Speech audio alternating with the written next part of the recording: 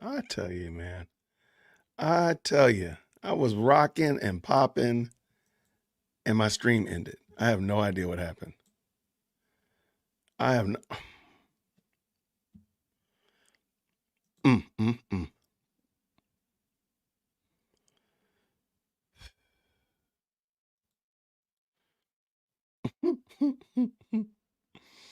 I tell you, man, I just can't win. I just can't win, man. I just need to give up. I can't win. I need to just give up. I have no idea what happened to the stream, y'all. All right, let's get this back up and pop in. Let's get it back up. I'm sorry. Yo, I have no idea.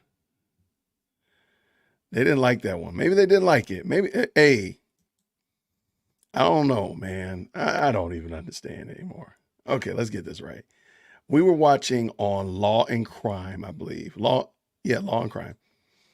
And let's just tell the truth, man. Brian Steele was bringing that noise. He was. Is this it? No, this is not it. If you put your glasses on, JC, you'd be able to see. That's probably what your problem is. No, Brian Steele was bringing it. I thought that was outstanding, outstanding. So hopefully, I hate that Judge Whitaker like literally threw the state a lifeline. Thank y'all so much for jumping back in. I don't know what happened. I have no idea, but man, goodness gracious. Anyway, I hate that Judge Whitaker threw them a lifeline because they were squirming. The defense, the prosecution was squirming.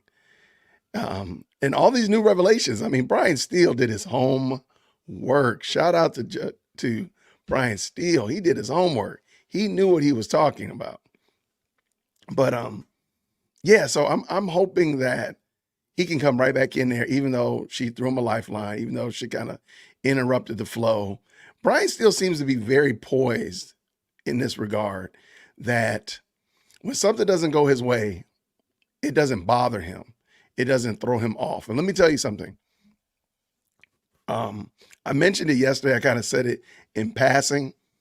If you want to know where Brian Steele's demeanor comes from, if you want to understand Brian Steele a little bit better, I would suggest that you go into the crates. You got to go to the VHS tapes and find some old Columbo detective videos and shows, whatever. I don't know. It's probably on like Netflix or probably even on YouTube. And just watch Columbo. He's doing Columbo on them. He's just an absent-minded investigator, detective. You know, he's very unassuming. He's very unusual suspect. And I feel like Brian Steele does a fantastic job of just saying like, oh, my fault. I'm sorry. That was my bad. He over apologizes. He makes mistakes and such like that. And you would kind of expect him to be super dialed in. And he's like, Your Honor, let me real quick go back and get this. And he has Kokomo bring the laptop around and showing people stuff like that. It's all to lower your defenses. And if you're familiar with Columbo, one of his shticks was he would do all of this stuff, and then he'd say, "Okay, well, thank you very much, Monica. Oh yeah, by the way, one more thing," and that's when you knew you was gonna get it. He was giving you that work, so he's lowered your defenses down, really lowered you down, really, lulled you into a compliance state. He's like, oh, that's the end of it. Thanks so much. Oh yeah, by the way, on Tuesday, you play bingo. How are you in Aruba? Or something like that. He would come out of the blue with something that would totally throw you off. And so I think Brian Steele's approach, that's why he doesn't get flustered when he proposes something and he gets shot down. He just keeps moving. He just keeps moving. Um,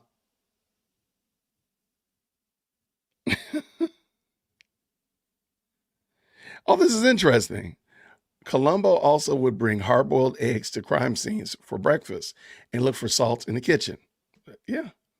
So it would, I think you would be very well. I thought I lost. Oh, hey, I thought I lost y'all. I don't know what happened. Look, I'm so disgusted with YouTube, but you know what? It's their sandbox. I got to play in their sandbox. So back to my point. I really think that that's what Brian Steele is doing. He's presenting a very, I don't want to say absent-minded, but a very unassuming, dare I say, unconfrontational approach to being a defense attorney. And again, defending his client. So at the end of the day, Woody is not his client. His client is Jeffrey Williams. And he's doing his best to defend Jeffrey Williams and do what's right by Jeffrey Williams. And I think he's also by default doing something right for Woody. He's getting Woody off the hook. He is presenting him as not the snitch that we thought he was, but rather somebody that's really more human than anybody anticipated. So I think that's super dope. And I'm looking forward to seeing the rest of it. I got the screen up. I believe the audio is right. I don't know what happened to the stream. I really do apologize about that. I'm trying to change the thumbnail right now for the new stream. But so, yeah, I don't think he's making him a victim as much as he's showing the dirtiness of the state. Because think about it. The state never said anything about, yeah, we visited you in the Fayette County jail. That's a whole different place. Fayette County is not Fulton County Jail. You didn't accidentally roll up like, oh, I'm here at Fayette County. No, that's a whole different place. That's easily 30, 40 miles in the other direction. So you didn't just go there by mistake. So if Love and Hilton came and visited Woody in the Fayette County Jail, that's not a good look. And so that means they knew. He said he told them that he was lying. He told them that he made that up. That's not good. The judge had to take a break. Yeah. The judge said, oh, let me call it. Let me call her. Collateral damage was Melnick. Yeah, I feel sorry for Melnick, but I mean, it is what it is. How did the videos get released? The interrogation video, yikes. Like I said, as I started before, Brian Steele did his homework. He did his homework. He did the state's homework. He did the judge's homework. I do think some of these asks that he makes and he gets shot down, I do think those are intentional. Again, I'm going with the Columbo method of interrogation and the Columbo method of doing this. I really think he's coming across like a absent-minded. He's proposing things that he knows is going to get shot down because he wants to get into that unassuming posture so nobody will expect. Even though he's a really great attorney, I don't think people expect him to bring the noise like he does. He's showing that he says he made it up before he got to the stand, making it more believable. Right. He didn't just say, look, I'm making this up when he told Hilton. He told Hilton. And now I kind of want to go back and say, wait, didn't he say, I told you before? I'm almost certain I remember that. So now I got to go find that. But I'm almost certain he said, like, I told you before that I was making this up. That changes the whole complexity. I thought it was pretty damaging yesterday that they charged Woody with Nuts murder, and now he's the star witness to somebody else. I thought that was pretty bad. It was also pretty bad that they put him on the stand and they knew that they had charged him for Nuts murder. But now if they actually sat there in the Fayette County Jail, I didn't pull it up. Fayette County Jail is not closed, okay? You didn't just get there by mistake. So if they went to Fayette County Jail and talked to Woody while he was there, and then they said, that is no bueno. That is no good whatsoever. So that's going to be real problematic for him.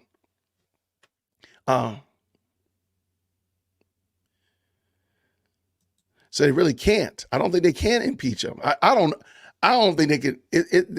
Personally, they should just give it up.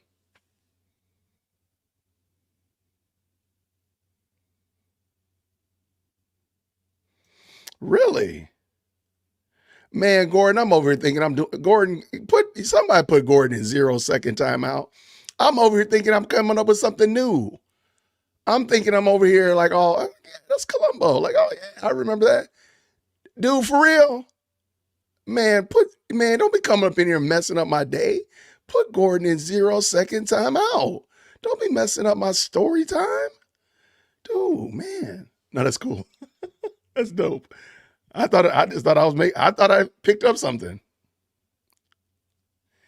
So, okay, hi-fi Shant. Thank you so much. Dope avatar right there. I just want to go back to here. Did he say to Hilton, I told you before? Because, and if you have a link, if you find a clip, if you can just send me a timestamp of a video, that would be really helpful because, yo, that's going to be problematic. I think personally, Hilton should just go ahead and she should not redirect. She should just leave it alone. And I don't think she should. If this is true, yeah, it's 45 miles south of Atlanta. You did not get to the Fayette County Jail by mistake. I'm just going to tell you that. You intentionally went to Fayette County. And it's not off the road, off the main drag. So, yo, if that happened like that, just go give it up. Give it up. It's okay. You can still get your parking validated. Go and take it to the house and have you a mimosa and kick your feet up because you need to take the day off. If that's what happened, and it seems like lots of people are co-signing it, so clearly it did in fact happen. Yeah, it's about an hour away, easily. Well, mostly the fact that the state knew and put forth the case with Copeland as their focal point is an issue. Only thing I got to say is it's not just an issue. It is a whole bona fide dumpster fire. Because we've been saying this for months, literally months. We've had Woody on the stand. This is the summer of Woody. Oh yeah, I was going to use that as a title of a thumbnail. Don't nobody steal that, okay? It's the summer of Woody. But we've been saying that, like, man, this has been the whole, and if this has been your main witness has told you he lied, lied back then, I'm telling the truth now, I finesse this, that, and the other, all of that stuff, and you still put him on the stand, y'all get ready to pack your bags. This is crazy. I mean, I see coercion in here. Yeah, y'all are not buying this at all. Both sides are attempting to approve attorney misconduct. Really? Okay, what is the defense doing misconduct? I can totally get that, but what is the defense doing?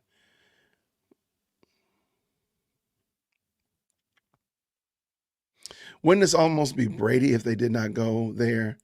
If they did go there, no, because the defense was aware of it. They let the defense know already. The problem is, in my mind, they were foolish to go let the defense know and not try to change up the narrative of that story, but pretend. So I can give you, Tasha, if you and I are opponents in the law and I in a courtroom and I say, hey, this is the evidence right here, and I just let you know about it and I don't use it, that's not Brady. If I say, I don't have any evidence, and then I roll up day of and say, here's some evidence, that's Brady. But if I say, hey, I'm giving you this, but I'm only going to use part of it, or I'm giving you all of this information, you have the evidence, move my screen, you have all the evidence, this is the evidence right here, but I'm only going to use parts of it, or you don't know what parts I'm going to use, but I literally make available to you all the files, all the indexes, all the recordings, all that stuff that's related to it. You just don't know which way I'm going. I don't think that's Brady, because I don't have to tell you I'm going to use it. I can just say, this is the information, but I can't roll up and pop up with some new information that wasn't available to you before. So that would be a Brady violation.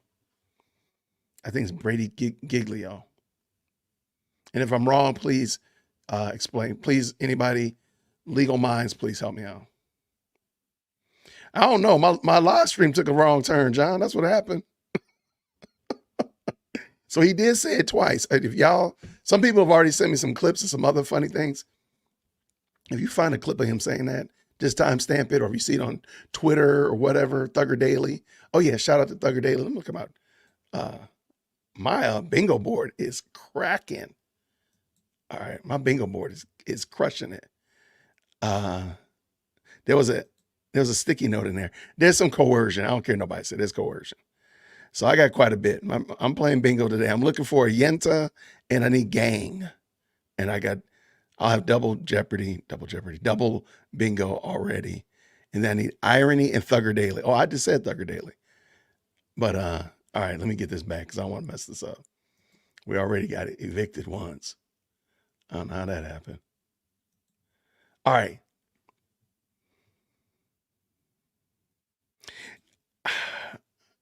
Brittany, deep down inside, I know you're telling the truth. I know you're correct. You are right. I just don't want Hilton to come back up there. I just want her to take this L and go sit down. Because there's no way, I can't see. Brian Steele did a fantastic job of making Woody just a normal dude, a guy. Again, I've said this before. I personally believe he's a man that has just not found value in the relationships that he's a part of. And he wants to feel valued. Dudes like to be valued, just telling the truth. They want to feel like they're making a difference. Okay. And the people that are most important to them, not just, average Joes over on the other side of town, but people that are related to him, his relationships. He wants to be valued. Now, back to the point. It's going to be hard for Hilton to realistically turn that around. And please, let's keep in mind, this is her witness. It's not Brian Steele's witness. You would be hard pressed to make me believe if you just dropped in here without knowing, you probably think that was Brian Steele's witness. And if I showed you last week how she was talking to him, you would easily think that she was a prosecutor prosecuting Brian Steele's witness.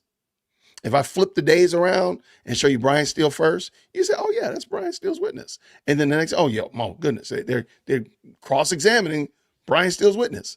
That's how bad it is. I don't think they should. They should just let it go.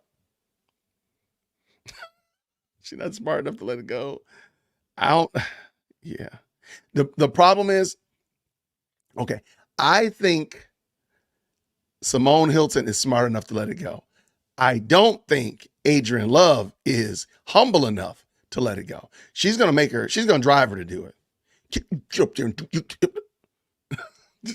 That's going to be her. So she's going to have to go up there because Adrian Love is not humble enough to accept, yeah, we're going to take this L. We're going to figure this out. We're going to get it together over the weekend, whatever. We'll come back Tuesday and get it going.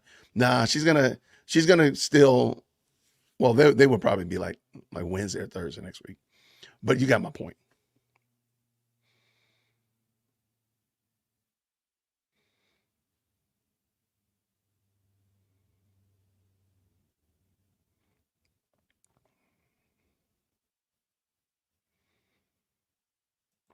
I truly know Woody is not an angel. However, Love and Hilton use them. That's it. Like, I don't think anybody thinks that Woody's a good, just a choir boy. Like, we've already said that. He's not a choir boy. That being the case, he still is a human and he still is afforded respect and honor. And if I misuse somebody who is not a choir boy because I think I'm more honorable, that doesn't make me better, not by a mile.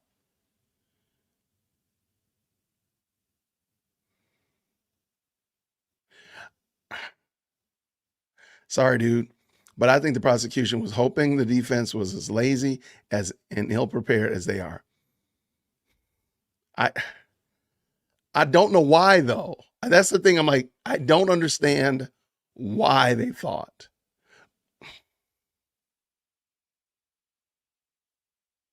Okay. All right.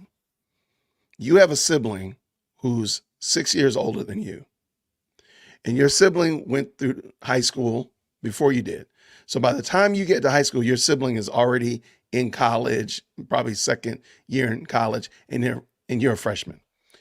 You have the same literature teacher that your sibling had. And this teacher's been there forever. So they're literally just recycling teaching. So you have a big writing project that technically your sibling had several years ahead of you, right? So you go home, you call your sibling, you look around the house, and you find your sibling's writing paper. They did the same project 6 years ago with the same teacher. And you're like, easy peasy. Oh yeah, this is it. So you look at it, man, this is okay. This is great. I'm gonna rewrite it, but you don't really make any changes. Your sibling got a B plus on it. and you don't really make any changes. Whose fault is it that you get a 0? When your teacher comes out and says, this, you basically copied your brother or your sister. That's on you. Judge Whitaker done pulled her hair back. Was her hair pulled back earlier? She done had enough of this mess, I'm telling you that.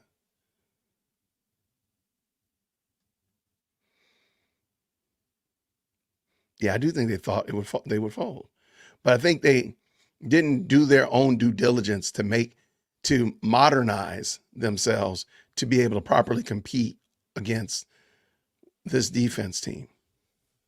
So yeah, they were lazy. You're right.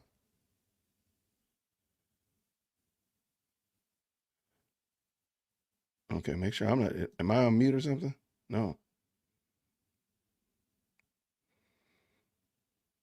They have not hit go yet. Let me double check something. Yeah, so that works. So it's not me.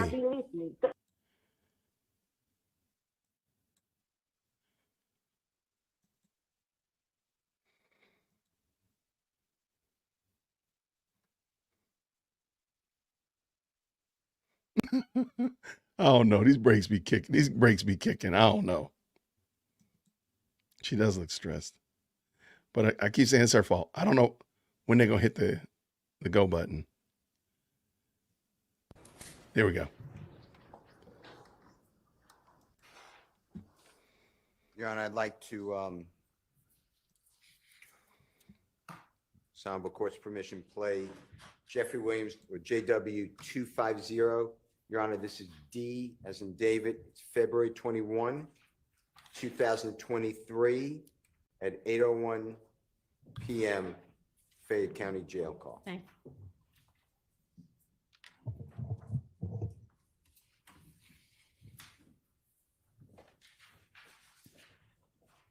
Hello, this is a prepaid collect call from an incarcerated individual at Fayette County Jail. This call is not private. It will be recorded and may be monitored. If you believe this should be a private call, please hang up and follow facility instructions to register this number as a private number. To accept charges and consent to the thank you for using Securus. You may start the conversation now. Hello, Yeah. my boy didn't call? Yeah, he was calling. He was on the phone with Trey. Call him real quick. I'm saying he can call now. Huh?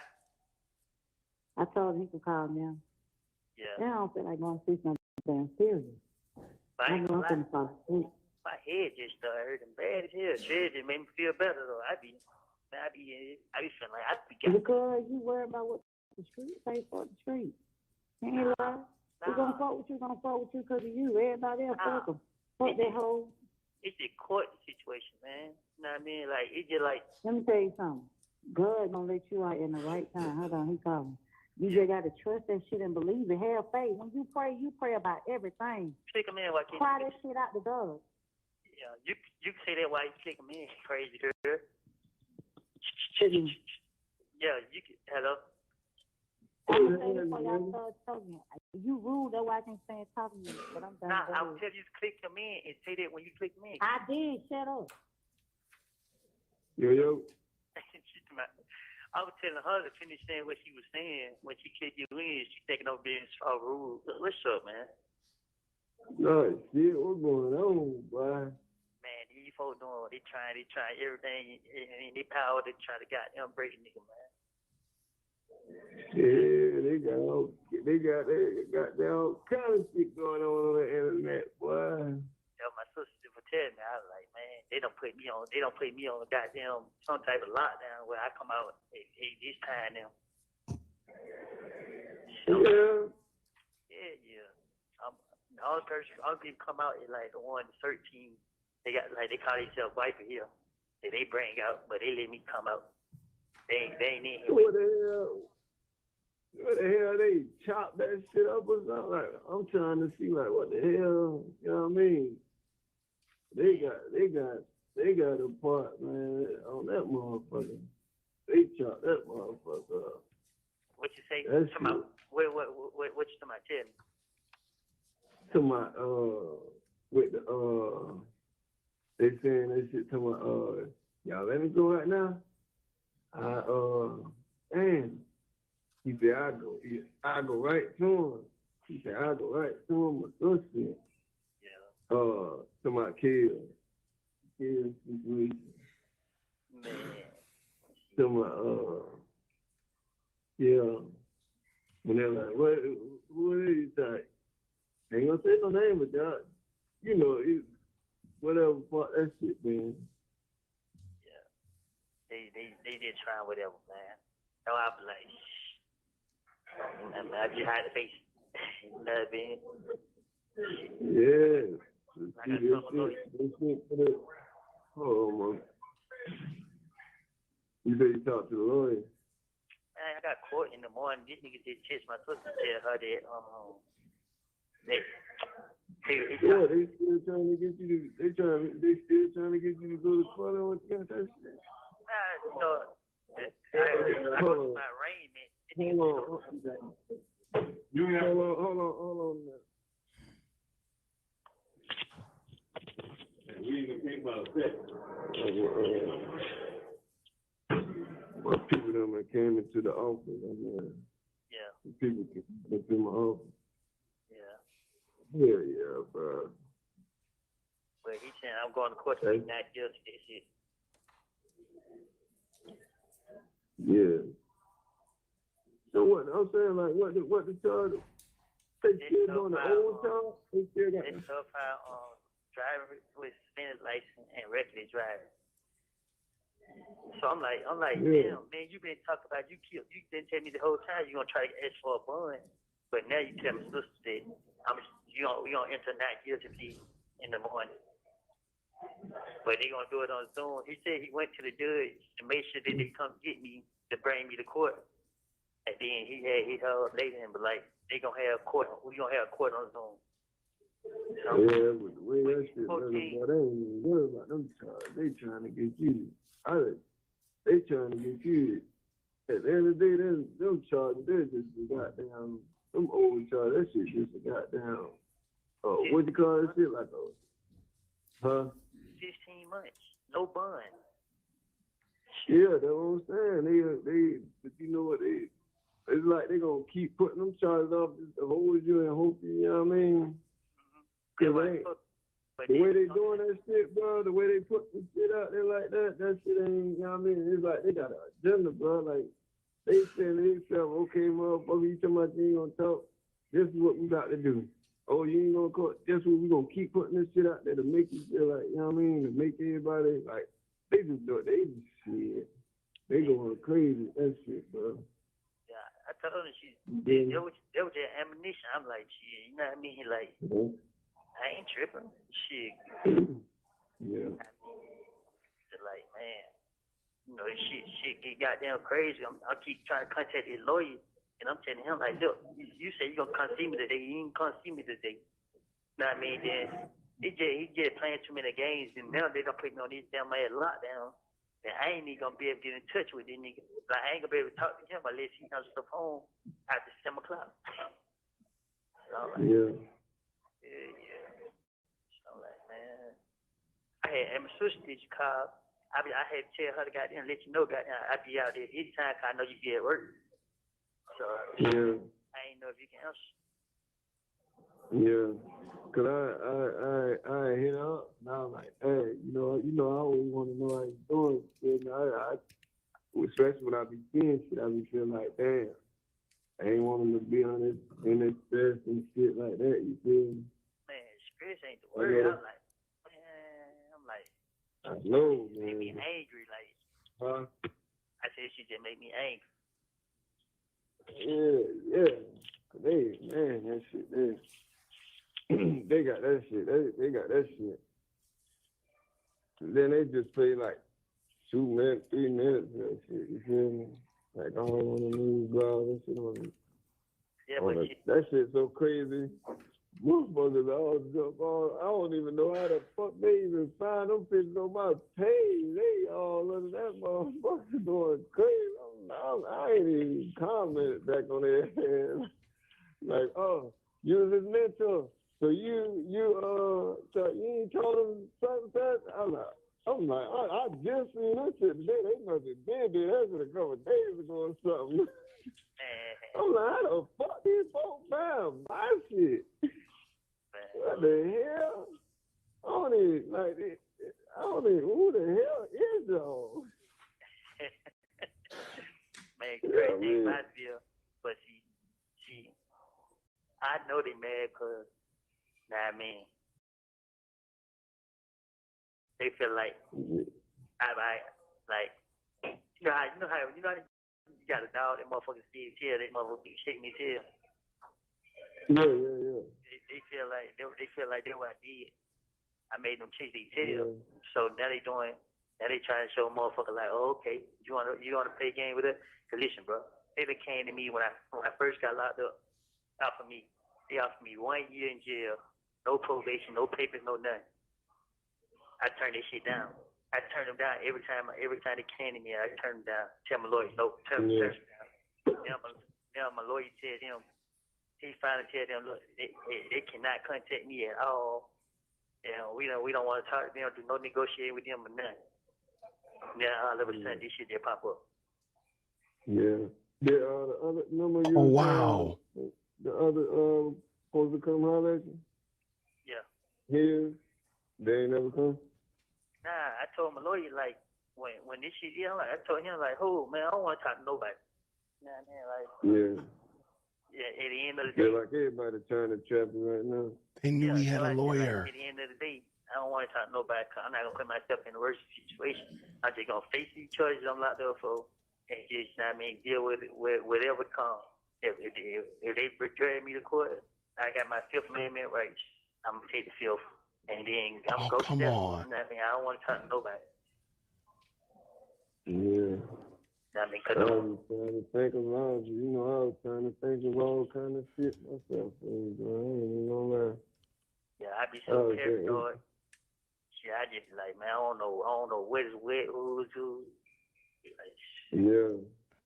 everything Best damn about way to it, be.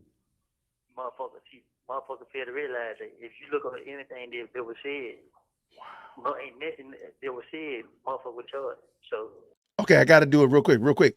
Woody is saying right here to his friend that he talked to his lawyer and his lawyer talked to the state. They are aware that he has a lawyer. So all of that conversation about we didn't know he had a lawyer was cap. All that stuff about we don't think he had a lawyer was a bold face lie.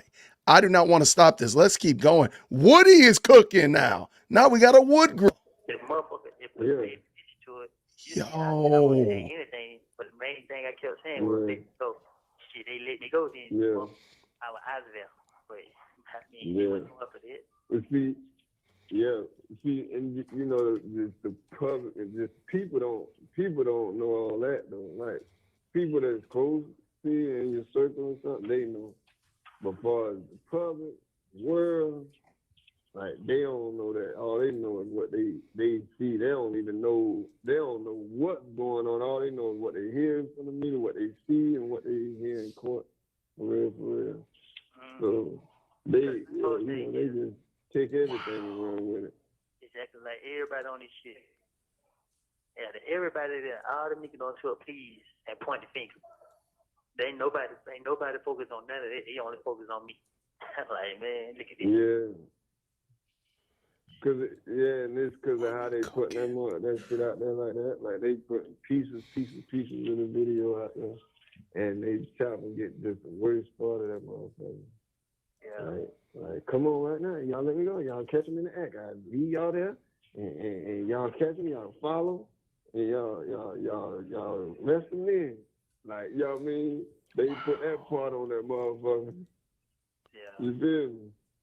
Like, it just, they try. But remember, I used to always tell you, bro, that's the only thing that gotta be, because remember, I like, boy, if anything ever happens, you got a right to that discovery. That's the only thing I would always fear, man. Man, listen, my whole thing is, I feel shit. I just like, Well, at the end of the day, I feel like I'm more, you know what I mean? I feel like fuck him regardless. It ain't about, you know what I mean, him, fuck him. You feel me? It ain't about him kind of at the end of the day shit. It's like, you know what I mean? It's like what they putting you through right now. You feel me? Yeah. I ain't feeling sorry for him, not him. I'm feeling sorry for you, you feel me? Yeah. Like, shit, My at the whole end of the thing. day, shit. Yeah, my whole thing, fuck 'em. I feel that way too. I don't care nothing about them, but my thing is with these niggas, they doing this to me intentionally. So by them doing this to me intentionally, I'm like, okay, then. Y'all gonna drag me, then okay, I'm gonna get drugged because I should allow myself to be put in this situation. Yeah. So I just like, this shit get hard. I get crazy as hell. But then I just remember everybody who standing on my side, shit, that's the only thing that matters to me. I like fuck everything else. Yeah. Yeah. I know the whole thing, like I be laughing to myself, but I be mad with myself too. Like I know better. You know what I mean? But it's crazy because motherfuckers don't pay attention. Shit. If I wanted to tell, I could have easily tell if I had anything to tell, man. Shit, just like I'm still up on another nigga charges. I could have started. I could have started out right there. Shit. Yeah. So I just. Hell. Just try not to stress yourself, bro. Try not to, it just only thing that begin to me the court part they be goddamn scratching me, but everything else. You say you go to court tomorrow? Yeah, but the nigga saying I'm only going to court to plead 9 years. I'm like, bro, listen. At this point, man, ask for a no low plea, bro. Let the judge. Let's see what the judge try to give me. The judge might say time served. You know what I mean? Whatever, man. I'm just ready to get the hell up out of the way. Send this motherfucker waiting on these people, man. This shit just. So what time you go to court tomorrow? Man, the crazy thing about it is, man, I don't even know. I know my last They just come get you whenever. Man, they probably don't even come get me. They do this shit so much that I just be like, man, I don't know. Hold on a minute. Yeah, hold on. What you saying again? Hey, look, I love you, bro. I'm trying to get you on tomorrow when I come out. Yeah, I'm gonna catch you. Just give me 2 minutes. Hello? Yeah. What you say? I'm gonna hit you tomorrow when I come out. Yeah, man, keep walking in my office, man. Like, God damn, bro, y'all don't see a nigga goddamn, you know what I mean? Like, what the fuck? Yeah. I'm gonna hit you tomorrow. Yeah, hey, what you got? You about to go in? Yeah, my time up. All right, I got like 2 minutes. I got 2 minutes. So I could try to tell you. Yeah, head, you know my head up, nigga. You know what I mean? You do the same too. Yeah, I am, boy. I'm just waiting on much. Some shit to fall through, you know what I mean? Motherfuckers will have you waiting forever, bro. You motherfuckers will wait you, bro. Yeah. Oh, I really be hard. I just be like, shit. Yeah. I be in the motherfuckers so goddamn spook. I be thinking, goddamn, they be goddamn. They have a goddamn motherfuckers. You already. It ain't no thinking. Shit, boy, it seems like how they motherfuckers. Boy, shit, ain't no thinking. I would be thinking, I would be knowing that shit. Somebody in this motherfucker. Yeah, you know ain't no way. I just ain't trying to say it like that. Yeah. Hey, that motherfucker trying hardball, boy. Yeah, well, I tell you, like, and it's so crazy because they not beating around the bush with it. They straightforward. Yeah. Oh, okay. How the fam them talking? They talking their head and all kind of shit? The fam. Like your sister and brother them. Mine's here. Huh? Mine's here. Yours? Oh, Yeah, shit. he told Nah, me. yeah, my family just like shit, you know what I mean? Shit, as long as I just keep my Yeah. head up, you know what I mean? This shit, Okay. yeah. But now, listen, bro. When I told that motherfucker they wasting their time, bro, that lady look like she wanted to get on her knees and beg me, please, bro. I just looked at her like, man, get out my face, like, you know what I mean? Oh, a lady? It was a lady? The one who be in the courtroom, the deputy, DA. Oh, that name was? Yeah, like, it was, man, she like, Yeah. I guess they just determined. Like, I'm like, man, listen, man, I made all this shit up, man. Just trying to talk my way out of jail, bro. You know what I mean? Like, Yeah. man, the motherfucker look at me like, man, I asked, I like, shit, what you want me to say? What, we just want to know how it is growing. I didn't grow up with these, man. I'm from a whole nother neighborhood, like, but I ain't even, Yeah. put it forward. I'm just like, I look at it like, man, this shit, I wasting y'all time. You know what I mean? Because I heard motherfucker like, when they gonna try to talk to my attorney, and then they'll be coming back. I said, y'all be coming back for what? Y'all wasting y'all time. Y'all might go find somebody else. She trying around and look at me. Like, she not you closing the door like you could have leave. Yeah. The motherfucker closing the door for 3 times, opening it back up like I was gonna change my mind. Like, man, come on. Yeah, shit. I done did 5 years. I done did 51 months in the feds. And I've been doing goddamn so much time in the damn state. Yeah. Every day. How long you been locked up so far? Man, 15 months. boy, God damn. Oh, that's it, 15 months? Man, it seems like longer than that, boy. Nah, because I did 14 months, got out for 3 months, and then now I've been locked up 16 months. You have 1 minute left. Hey. Yeah. Hey. Yeah, shit be so crazy. Sometimes they don't even let my calls go through. I be calling home, goddamn. Be wondering why my sister don't be done. And then they finally pick up the phone and that shit. Only one call don't came through. I be like, man, wait, what? Yeah. Shit, I'm about to go to this damn game tonight, man. I'm gonna go to this game and goddamn shit. Kick back with my old lady or something later on. She wanna go out to this little seafood spot, you feel me? Yeah. But they got well, shit, when I come out, I'm gonna tell her to check because when I tell her to call, every time she click over. All right, bet. All right. All right, I got. All right, you too. All right, my kids. What?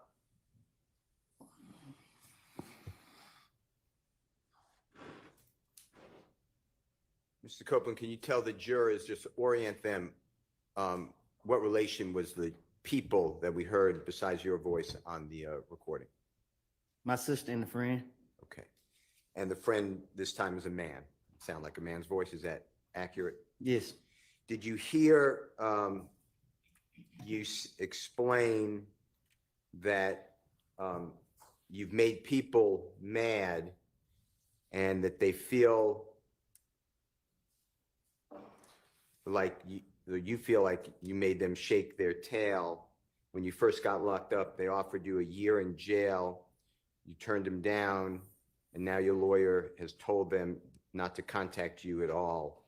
And then all of a sudden, the video of the interrogation pops up. Do you remember hearing that? I said, chase they tail. Chase their tail. Okay. And who are the they that you're talking about when you say you think you made them mad? Say that again. Who is the they? Who is they when you say you think that you made them mad or chase their tail? Who are The you police. And then at 10:05 on JW 250D, as in David, did you hear yourself say that people failed to realize that if you look up what was said, nobody was charged with what you said? Do you remember hearing that? Yes. What were you referring to on that? The 2015 interrogation. And it's now February 21, 2023. This year?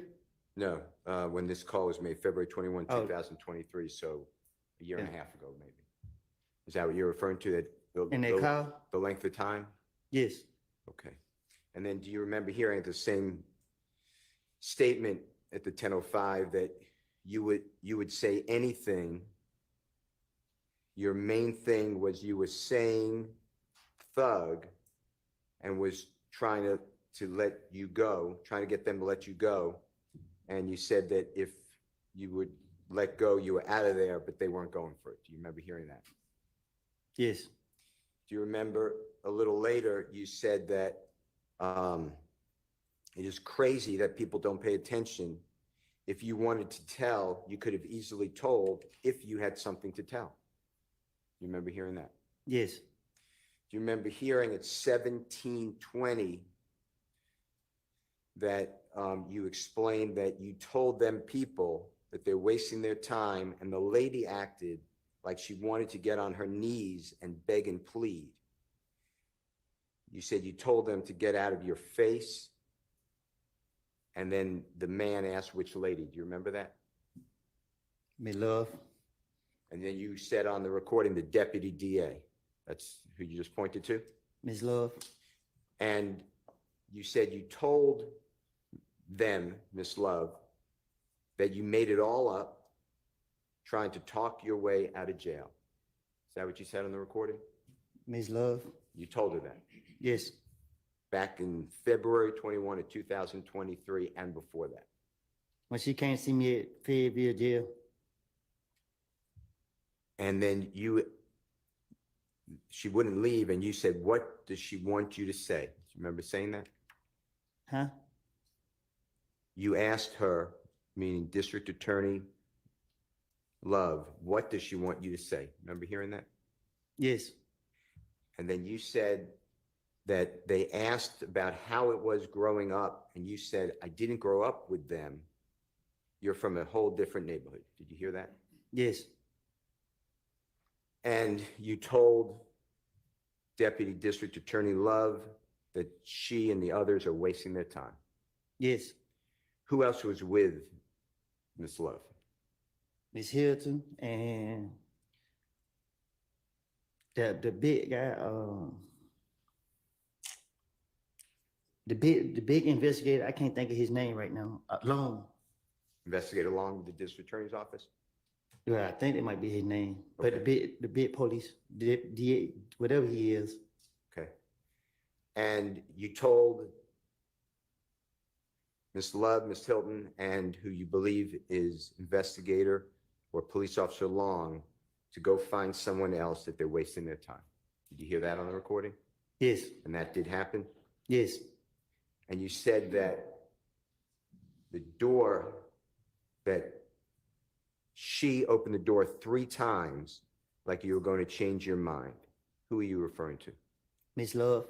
And when you say open the door, just tell the jurors, like, what kind of room are you in? A little small room.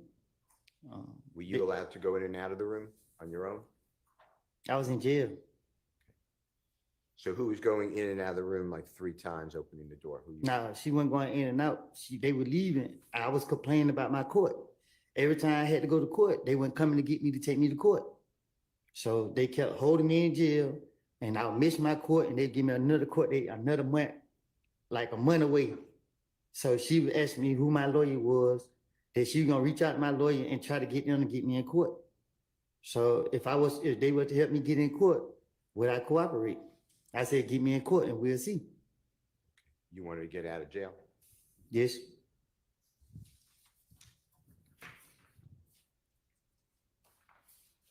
Did you ever hide the fact from the district attorney's office or the police, once you were in federal custody, that everything you said was just to get out of jail? It was not true, it was a lie? I don't understand it. Okay. Once, I think you said, and tell me if I'm wrong, but I think you said, once June 10, 2015, the interrogation that we've watched with the jurors, Mm-hmm. after that date, Yes. you go over to federal custody at Lovejoy Yes. Detention Center. You get charged with murder of Donovan Thomas in October 2015. Yes. You then go before Judge Totenberg, federal Judge Totenberg, in Yes. the Northern District, Georgia, received 60 months in custody. Well, actually, I fought my case for 40 months because the lawyers who I had represent me over there kept telling me that the prosecutor wanted to talk to me and they wouldn't fight for me. So I had to write letters to the judge, ask for new lawyers. So I had to fire 2 lawyers because I kept telling them I didn't want to talk to them. I made it up.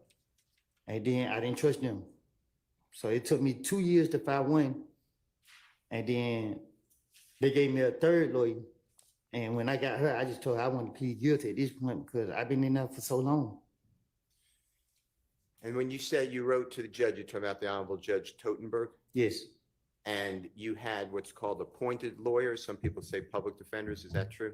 they call them federal defenders. Yes, sir. And they don't cost anything. They're great lawyers who don't cost anything, but they're assigned to people who can't afford a lawyer. Is that your understanding? Yes, they free. Did Jeffrey Williams ever pay in any of your court, any, you have a lot of court appearances. Did he ever pay for any of your lawyers? No,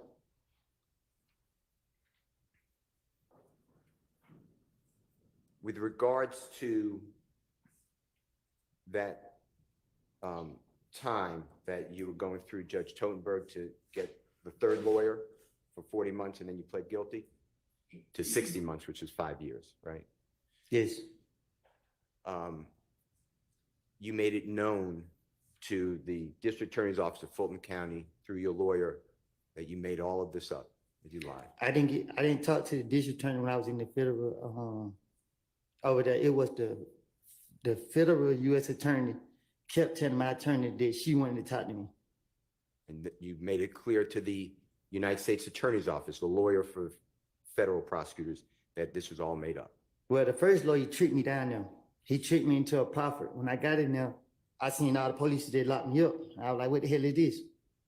And then they were like, they gonna step out. So they stepped out so I could talk to him. And I was like, bro, what is this? He's like, well, they feel leave you can help them with some information. I said, I don't got no information for them. And I said, I lied, I made this up. And I mean, try to finesse myself out of it. And now I'm in the feds. So immediately after June 10th, 2015, consistently you said this is all a lie. Right. And you told the authorities, whether federal or state police, district attorney's office. Yeah, it wasn't, it was just they were like, contact your lawyer when you're ready to cooperate. And this case in Fayette County that you were being held on, that's a Fulton County case, correct? Yes. How long were you in jail total till you can dispose of your Fulton County case that you were held in Fayette County? Which one? The one more recent, 2022, 2023. You said, how long was I locked up? Yeah. I lost count. And you just couldn't get into court. Huh? You just couldn't get into court. Every time I had to go to court, they wouldn't come in to get me. Was it made clear to you that you can get out of jail immediately if you just adopt your lies from 2015? I don't know what You you asked. co-opt? That's a bad question. Okay, let's forget that. Did you make it, was it made clear to you by District Attorney Hilton, District Attorney Love, or other people with this state that you can get out of jail at any time if you cooperated with them by saying what you said in 2015 was true? I don't get what you're asking. Okay, don't worry about it. I'm going to ask you something. I'm going to go into a different topic. I'm very focused, obviously, on Jeffrey Williams. You know, I represent him. You say you would? I represent Jeffrey Williams, right? You know. Right. I just want to make clear, when you told in that interview on June 10th, 2015, when you said that Mr. Garlington told you that Mr. Kendrick and Mr. Shannon Stillwell were in the vehicle that shot at and killed Donovan Thomas, was that true or was that part of this lie? Yeah, I told him I made it up. He never told me they did it.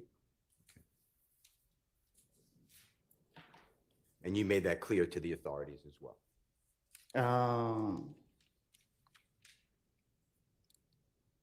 I can't recall if I told them that, but I can't afford to tell them I made it up. All right, I'd like to go through a jail call that the state played for you, Ms. Hilton played for you earlier. This week, it's, Your Honor, it's already in evidence. It's State's Exhibit number 295Y. And specifically, Your Honor, it starts at 128. And just to orient the jurors, this should be the 13th day of June of 2015. So 13th day of June, 2015. And I believe you said that you're on the phone, and there's other people on the phone too, but Jeffrey's sister, you identified her, or she'd been identified as Max, and then Jeffrey in the background, maybe his voice on the phone, is on the call. I'd like to just play that short snippet, okay?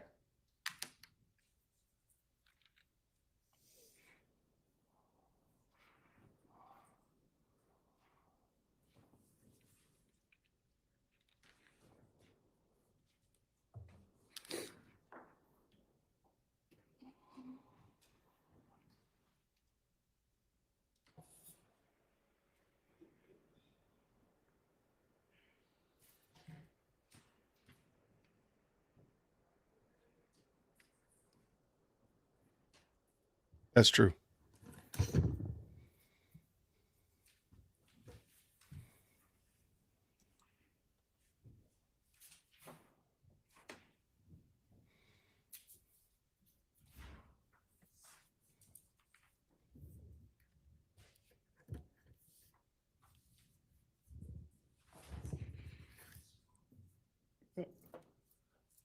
I can't hear nothing.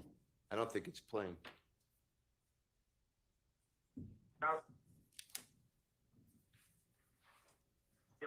Hello. Hello. She be waiting. Actually, Hello. Woody. Yeah. What's up, Woody? What's going on? Yeah. Lil Gerard here. Yeah, he got a bun. Huh? Doc, Deshaun.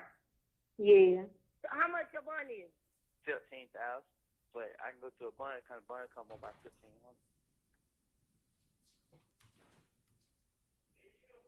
You found the bun company? I'm on lockdown, so they don't let me out one time a day. But my brother now did. Deshaun call when he hang up, click on call his brother, and I'm meet his brother so he can get his money. Is your brother gonna? No, I'm saying call his brother gonna sign it. Yeah, Deshaun, where you at? I'm at home. You don't got no ride. I can get your brother, Brandon. Meet me on University. On University Way. At that gas station we always do. You know what that gas station Chevron? That's Chevron. Meet me at Chevron. Hey, man. Okay. Yeah. Look, you ain't right, bro. What did D do? I'm gonna say too much, bro. The D told. What's that? You talking about rock through the D? Yeah. I told you. He told on Roscoe too. You think I'm fucking playing, bro? He told on Roscoe. He told on Roscoe just cause Roscoe ain't no fucking blood. And he don't give a fuck. Roscoe ain't free. Hey, D-Shot come meet you so you can get their money. Go and pay Woody Bond so he can get out, bro. And when you get out, Woody, I need to have a serious talk to you because I really feel some type of way. I'm going to talk to you about it so you get out. Man, listen, man, don't start this shit, man. I ain't playing with you. I ain't fucking playing with you either. Got a fucking birthday on the way. Fuck wrong with you. Yeah. I appreciate it. Tell you, bro, I love him too, bro. He hear you.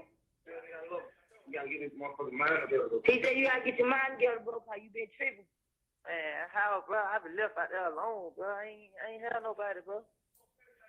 I just felt like nigga left me out there. I ain't did shit. You ain't left out there alone. You just want to be out there in the trenches. And bro, we ain't fucked up no more. You ain't got to be hanging out there in Cannonville. Shit, I had no choice. That way gonna get you time, Cannonville. Out there in them apartments. I keep telling you that. Were you able to hear that? Yes. Okay. And that was, if you recognize the voice, that's the voice of Jeffrey's sister, you know her, I believe, is Max. Is that fair to say? Yes, And she said that she asked about a bond and you had a $15,000 bond through a bonding company, yes, and that she would meet Mr. Sean Quarterman at the Chevron on University yes, to help you, I guess, your family, you, to secure money for a bond. Is that fair to say? yes. And when you go through a bonding company, if you're familiar, do you know how much percentage, if you know, if you don't know, just say I don't know. 10%. So $1,500? Yes, Do you know how much money was actually given, if you know? I heard it say 700. Okay, so about half. Yes, Half the money needed for bond. All right, and then did you hear Jeffrey's sister say you have a birthday coming up and she has to have a serious talk with you? my little girl birthday was coming up. I'm sorry. Okay. Did you hear that? Yes, And then did you hear Jeffrey say, and it was faint, but you said that tell Jeffrey you love him. He said, I love you too. You got to get your mind together. You are tripping. Did you hear that? yes, And then you hear Max, the sister, say, we're not effed up no more. You got to get out of the streets. Did you hear all that? yes. Okay. I'd like to go with you the infinity. Also on that jail call, you heard, let me just go back to that jail call. in Look at State's love. Exhibit 295Y. Did you hear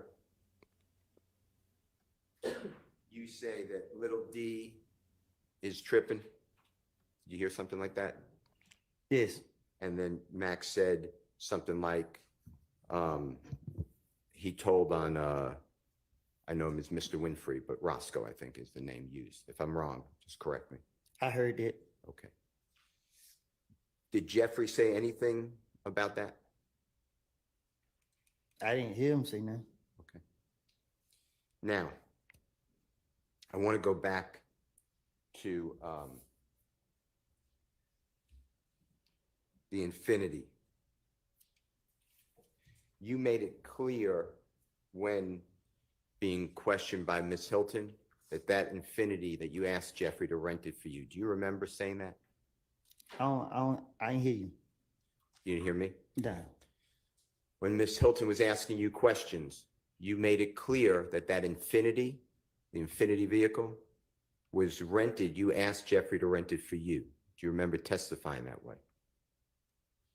Like this time? Yeah. I don't get what. Just ask me what you're asking. I don't. Do you remember explaining, and I'm just asking for the truth, but do you remember explaining when question like when Miss Hilton was standing here asking you questions, do you remember explaining that the infinity, that you asked Jeffrey to rent the infinity for you? Do you remember saying that? And if you don't, that's fine. Yes. And do you remember explaining that infinity was yours, that was for you, that Jeffrey did a favor? Do you remember explaining that?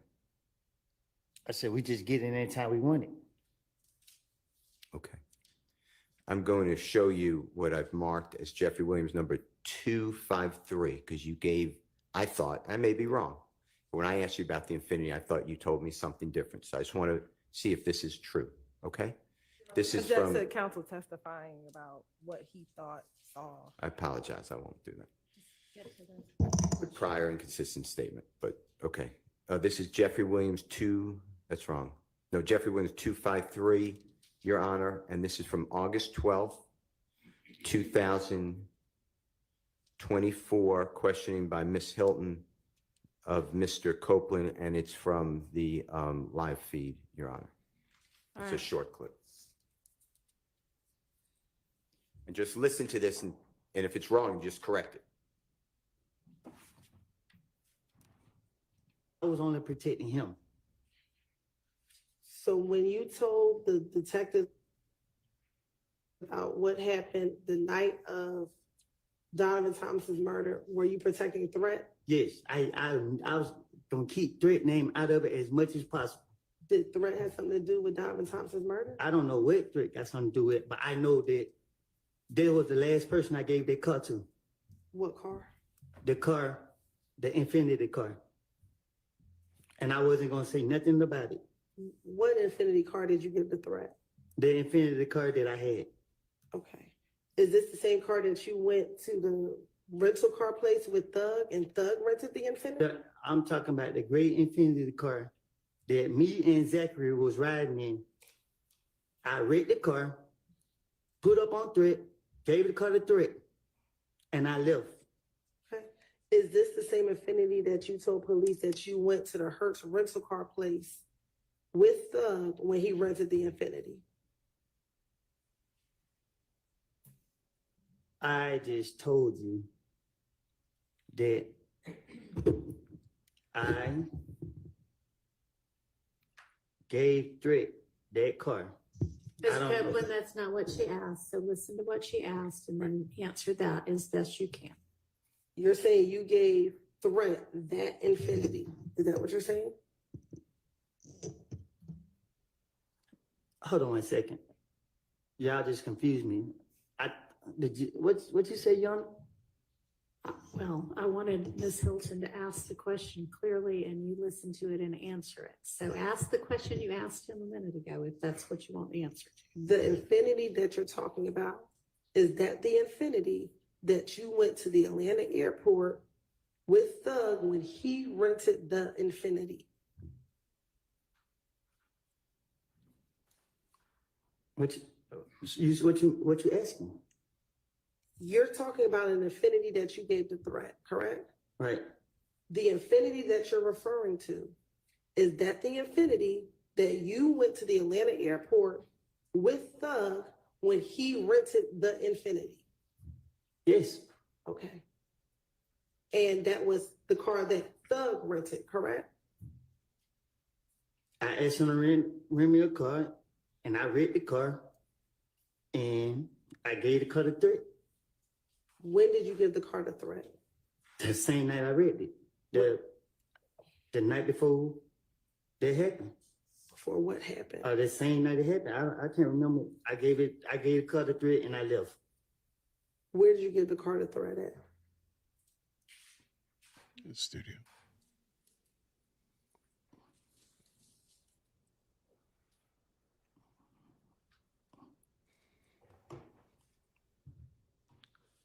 At the studio. What studio? I pulled up and gave it to him and pulled right off. What studio?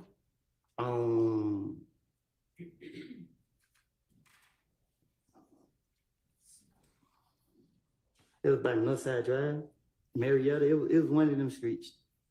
Hey, stay out of Was there Marietta. anyone else at the studio when you gave the car? I didn't go in the studio. I pulled up. I was pulling up, and I seen threat. I gave threat the car, jumped out of the car. It got in my charge. Called my brother to come and get me.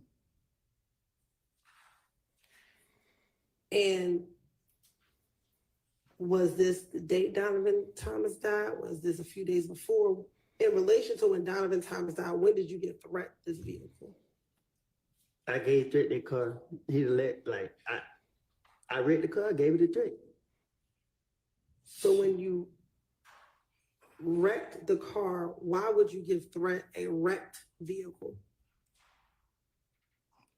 So I could, what you mean? It wasn't damaged bad. I don't know. I hit something on it, and then shit, the thing on the cover, it was tripping. So when I pulled up, I wasn't giving it to threat, but I just seen him standing outside. And I was like, he like, what you about to do? I'm like, just get the key real quick. I'll be right back. Gave threat the car, and I dipped. I don't know if it was late. So when I woke up the next day, I came outside, and this when I heard what happened. Okay. Your Honor, it stopped at 451, I believe. On January 7th of 2015, when that Infinity rental car was rented at the Atlanta airport. Mr. Copeland, did you have a credit card that you could at that time rent a car? I don't even have a driving license. Okay. Now, can you tell the jurors, and if you can't do it, just say I'm not good at distance. What is the driving distance, if you can do it, from where Donovan Thomas was shot to the Green store? Can you give the jurors an idea of how close or how far that is?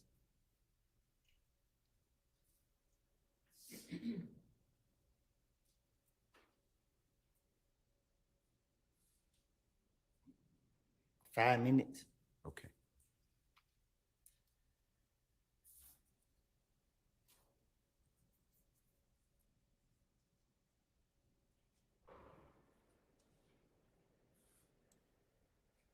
Now, I want to talk with you about the night of Donovan Thomas's shooting.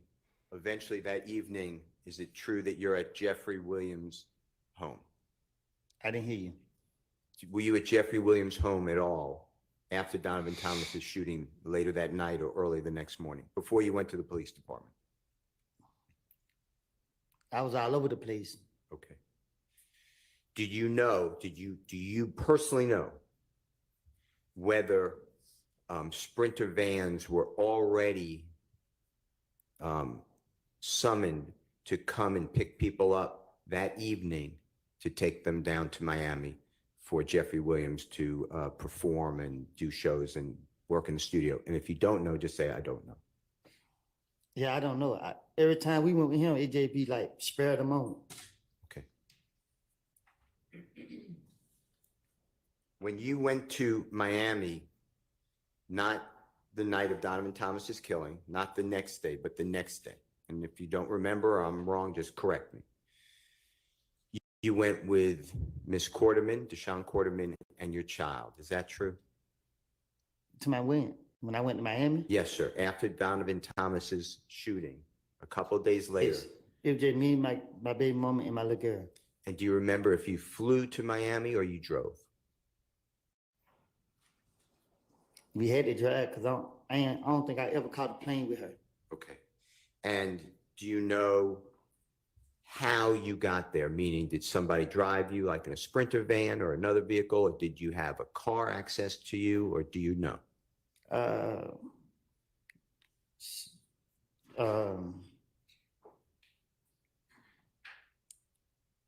I can't remember how we drove down there, but I know we drove down there. I don't know if it was a Sprinter, a van, I can't remember how I got down there. Okay.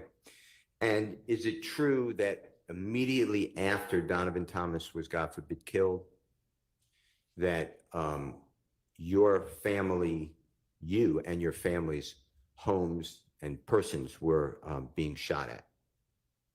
What do you mean? You left the Atlanta, Georgia area for safety. Is that true? Yes. Okay.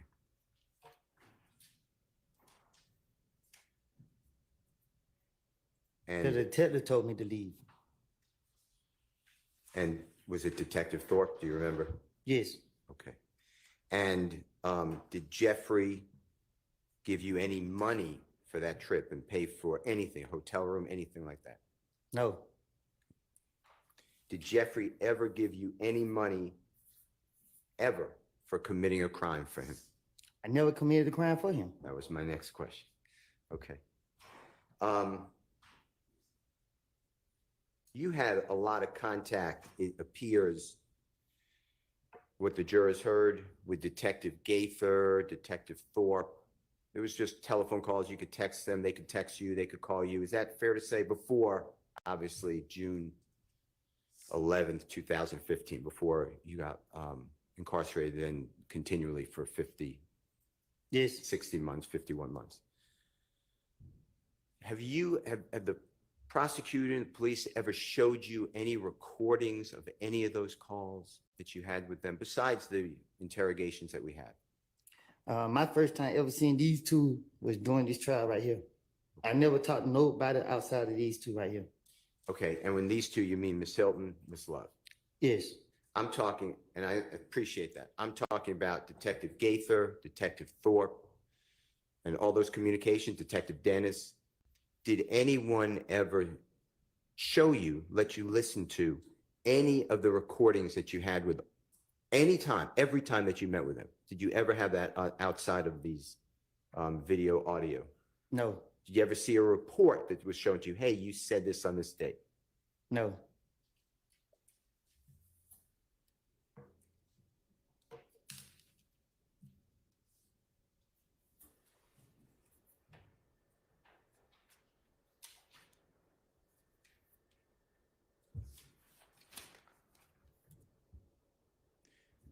Your Honor, may I have just a minute?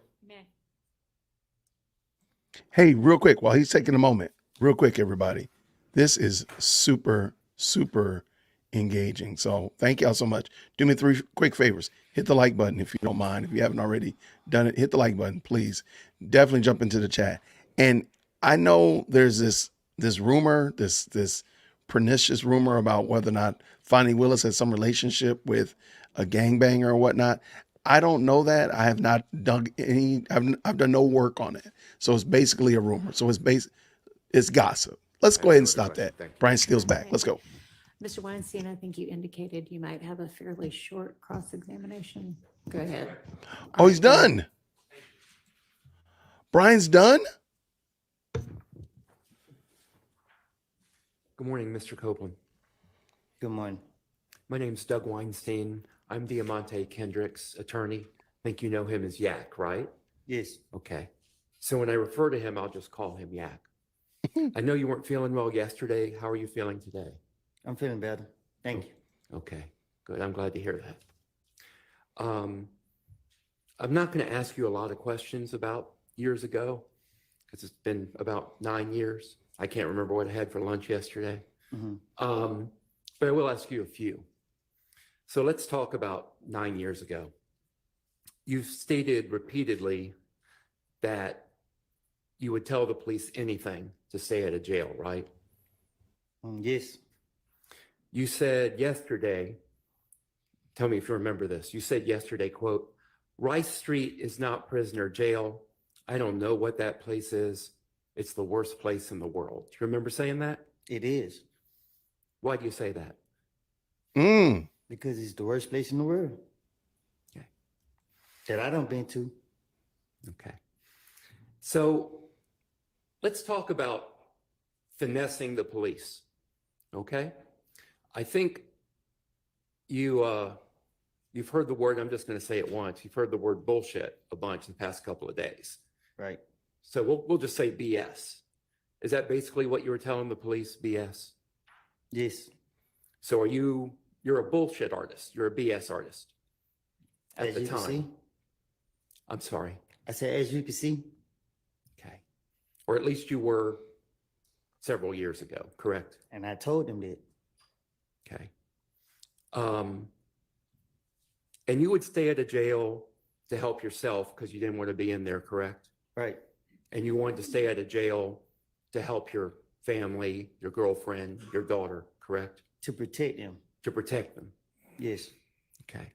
And again, you'd say anything to stay at a jail so you could protect them.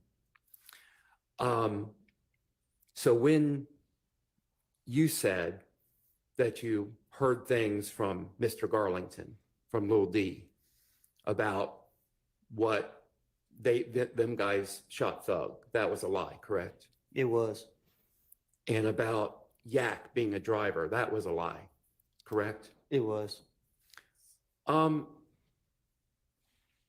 When you would tell these lies, I think you testified earlier that what you would do is sprinkle in like a few grains of truth in the lie. Is that correct?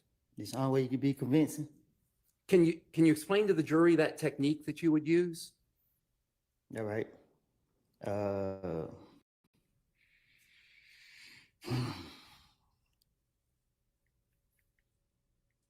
You hear stuff, you know what's true, and you know what's not true. So you take this right here and put it with that right there. And you would, have you finished your answer? Yeah. Okay. Which one, go into details? Well, no, I think that's a good description. Unless you want to go into more detail, you're free to do that. I'm saying, I'm trying to get out of here, so I don't want to. Yeah, I don't want to keep you too much longer either.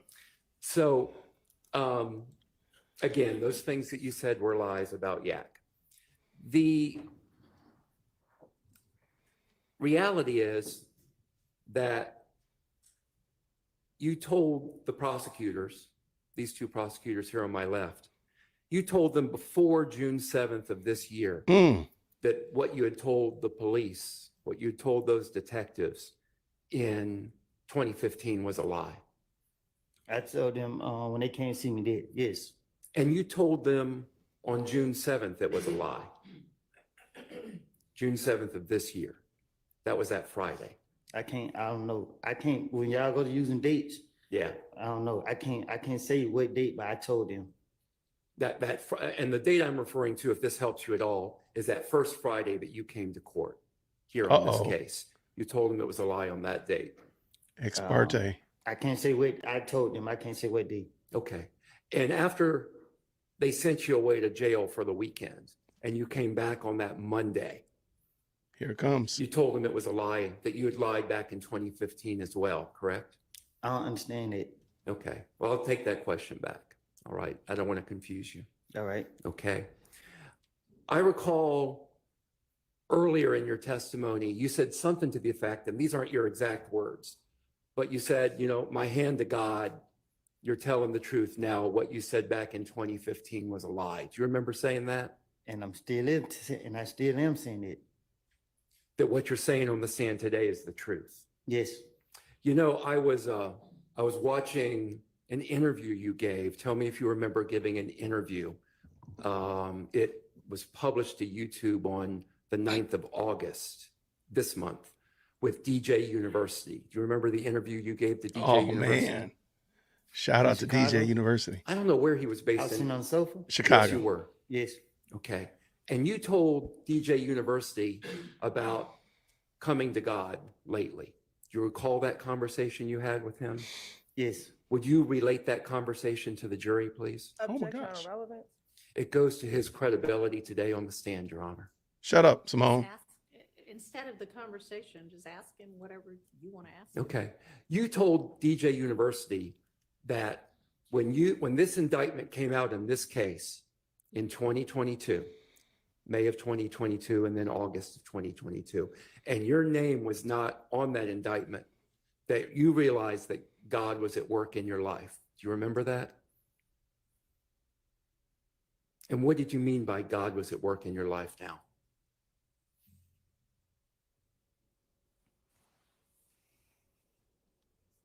Say it again. Yeah.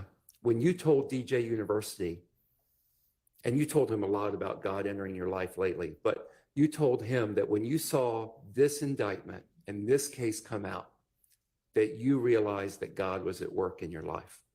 And I asked, what did you mean by that when you told him that? If you can express it. Just God is real. Wow. God is real. And you have that in your mind when you said on the stand that you put your hand to God and what you're saying on the stand is the truth right now. That's with you knowing that God is real. Is that correct? Say that again. Yeah. That knowledge that you have, that belief that you have that God is real, you have that in your mind when you took the stand and you raised your hand up and you said, my hand to God, what you're saying now is the truth. And what you said in 2015 was a lie. Yes. That was with God in your mind, correct? It's in my heart, not my mind. Okay. So having told the prosecutors repeatedly that what you said in 2015 was a lie, did they tell you why they were still putting you on the stand today? Can you say that again? Sure. No, the short part. Okay. Did they tell you why they were putting you on the stand? Okay. Despite you having told them that what you said in 2015 was a lie. I don't know why they put me on the stand. Thank you. I don't have any further questions. Thank you for your time. Mr. Matthews? Oh man, here comes. House is coming. Let's go, House. Let's go.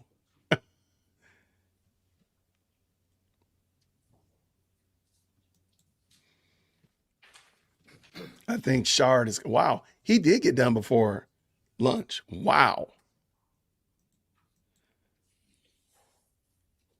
Good morning, Mr. Copeland.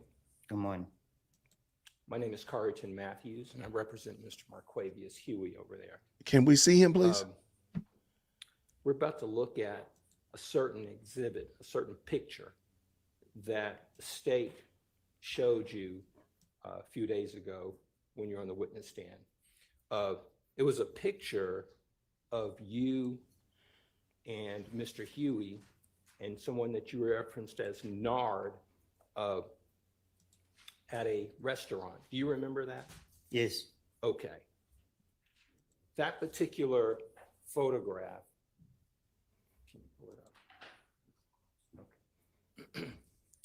It was taken at Mr. Pig's Smokehouse at 1992 Donald Lee Hollowell Parkway in Atlanta, Georgia, right? On Bankhead. On Bankhead. Mm-hmm. And On that is Bankhead. probably about 20 plus minutes from Cleveland Avenue, right? Yeah, that's about Probably right. far. Yeah. It's about that same distance, or give or take a little bit more, a little bit less from Mechanicsville, right? Right. And it's a barbecue spot, right? Yeah, they sell barbecue food. When you all went to that barbecue spot, it was in broad daylight, right? Yes. Went there for some food, right? Yes. I'm going to show you this photograph, and I want to talk about it. State's going to pull it up. They got the state doing work for them. Now, I love you've it. not known Mr. Huey that very long, correct? Probably a couple months. Okay. And you were at this particular restaurant with Mr. Huey and Nard on this particular day. And in this photograph, I want to talk with you about it. In the photograph, someone wrote, you can tell us whether it was you, I am this, do you see this photograph here? Yes, I see it. Okay, all right, let's talk about it. Is that you in the middle? Yes. And this is at Mr. Pig's Smokehouse on Donald Lee Hollowell? Yes. Okay. Now, you have your hands together, is that correct? Yes, It looks like it's a symbol of you praying, is that correct? it is. Okay. On your clothing, is there anything that suggests YSL on it? No. Do you see the person to your right in that photograph? Is that Mr. Huey in that photograph? With the white t-shirt? Yes, sir. Yes. Okay. Let's look at Mr. Huey. Take a look at his t-shirt. Do you see anything written on his shirt? Anything YSL on it? It's a white t-shirt. Okay. Let's look around his neck. Do you see any fancy jewelry around his neck? No. Do you see any bracelets on the arms that you do see? No. Any rings or anything of that nature? No. On this particular day, do you see, or did you have in your waistband a handgun? No. To your knowledge, did you see, or Mr. Huey have a handgun on him? No. How about this person, Nard? Did you see him with any type of handguns on that day? No. Were you all meeting there to do a crime or anything of that nature? No, we were chilling the whole day. Okay. Now, any AKs, any rifles or anything in the background in this photograph? Huh? Any weapon? No. On this particular building, do you see any signs or symbols, any graffiti with YSL or anything of that nature? No. Now, you said y'all are just chilling that day. Were you, nothing about this photograph is suggesting that you all are asking anyone to participate in any type of YSL gang or anything of that nature, is there? YSL in the game. Okay. Got him. And I see on this particular photograph, it says, "I am the streets," out now on all platforms. Tell this jury, what is "I am the streets"? The title of my music. Okay. So, and is this 725 Woody, that was your Instagram moniker at that time? But it was ran by my management team. Gotcha. And was this particular picture, was it kind of celebrating the release of your music? I think I was in, I don't know when this picture was posted, but I remember taking it, but there ain't no caption that I put on there. Okay. And tell the jury, when you had your hands together like that, what were you representing, or what was the message you were sending with your hands together like that? Peace.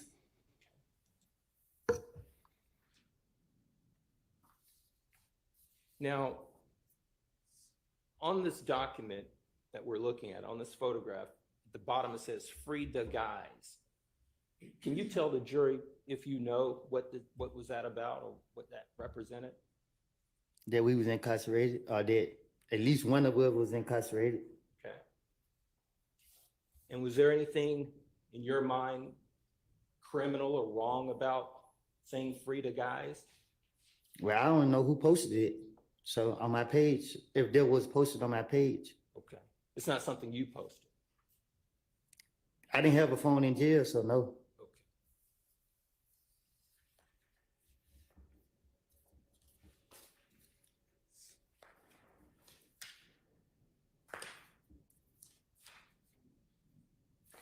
And to the best of your knowledge, on this particular day that you all met, sounds like I'm hearing you to say is that y'all aren't doing anything but chilling. Right. Nothing more, nothing less. That's all we do. We Not meeting up to commit any crimes. never. I was doing the music, focus on the music. That was it. Please don't stop the music. The clothing that you're wearing there, I notice here these particular jeans, and there's red on the jeans there. Is that the way those jeans are made? Yes. Does it represent anything to do with any type of gang or anything of that nature? No, that's how I bought them. It's a broken heart. A broken heart. On my pants lid, yeah. Gotcha. I actually still got the pants. Okay. And is it fair to say that you guys are relatively neatly dressed urban gear? I thought I was. Kind of fresh, right? That's what I thought. Oh, then never mind, Laura. Carry on. Carry on. Have you had any conversations with Mr. Huey since this particular day that you're aware of? I don't know what you mean. Have you talked to him? What you mean? Have you had any conversations with him? In other words, do you... After this? Yeah. I don't. You saying? Had you talked to after him? we took the picture?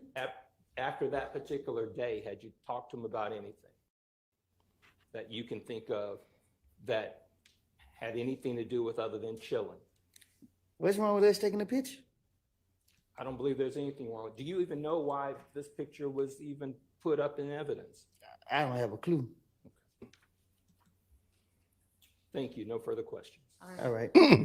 Okay, I think we're gonna break for lunch at this point. Jurors be back here at 1:15, please.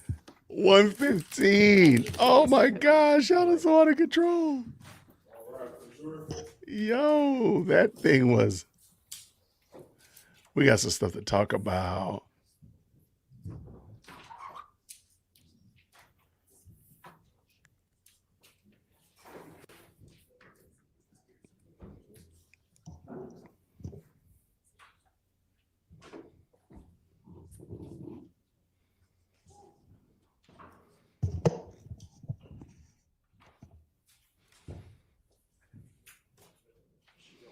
Wow. Thank you so much, Amethyst Angel. Here, we're going to talk about it in a second. Let's wait. See if they say anything. Thank you very much for the very kind, gracious. All right, y'all can have a seat. So I have an answer back from the juror with the potential job. September 25th is when they would want that juror to start out there in Arkansas. So Please. I guess I need to hear what y'all's position is at this point.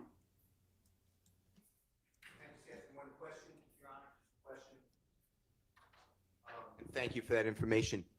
Is the juror not getting paid through her current employer? Does that seem to be accurate? Her current employer, as far as I understand, she is. She just wants a It different sounded job. like there had maybe been some hiccups at some point about that it sounded like This job market she is rough. acknowledged weren't really because of jury duty, they were about other things, but that she is currently being paid. That was what I understood from our conversation with her. Understood. Okay, as far as You we wanna- have to talk about with Mr. Williams. All right, let me know maybe when we get back from lunch, okay? Anybody else, or just want to check back in after lunch? All right, I'll see y'all at 1:15. All right, 1:15. Wow. No, wait. Because, they like to throw us a Mickey Flynn every now and then. Okay, they might be serious. Okay. Wow. Didn't see that coming. I gave up looking, pretending like I knew what was going to happen, because my goodness, in the morning, that was out of control. Shout out to Doug. Shout out to Matthews. They came in with some really good questions. They came through, let's call them the pinch hitters. They came through and was just free flowing, hitting home runs. But my goodness, in the morning, did Brian Steele not hit a grand slam out of the park, 400 feet over the wall? My goodness, in the morning. It's a wrap. I think that, granted, Max Shard is going to probably pick up after lunch. So I did not think he was going to be able to. So maybe he'll do half today and then half on Tuesday when we come back, whatever. But my goodness, in the morning, that was incredible. Wow. That was some very good questioning. I think I want to hear what y'all think. I want to hear what y'all think, because that was good. We are going to run, because I need to go grab me some lunch too. Not so fast. Defense humanizing a witness is expected. We need to examine the precise positives they achieved. Okay, from Copeland's testimony. You are correct. Y'all, I love Monica, because Monica keeps me from going too far in the wrong direction. Shout out to Monica for sure. Let me do this. Hold on. Let me do this real quick before we lose focus. I'm going to leave this right here. Two things. The DJ University interview is really good. The DJ University interview is they use a lot of spicy language. So before I asked the moderators to not put it in the chat, because I want to talk about it real quick. I just want to make sure we're aware that this channel is not pushing and encouraging, nor even trying our best not to even use foul language and such of that nature. So I just wanted to say, like, the DJ University interview, it's good. It gives you a really good perspective on Woody, on Kenneth Copeland, but there's a lot of profanity in it. So I want to make sure I said that. But it's still a good interview. And now if the moderators want to throw it in the link in the chat, you perfectly can. Second of all, you all have been on other channels, and I see a lot of you in other channels, which is super dope. I love that we have cross-pollination of different channels and the such like that. And the channel, in my mind, is a reflection of the content creator that the channel is for. So example being, if this was Shannon Sharp's channel, then the chat would be a reflection of Shannon Sharp.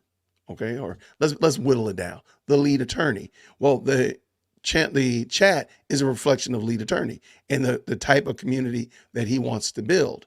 I have zero problem with lead attorney's community. I have zero problem with Shannon Sharp's community or AVs or whatever like that. They want to build a community that they want to have. And therefore, they set rules and boundaries that support the kind of community that they want to have. Now, where am I going with that? Here, Dear Woke Christian, we do ask that and the moderators talk to me all the time.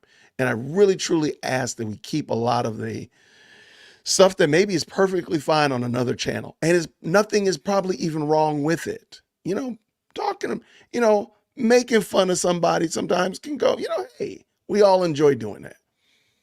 I do ask that we not do it in the chat. I do ask that simply because it does create a little bit of going back and forth. Sometimes it does not create an environment where people are having a good time enjoying themselves. And this is still going to be the best live chat on the planet. So that's why you will see or hear the moderators may very well ask you to stop talking about a topic, or maybe not making fun of somebody's clothing or whatever of that nature, simply because it's not creating an environment that I would like to continue with here on the channel. So they're only saying and doing those things that I encourage them to do. So now if one of the moderators, I'll just use Transplanted Texan, I just see them right there. If Transplanted Texan or Miss Mandy or Q, if they say something that you disagree with, do not come back to them. If they say, please don't say XYZ, please don't come back to them. Don't do it. I've already asked them. They already have the power. They can go ahead and time you out and whatnot like that. I'm not gonna go against them. I am gonna ask you, if you have a problem with something that they say, email me. dearwokec@gmail.com. Jason, Miss Mandy told me that I should not say XYZ ABC, whatever it is. Make your case. And I will gladly, if there's something that I am not communicating correctly to the moderators, then therefore I will correct them, but I will not go against my moderators. They've done a lot to help me on this channel. They've done a lot to support me as a content creator. I'm going to side with them. Right here in front of y'all, I'm siding with these moderators. If you have a problem, question, comment, or concern, and you really feel like you're being mistreated, please do not hesitate to email me, dearwokec@gmail.com. Thank you, Q. I will 100% listen to it. Doggone it, if I got to, we'll get a phone call going on. Okay? However, I'm going to ask you with all sincerity, please do not come at my moderators. Don't do that. They've been empowered. They've been deputized. They've been all of those things. So if you have a problem with it, please do not hesitate to email me to say, Jason, I didn't understand why the moderator asked me to stop saying XYZ or whatever it is. And that's perfectly fine. If it's something, maybe they're wrong. Hey, watch this. And we've talked about it. There have been some things that the moderators have been wrong about. Okay?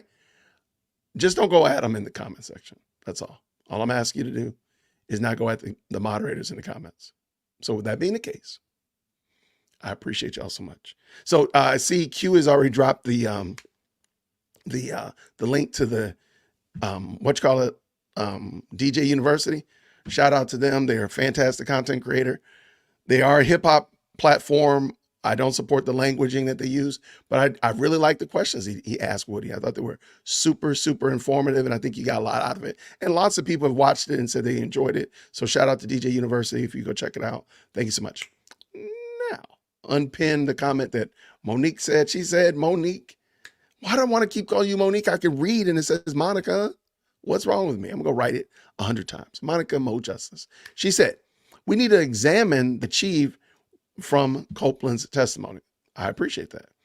I believe they highly put on the spotlight on the fact that the prosecution, the state, deliberately and dare I say intentionally misled the jury.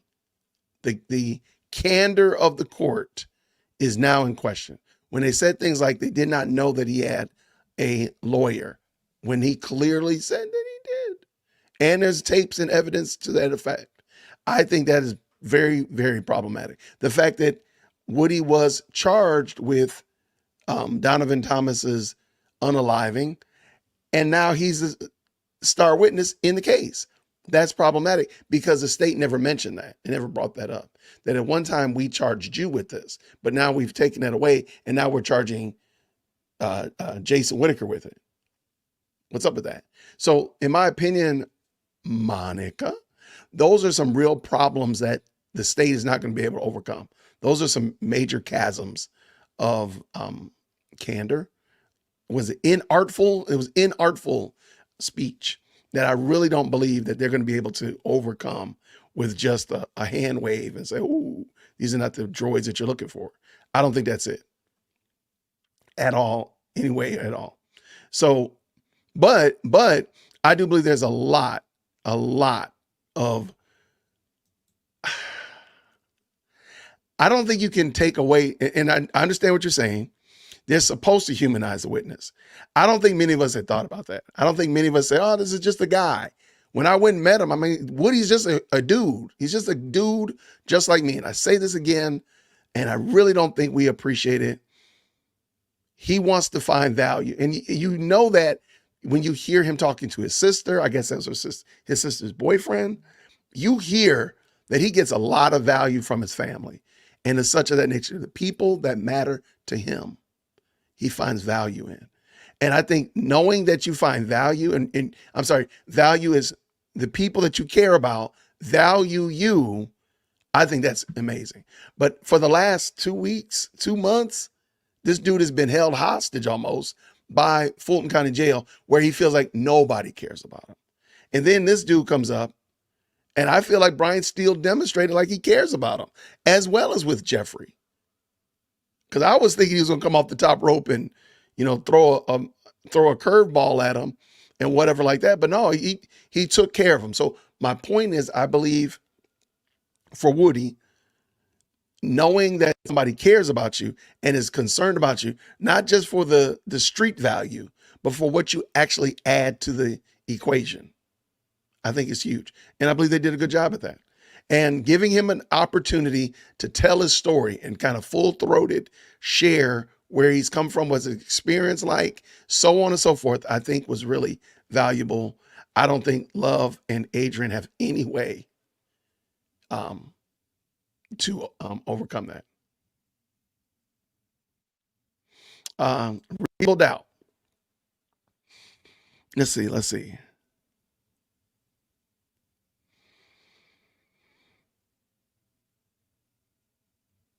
All right. Lots of good comments. I see lots of comments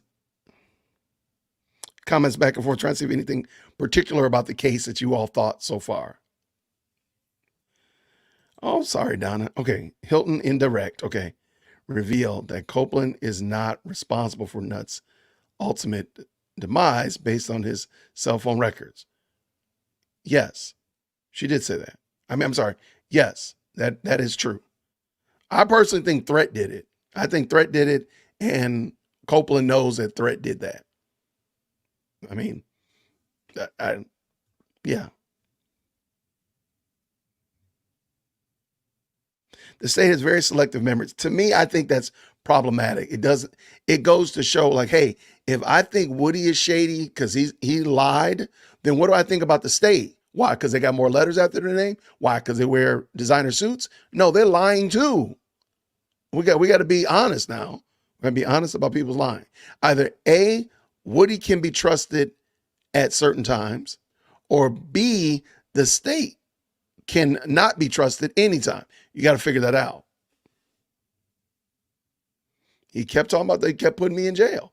And then when you think about the fact that it's possible, it sounds like he was saying they kept him in jail so he missed his court date, then he had to get another court date. So they just kept him in the loop without allowing him to get out. Man, that's problematic. I think it is unethical.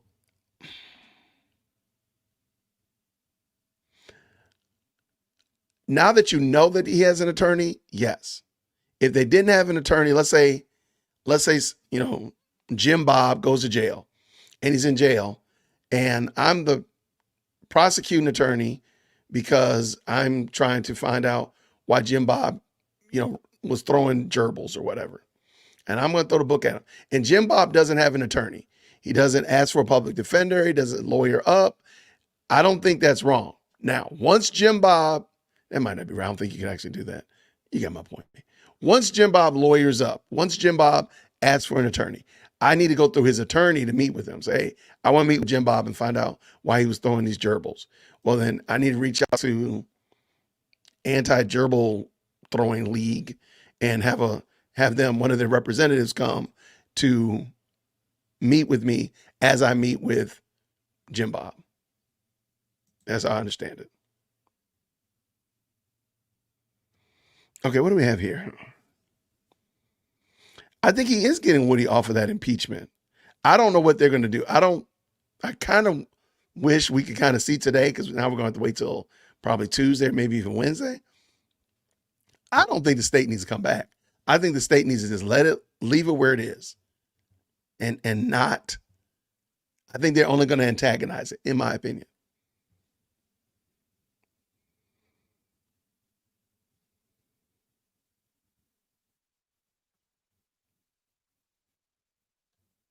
Yeah, if this is what you're talking about, Dream, I agree with you. Just let it go. You've done everything you can do. Hilton and Love and Atkins, just let it be what it is. Now, we know that that's not going to happen.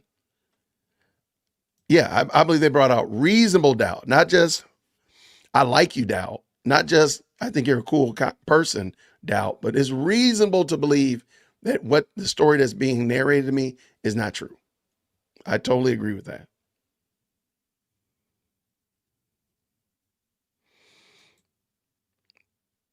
I don't know if at this point, reasonable doubt, I reasonably doubt that Woody did what he is being accused of. And I reasonably doubt that Hilton and Love were ever telling the truth. And you know what? This is a great point that you said, Love's World. If you go back and listen to some of those interrogation videos, you hear the detective saying that a lot. Get out of Georgia, get out of Atlanta. I mean, there's a lot of small towns you can go to and nobody knows your name. I mean, you don't have to look, you're not landlocked to only Georgia. I'm sorry, only Atlanta. You can go in Georgia to some very quiet places and nobody needs to know your name. Well, now, I don't know if that's true for him, but you got my point. And you hear that a lot. Like, was it named Gaither and Thorpe? A lot of them were saying, like, get out of town, go away. And sadly, his mindset is kind of locked in to being here in Atlanta. I know a lot of people like that, but he needs to get out of here. That sounds bad, but it's true. You need to go. Really? Woody been everywhere. Let me tell you. Hey, shout out to him. Shout out to him. Did another interview with the Danza Project. You know what? Somebody sent me that. I thought it was the exact same one as the DJ University, because they sent it around the same time. Somebody sent it to me. I'm like, oh, this is the same one. I never looked at it. I need to look at that. Oh, let me real quick shout out. This is fodder for the Georgia and the Fed investigators. Thank you so much for the $2 super chat, Amethyst. And it's Rebecca Starr is now the sponsor of the channel. Thank you so much. What she says, if you have rules for your channel, tell us. We will likely follow. A couple of times there have been rude and condescending remarks. I come here to watch you, but will definitely say something directly to anyone that's disrespectful like I did. They apologize. Okay.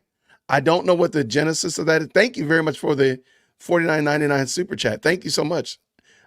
It's Rebecca Starr. I don't know the genesis of it. And I try, and I might be, I could be, and feel free. Rather than, start every show off with like a going down the rules and responsibilities of the channel, I kind of allow the moderators to kind of steer that. And example being, I would hope most people would expect rather that using profanity is probably not Jason Stilo. Jason doesn't cuss. He's not now short of this court case. I don't hear Jason cussing and such like that. Jason doesn't go back and forth with people in the chat. And you can look at my body of work. You can be hard pressed to find that. So I allow the moderators to do it. But if I need to do that differently, I will 100% turn that around and look at it differently. Maybe I need to address it another way, but I don't want to start every morning off with like, let us go down the rules and responsibilities of this channel. And so I thought most people would understand, like, hey, if a moderator, somebody with the little blue wrench next to it says, hey, could you not say OMG? Okay. I figured most people say, hey, you know what? I could be respectful. And even I say, I'll write OM goodness or OM goat. So people know like, I can say OMG goat or OMG goodness, whatever like that, or whatever like that. So that was my thought process, but I appreciate the very kind super chat, and we will definitely look at reevaluating that for sure. Thank you. What did I see? Judge Witt.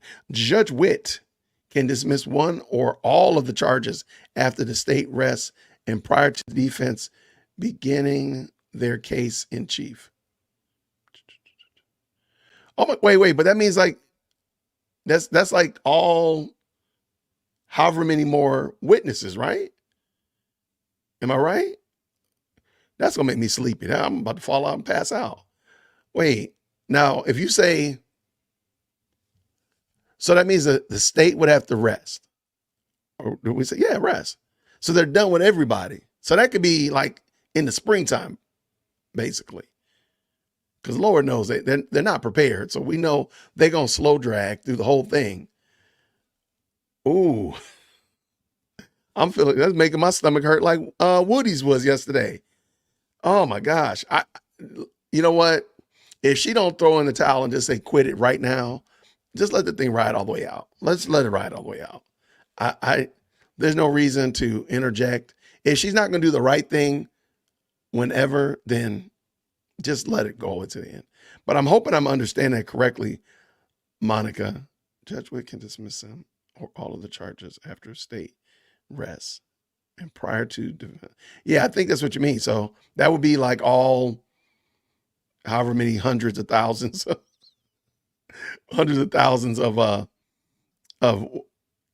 witnesses. I hope that's not right. I hope they don't have 50,000 witnesses. Oh, they got too many witnesses. Stop it. Oh my gosh. I did say thank you, Amethyst. I hope I did. I did see it. I hope I did say thank you. Oh my goodness. I don't think I actually read this. I did not read this. Amethyst, please forgive me. I did say thank you, but I did not read it. Tell this jury the defense is humanizing him to the jury, giving him voice. The aunties, the grandmas, the grandpas, the mamas on the jury will pick all of that up, whether they know it or not. Defense is heart, love, giving, mentor vibes. And I agree. No argument from me at all. I agree. I think they've done a spectacular job today, not only making Woody humanize, but also give him a chance to tell a story and really vet it out. So of course you can go to, the Danza Report or DJ University or the countless other places, but here on the stand, we got another chance to see Woody in a real raw form. So no, that was very cool.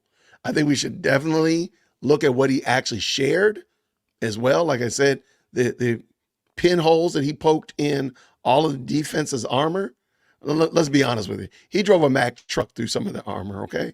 But all of that he did, and ultimately we're like, where do y'all go from here? Where does the prosecution go from here? Because y'all are looking real bad right now today. So yeah, that was super dope. Thank you so very much, Amethyst Angel, for the $20 super, as well as just being a great voice here in the channel. Thank you very much. And I'm going to add Rebecca to the banner as well. I'm going to try to type and add it at the same time, which is probably going to go afoul. But Joy Ball, he cooperated with him because I really believe Brian Steele treated him nicely yesterday. I think that's it. I really don't think it's anything more than that. If you go back to Judge Glanville and remember when Woody was giving Simone Hilton fits and all that, who did he actually start being nice to? Does anybody remember who it was? When Woody was giving, was treating Simone, he was giving Simone Hilton the business, right? She out there crying in the gallery and all that stuff. Does anybody remember who Woody actually started being nice to? No, it wasn't Hilton. Nope. Nuh-uh. This is back in Glanville. Anybody remember? The court reporter. That's right. That's right. He treated her very nice. You know why? Because she gave him a box of tissue. She gave him tissue and she showed like she cared about him. She was actually nice to him. And apparently they're nice to each other. Now, what's her name? Miss Weaver. So where am I going with that? Remember, she's in close proximity to him. He's very nice to the black court reporter that's in there right now. She gave him a box of tissues yesterday. So was it yesterday or the day before? I don't remember. I think it was Monday. Please forgive me. It might have been Monday. But notice also, Woody likes people getting close to him.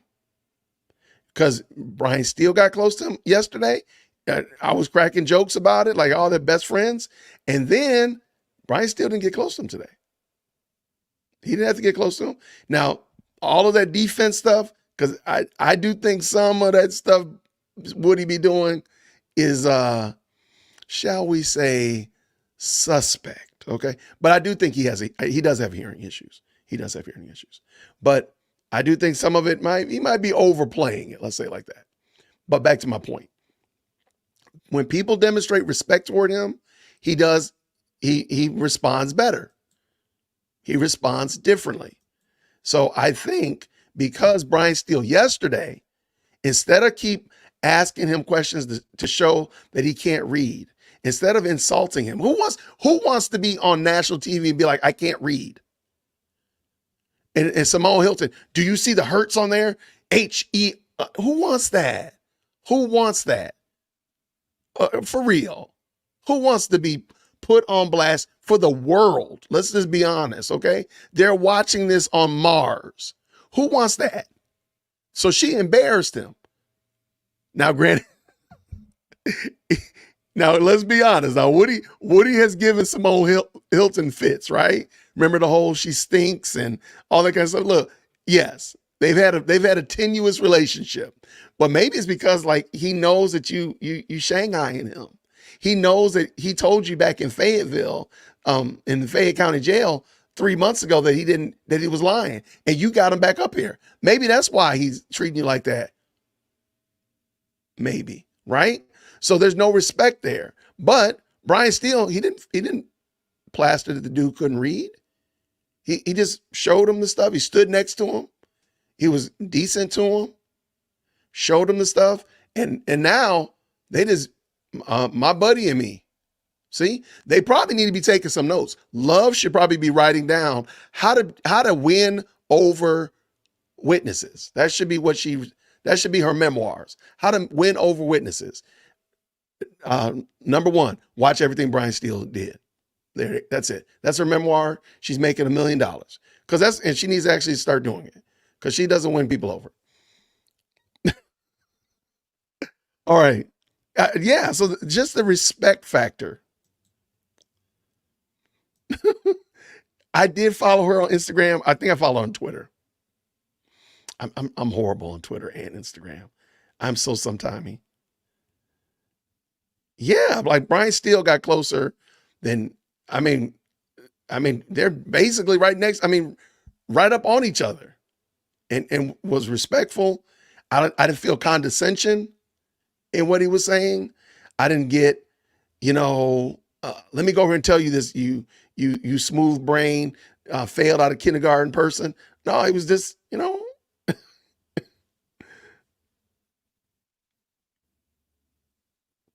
I'm trying to read something. Sorry about that. And it says I ain't got my glasses on. I'm going to look ridiculous doing it. I think I remember that. Yeah, but the court reporters, I think also because they also sit closest, they're probably the closest people to the witness next to like a deputy. Because I think there's a deputy standing in the back corner you don't see. But I think they're the closest people to the witness next to the deputy. So they probably do gender, like start garnering some kind of relationship with them. They also, most of the time, seem like they're looking at them. So there's that as well. I think there's a lot to it, but the point, all I was saying was that, in my opinion, Brian Steele demonstrated a level of respect. Again, Brian Steele's probably got multiple letters after his name, many degrees and accolades. And I think it was probably yesterday, probably was the most, I could probably go see those two going out to go get a beer one day. I could see that. You will never say that. You could see Simone Hilton or 88 Love sitting down, having a coffee with Woody. I mean, and just having fun, going to Super Bowl or watching a game together. But remember, that was their witness. That's the part that's taking me. That's the part that's about to knock me out. Like, this is supposed to be your witness.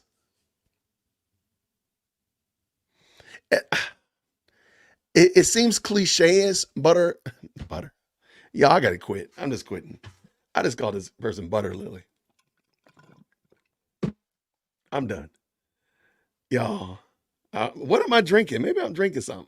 It's iced coffee. Don't try me. Okay, Bitter Lily. It seems cliche, but it's true. I mean, it's almost too easy. Like, just be nice to people. That's all you gotta do. And I was thinking about this. Woody has said it demonstratively. Once his mother passed away, that's when everything in his life went south. His mother, if I'm not mistaken, if I'm doing the math correctly, I could be wrong, but his mother died when he was 19. All this stuff that we're talking about right now was about 4 years after his mother died, maybe 5. I could be wrong, but just do the math. Work with me either way. It's probably fair to say he needed some kind of counseling, some kind of mentorship, some kind of unpacking of his mother. She died, I think, of cancer. So it wasn't a quick death. So she drug out for a second. Let's just say the dude had some issues. So all of this stuff, and he said, like, literally he didn't go to jail until after his mother died. And that's when things went off the top rope. And so I'm just wondering, just thinking, how much of this is because he never really dealt with the fact that his mother passed away and all of that. Because it does sound like he had I'm trying to remember. They got a lot of siblings. He has a lot of siblings. There's quite a few of them, quite a few of the Copeland clan. And he never really, doesn't sound like he got any kind of ability to grieve and kind of unpack and understand what happened with his mother passing away. So I'm just wondering how much of this might be because of that. That's all. Just something to think about.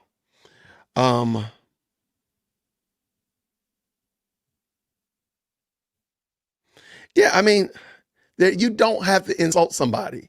You can deal with somebody who has, again, a GED, and technically Simone Hilton has a JD, a Juris Doctorate. You mean to tell me you're not able to talk to somebody with a GED? What would you do if you had kids? What would you do?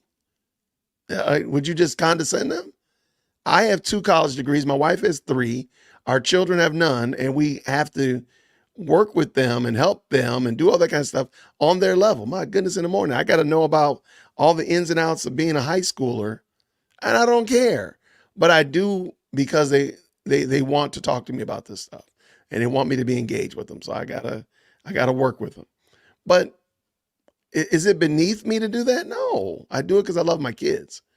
And I'm not saying Brian Steele loves Woody, but you would be hard pressed to say that Brian Steele hated him.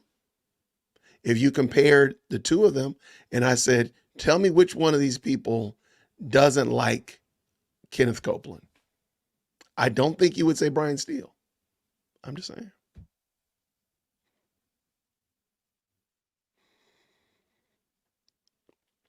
He said he don't trust them, and rightly so. And rightly so. And you know what? He don't have to trust Brian Steele, but I think it's fair to say Brian Steele has earned his trust, in my opinion. I think he's earned his trust, and therein is the success. You don't trust me just because I tell you to trust me or because I have letters behind my name or because I have authority, but because I've earned it. I think Brian Steele has earned his trust, and therein is the success.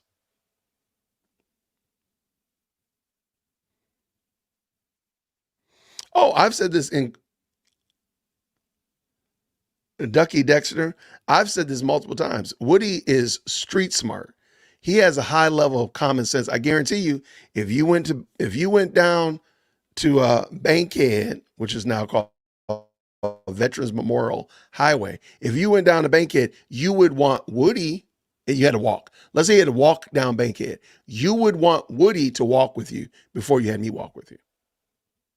I'm telling you. Because he knows, he would be able to tell you, don't go that direction. Hey, stay away from that guy. Hey, cross the street over here. He would be able to tell you that better than I could.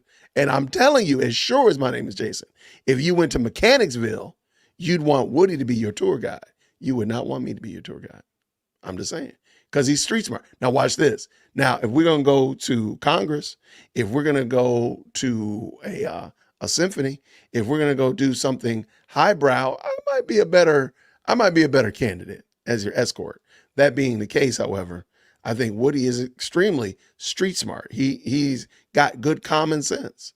Now, whether or not that common sense translates into making always the best decisions, I'm not going to be quick to say that it doesn't. However, I think the guy's trying his best, and there it is. All right, we're going to get this going.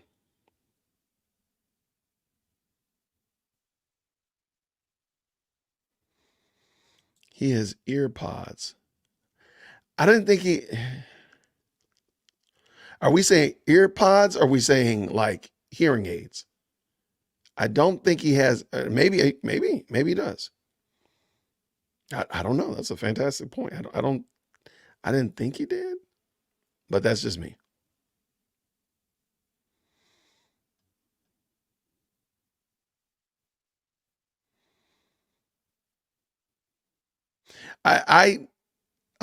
Dark prayers. I don't think he did either. I think there was one day I was kind of like toying with the idea. I don't think that he did. I think he might know more than he told us. I'm going to say that though, but I don't think he is responsible for definitely not anybody in this regards, no longer having the oxygen habit. However, I think he knows a lot more than he's put on, because I do kind of think that, what's his name? Threat, was responsible for it, in my opinion. The court reporters are human. I also think that they seem like moms, if you will. If you're looking at the courtroom dynamics, there needs to be a level of nurture, but you're not going to get nurture from the prosecution. You're not going to get it from the defense. So I do think it's interesting that the court reporters in both of these trials, and I don't know, maybe we'll see some other ones as well, they just seem motherly. They seem like motherly. So they're and willing to be mother-esque. Yeah, I guess that's the word. Mother-ish. That's crazy, Jason. All right, court is on lunch. Yeah, they're on lunch till 1:15. In his left ear. Right, his left ear definitely is bad. If he has a hearing aid in it or a device, then I apologize if I didn't recognize that. But yeah, so I might have missed it too. So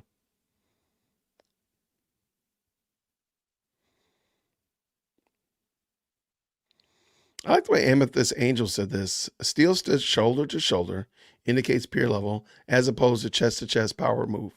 I'm learning about microaggressions and body language, silent communication skills. That would actually be interesting because I know there's lots of body language channels on YouTube. I wouldn't mind seeing or hearing a body language expert talk about that specifically. Brian Steele standing next to Woody versus Simone Hilton standing behind the podium. And I would like that. Yeah. Okay, so let's say if he was 17 and he's 33 now, so 16 years ago. It's possible. I don't know. If we're talking Texas Cali, if we're talking about what I said about Woody not really unpacking his mother's death, and I think his dad died relatively around that same time as well. Maybe it was 20 or something. I don't know which one passed before the other one. But it's just a thought, just a thought. Oh yeah, he's street charismatic. Unequivocal. He's street charismatic. Absolutely. I guarantee you he was very comical in school. Whatever level of school he was in, I guarantee you. Trauma therapy, no question about it.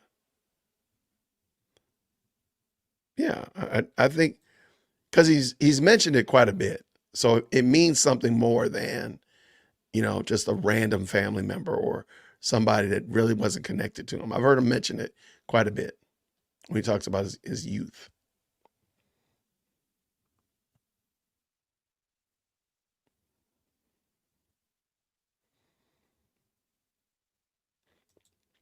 It was the environment of Mechanicsville and the school system that abandoned him.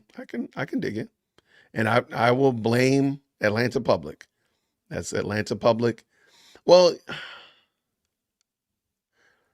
yeah, because Cleveland Avenue is an APS school. I'm gonna go with it. That's the weird part. Atlanta Public is inside of Fulton County, but most of Atlanta, the city, schools are Atlanta Public, even though Fulton County kind of it's weird. And that's an embarrassment too, just the way the county and the city work. Usually the county is big and the city is inside of it.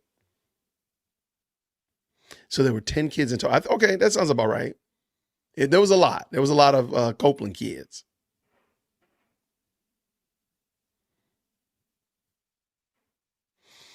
I think all of the charges that he was showing him yesterday were just all the different cases that he had gone to jail for or been charged with. Maybe they were dismissed or got probation.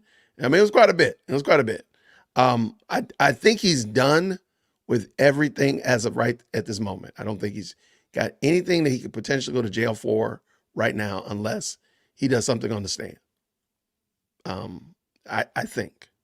But I could be wrong. Monica is in the chat, and there's a couple other legal minds that probably know way more than me. They do know way more than me. What am I talking about? So I'm going to go with, I don't think he has anything else at the current moment. There's an interview where he admitted he didn't care about anything and he was reckless after her death. He started getting his life together after his second child was born. There we go. Parenting can change your game. Parenting and getting older with your kids, I think also. Not only having children, but watching them grow up, because mine are in the house with me and my wife. So y'all have been here. Y'all have seen the Dangerous Crew. So it changes you. I do think it changes you.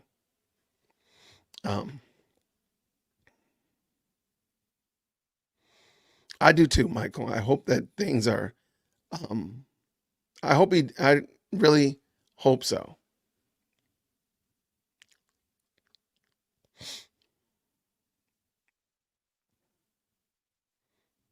All right. Lots of good commentary back there. Lots of good stuff happening right here. And I feel like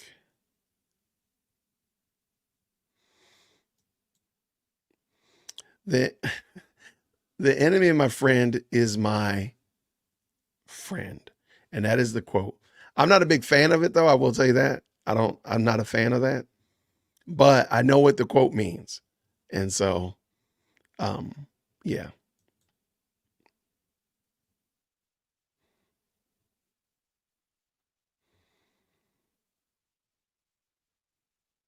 Oh my gosh. I have 17 people reporting to me at work. I have to be some part of 17 different people when I communicate. Wow. Welcome to being a classroom teacher. The only problem with a classroom teacher is usually you have the 17 little people and sometimes the 34 or at least 17 adults that are connected with those little people. Oh, and then your grade, and then your administration in school. So, I mean, you could have in excess of 100 people that you're communicating with every year about this class.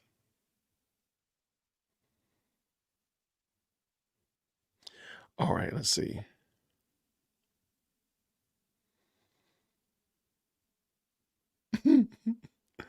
All right.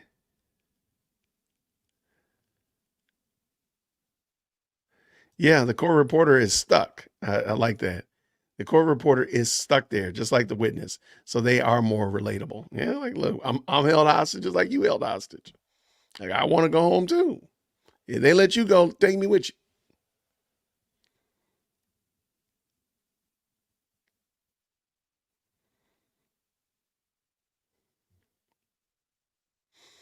I don't know, Ray. And Ray, I understand what you're saying. Well, first of all, what does Ray say? Ray is saying, I'm not saying education doesn't solve social issues. Education, in a lot of cases, makes you believe that people are stupid because they are not educated. You hold your nose high because you think, I believe you're trying to say, I'm with you there. I can't roll with that one. I'm again, my name is Jason. I'm a former classroom teacher. I think it makes you empathetic to the fact that people might not know everything that I know and the such of that nature, but that doesn't make them bad. It just means they don't know what I know. And if what I know is actually right, now let's keep it 100. If what I know is dumb and I've just been educated in craziness, well, then that doesn't make it any better. But if I'm like, you just don't know this, that's okay. It is perfectly okay. I'm here to share with you. Not gonna beat you up about it. Okay. I have seen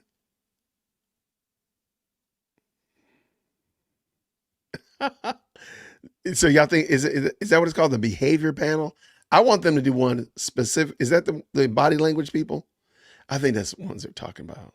I really would love to watch and maybe do a reaction. If they do a body language of Brian Steele, this is the behavior. I believe that's them.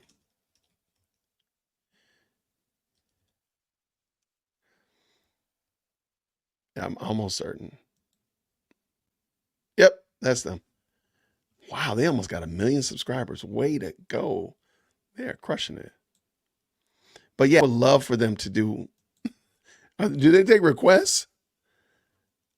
Okay, I see they've been doing court cases. Look, I need y'all to take a request. And doing politicians, the Secret Service lady, the debate. Yeah, come on, man. I need you to. Karen Reed. Oh my gosh. P. Diddy. Okay, I need y'all to. Hey, behavior specialist, do this for me. Help me out. Fonnie Willis. I need y'all to help me out. I want to know about this. And people learn differently. I agree. I just saw somebody said people learn differently. And you're 100% correct. I think at the end of the day, I think the final word is that, you know what? Woody is a dude just like me, just like you. He's navigating through it. And at the end of the day, he's trying his best. I think it's fair to say. I do believe him that he's trying to do better. That I believe. And so that being the case, I think we can give him some grace there. So, but again, y'all thank Rebecca. It's Rebecca Starr for being the stream sponsor with the very gracious and very kind $49.99 super chat. Thank you so very much for that, sister. Thank you so much. As well as the commentary. Thank you so much. And I appreciate it. I think hopefully we've learned from that. And I've learned. I'm always trying to learn. and such of that nature. So thank you very much for that and for sponsoring the stream. Y'all go get some lunch. We got 20 minutes. I'm going to put this up just in case, but I'm going to run in here real quick and scour together something. That looks crazy. That looks terrible too. That's better. All right, I'm going to put together something real quick, and I'll see y'all in a second. Grace and peace. Hold on.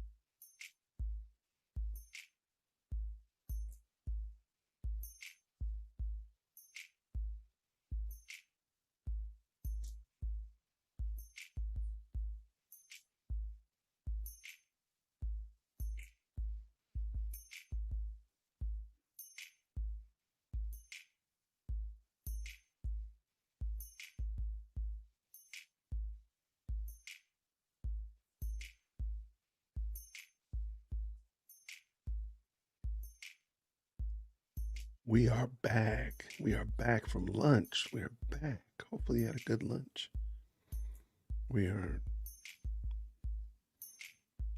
I don't know why I couldn't turn this off. There we go. Music is off. All right, let's get this party back on. Back on the road, ladies and gentlemen. Back on the road. Took a little pit stop. And now we are ready to go. There we go. Looks good. What was Love mad at? Because they're getting mollywopped. I think Love is upset about the fact that they are getting dog walked out there. It's terrible. There's no way to fix it. It's irreparable. I do hope the judge says something, but at this point, what do you want her to say? Let me ask you that question. What do you want Judge Whitaker to say? If she says something, Kenneth, what do you want her to say? Because unless she's going to say, look, this thing is damaged, it's irreparable. We need to, y'all need to go have a come to Jesus, whatever. What do you want her to say? If she doesn't say that to me, then there's nothing that she needs to say. Okay. Case dismissed with prejudice. I mean, that would be reasonable. That would be reasonable. Let me, I'm gonna put the poll question up there. Matter of fact, I might make that a poll question. I hope I can say, there we go.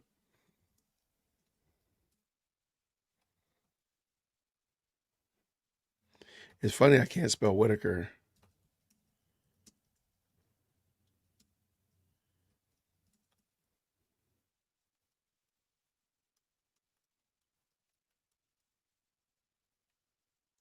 All right, dropped it in the chat. I mean, dropped it in the, yes, in the chat, wherever it is. All right.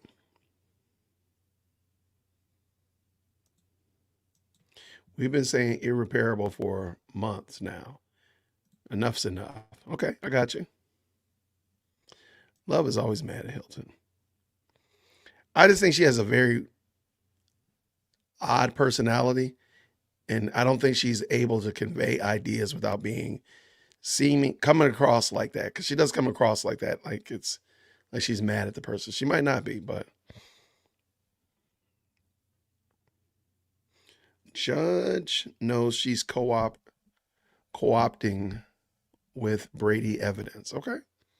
What do you want her to say? What do you want Judge Whitaker to say? She comes back and she says something. What do you want her to say?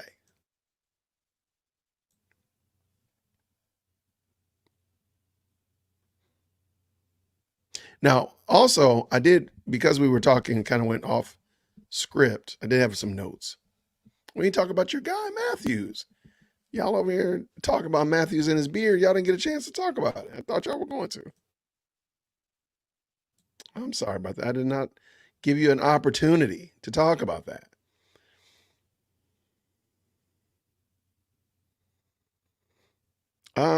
Sadly, she does have power. She does have power. She does have, in regards that she's the second under Fonnie, I think it is. She's right up under there. So, I mean, she does have power. I'm not minimizing that or taking away from her role and position. I don't think it matters a whole hill of rock salt, but she does have that. All right. You want her to come back and say mistrial. Okay. Mistrial with prejudice. I know it's only a dream.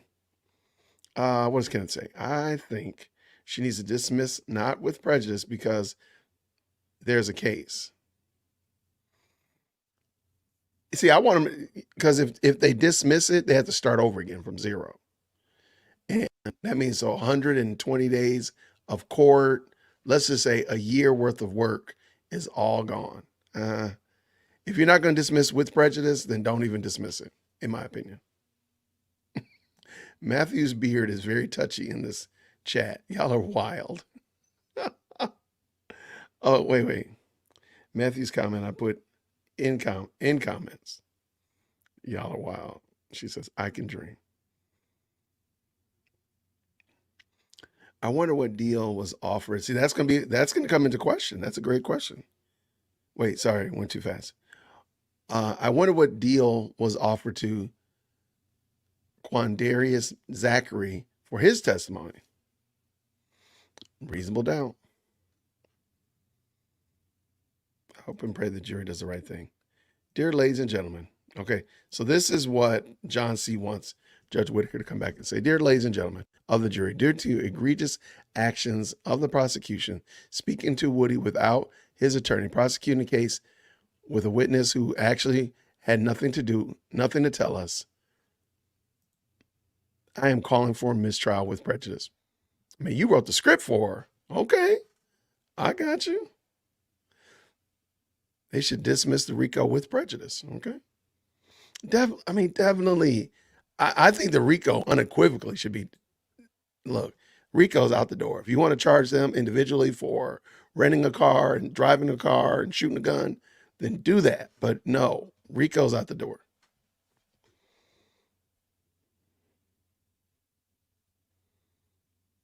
Are you suggesting nothing will be done? Nothing will be mentioned about all the wrongdoings in Steele's cross and will just go unmentioned? I'm not certain what you mean. Steele did something wrong in his cross, or what was revealed that was wrong that Steele revealed in his cross? I'm not 100% certain I get it. Dixie Doodles. Infinity got a RICO. Everybody was catching strays. Everybody.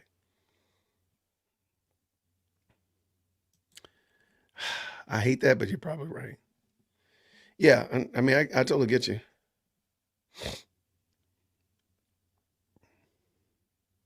RICO was a long shot.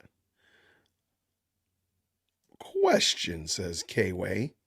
How can Dennis and some of the other detectives come back and testify to these calls when they never verified anything Woody said? They would just be lying on the stand. Yikes. Or that means they already lied on the stand. I think Brian Steele set a lot of bear traps all around that court and turned the lights off and blindfolded everybody. I don't know how they're going to get around those things. So those are very obvious problems, very obvious problems. She'll absolutely say nothing. Oh, that hurts. Oh, nothing. Oh, the pain of nothing. They already lied. So therefore, if they come back in to re-corroborate, all he's going to do is to say, where's the evidence? Yeah, that's, I think the right thing is for Judge Whitaker to just call this. That would probably be the right thing.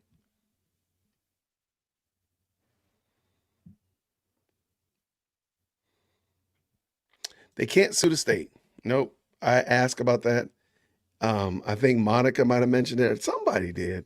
You can't sue just because they lost.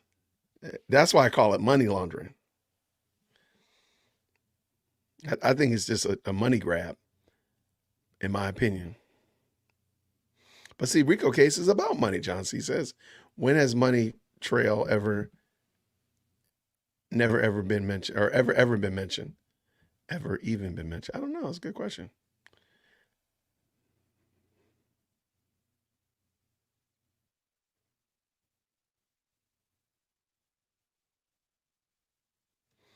Okay, let's see.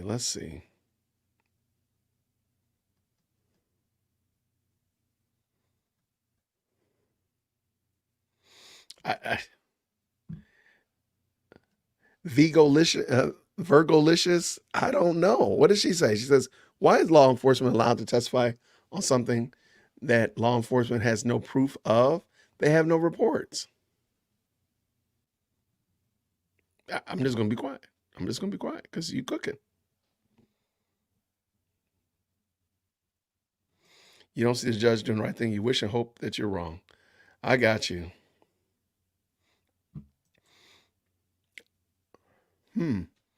I just want them to get, you know what? I think giving them bond now would even be more, the weight for them, the pressure to give them bond, I think is even greater now.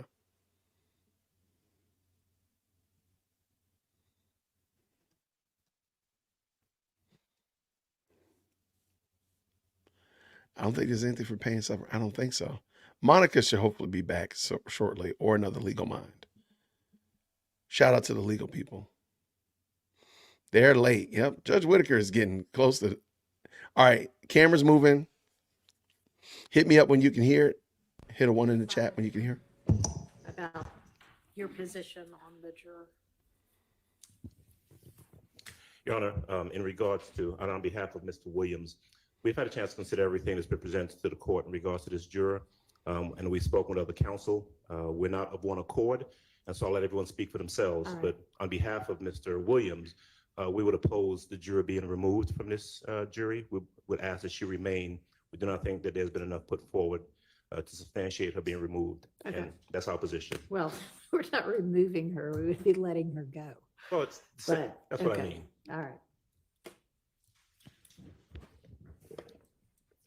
Mr. Kendrick is not opposed to the court letting this juror go. Okay.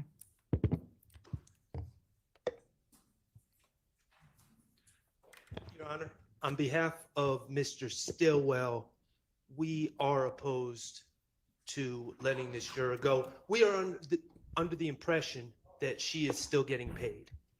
I am also under that impression Okay. currently. So we are opposed to letting the juror go. My impression is that she might have had some, I don't know what was going on, something between her and her current employer. But I mean, all I know is what y'all know, so. I couldn't hear what you said without. Okay, well, bots. y'all gonna have to work that out between yourselves. Mr. Ryan would like to wardar the witness or the juror to ensure she wouldn't hold it against us if we were to keep her. Okay. Your Honor, on behalf of Mr. Huey, we want her to stay. All right. Come on, House, let him go. Your Honor, on behalf of Mr. Nichols, we are not opposed to letting the juror go. All right, thank you.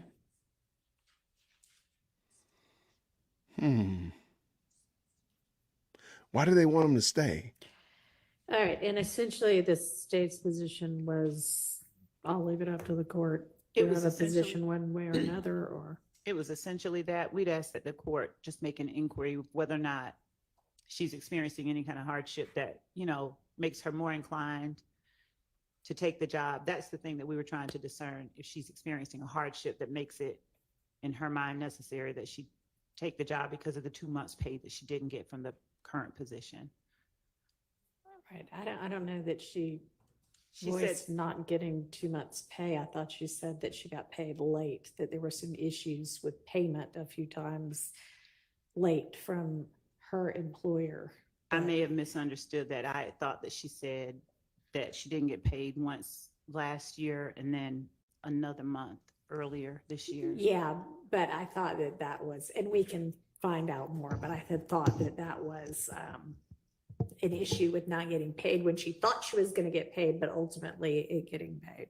And then we'd ask that if the court could get clarification on whether she is or is not currently getting paid, those two things. Okay, well, I was pretty clear that she is currently getting paid. I think she just wants another job because she's not happy with this job or something. I don't know, but okay. All right. Well, we'll take it up later.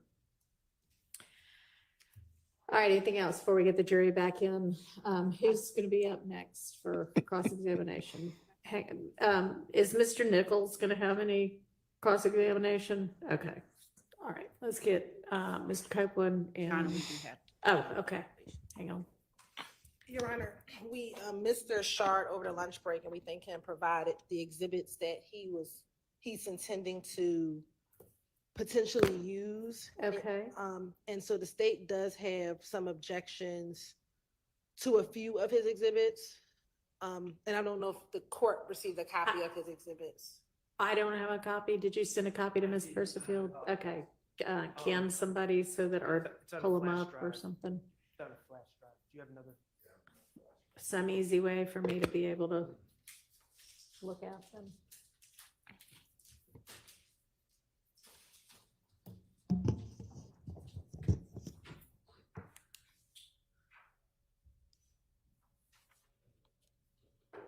Yeah, I would think that they would hold it against them.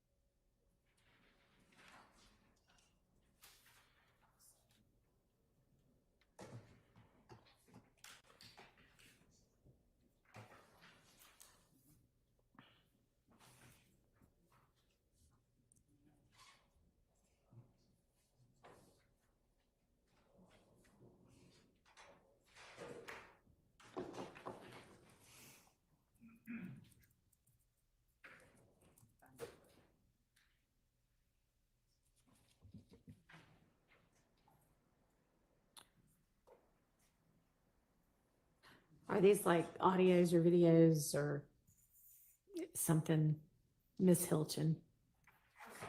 What is it that you're objecting to? One of the exhibits was the same exhibit that Mr.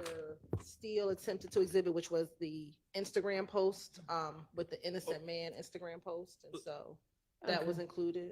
Now, I adopt all of Mr. Steele's arguments for admission, Uh-huh. but based on the court's ruling, I was not intending on introducing it. The next two exhibits are, there's, I think it's DS-27A, which is a warrant for false report of a crime.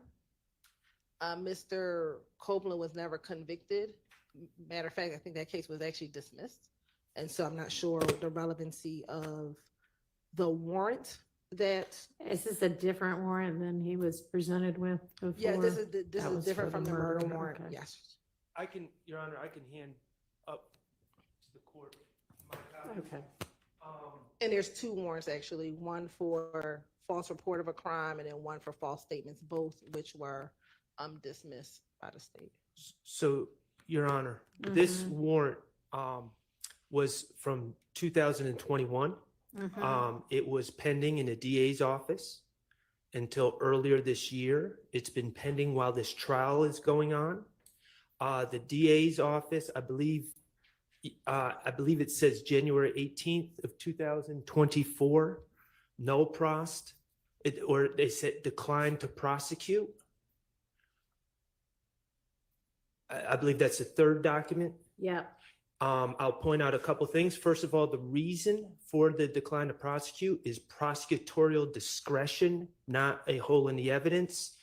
Also, that decline to prosecute says that this case can be, it says at this time, the state declines to prosecute, meaning it can be brought up in the future. And quite simply, Your Honor, the state cannot, it's clear under the law that pending cases against a witness are bias and motive. The state cannot evade the reality of pending cases by just simply dismissing cases against their witnesses before they testify. So this case was pending during this trial. I believe Mr. Copeland, I wasn't planning on introducing any evidence, but Mr. Copeland gave a interview to the Danza Project where he seems to be under the impression that the case is still pending as of that interview. So I don't even know if he's aware about the declination of prosecution. When was that interview? About? Recently, like. Okay. Recent. Last couple of months or I think couple of last weeks? few Okay. weeks. All right. That seems relevant. My chat knows. Then that's fine that it seems relevant. We just don't think he can go into the warrants. He can say, was he arrested for false report of a crime and was the case declined? But I'm not sure if he intends to show him the warrants of his arrest. Was he arrested? He was arrested and then the case was dismissed. 3 years later. Well, just to be clear, When was he was in arrested? jail. The false report of a crime is he accused a jail guard of using OC spray on him, and the jail reviewed the tape, and the jail guard didn't even have OC spray. Okay. Ocean spray? Like the Instead of drink? saying this going into the warrant drive, it was declined earlier this year in January of 2024. Okay, well, I mean, you can ask him about all of it, and then if it becomes necessary to use those documents, you can use them. Yes, John. What else? Okay, all right, then I think we're ready to get Mr. Copeland and the jury in.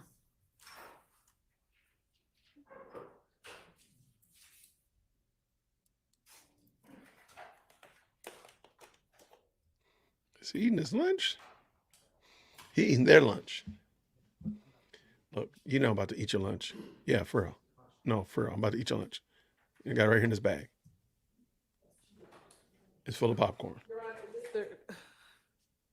We just had one other thing Mr. Shard just brought to our attention that he intends on introducing. And I didn't know. Do we need to ask Mr. Copeland to step Yes. aside again? Sorry, we thought we were ready for you, but we're not quite. Just hang very close. I'm gonna have y'all come back from lunch 15 minutes earlier than the jury so that we can do these kind of things. All right, yes. Or you could be on It time. appears that Mr. Shard intends on showing him as a demonstrative a jail outfit, and I don't know the relevance of Why? showing him the jail outfit. Because he's theme of this savage. Case has been the Fulton County Blues. In particular, on June 10th, 2015. He came in wearing that, right? Sure Well, did. I'm talking about 2015. Oh, 15, okay. How does she know that? 2015, he's June on, 10th, June 10th, okay. he's on video. Yeah. All right, there's a lot of June 10ths. He's on video, and he's not wearing a jail outfit because they haven't brought him to the jail yet.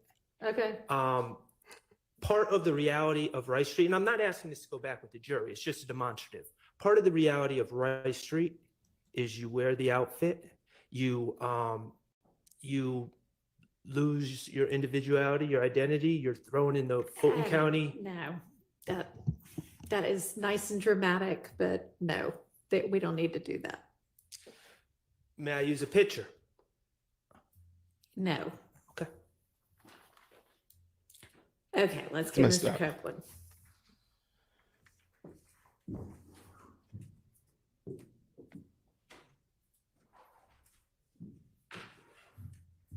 She said you can't use nothing. And the jury. All right, Mr. Copeland, come on, have a seat with us. Come on up here. Let's go. Well, I guess stand up for the jury.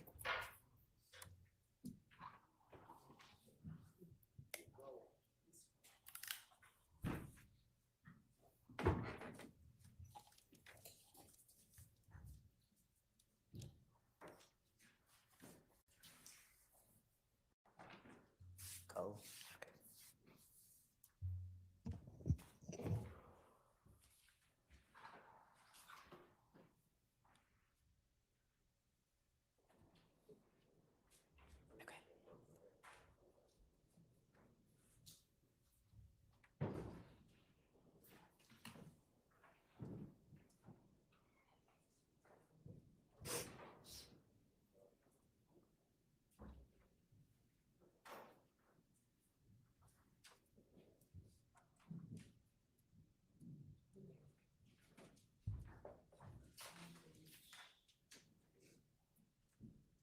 That's a good question, Debbie. I don't know.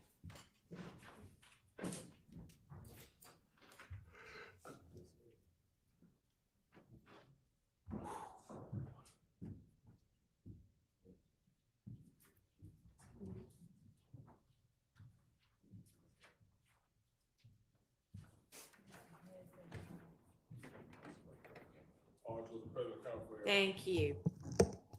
Hope y'all had a pleasant lunch. We good?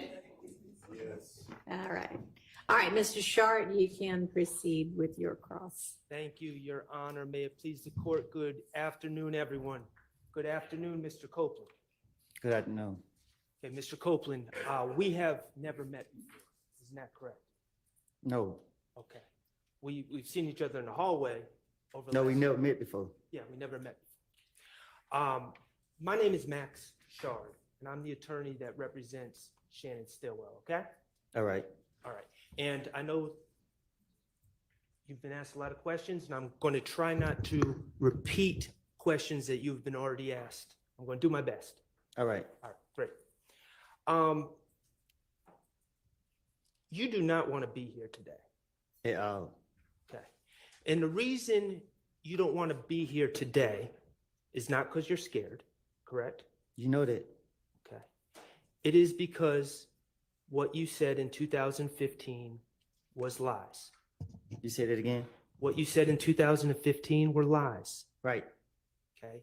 And specifically, when you said that Demekion Garlington told you something at that McDonald's about Mr. Stillwell, that was a lie.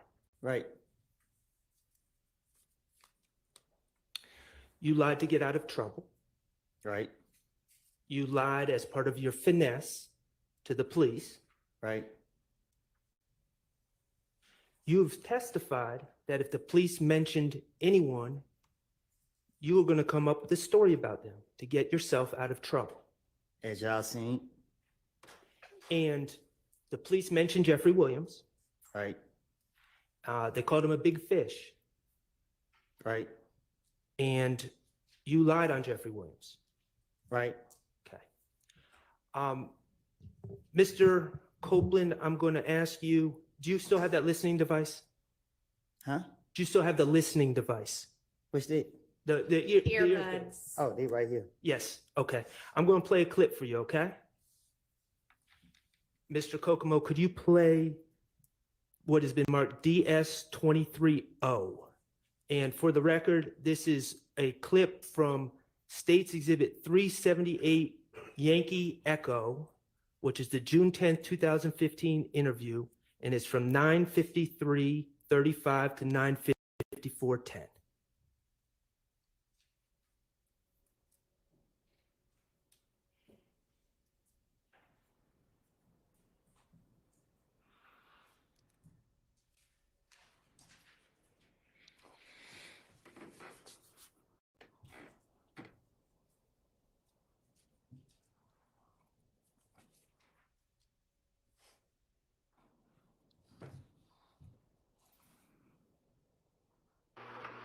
How long you been doing shit?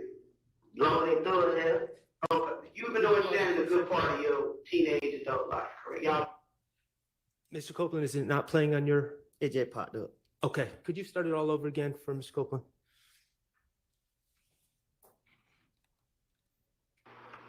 How long you been doing shit? Longer than thug hell?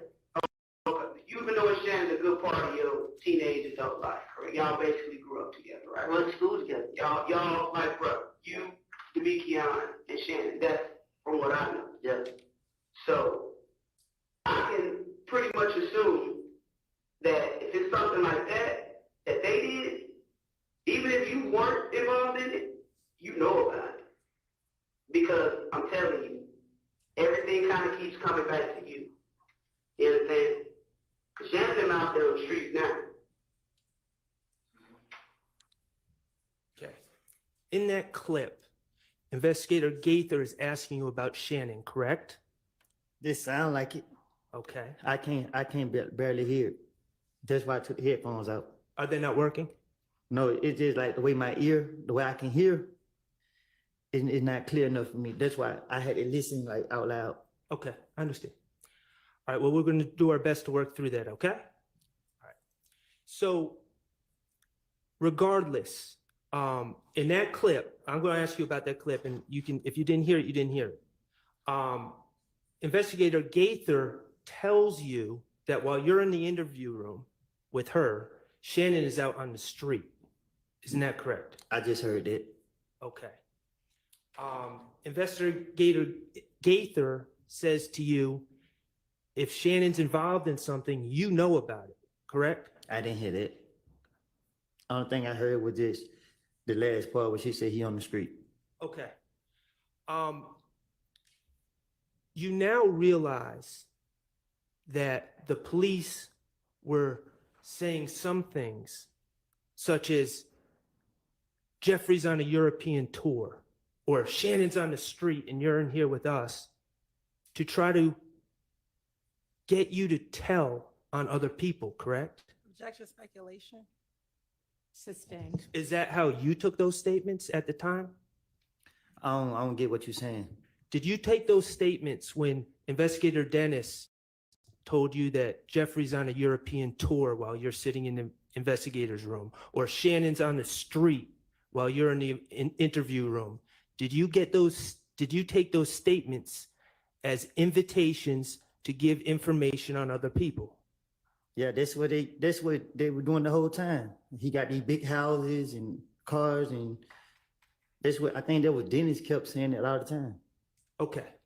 And these conversations and Investigator Gaither talking about Shannon then, that's not the only time law enforcement talked about Shannon in your interviews, is it?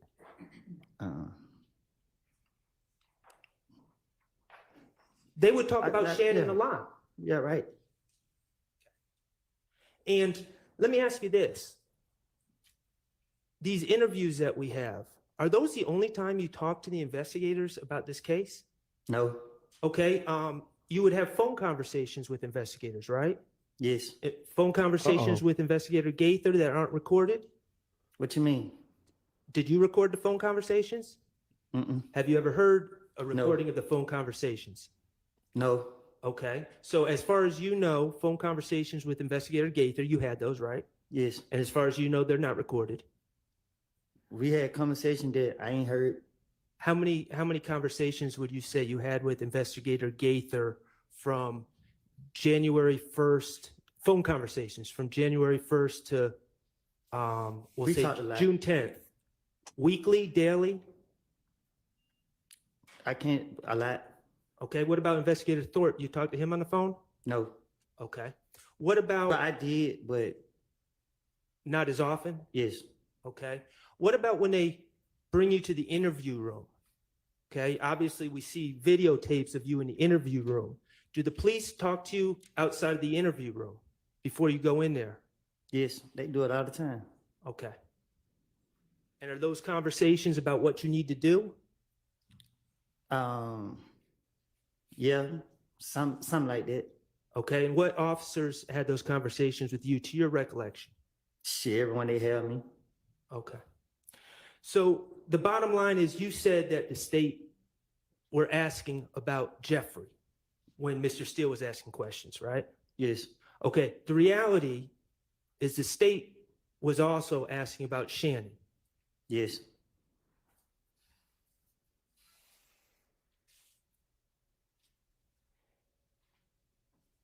And the reality is you didn't only lie on Jeffrey, but you also lied on Shannon. Yes. And you also lied on Mr. Kendrick, correct? Yes.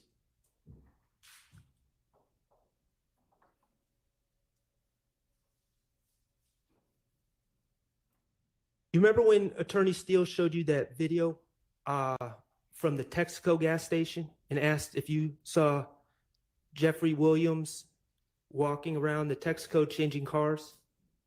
Yes. Okay, I'm not going to play that video again. Thank God. Yeah, I don't think you're the only one that's saying that. But when you watched it, you didn't see Shannon changing cars at that Texaco either, did you? No.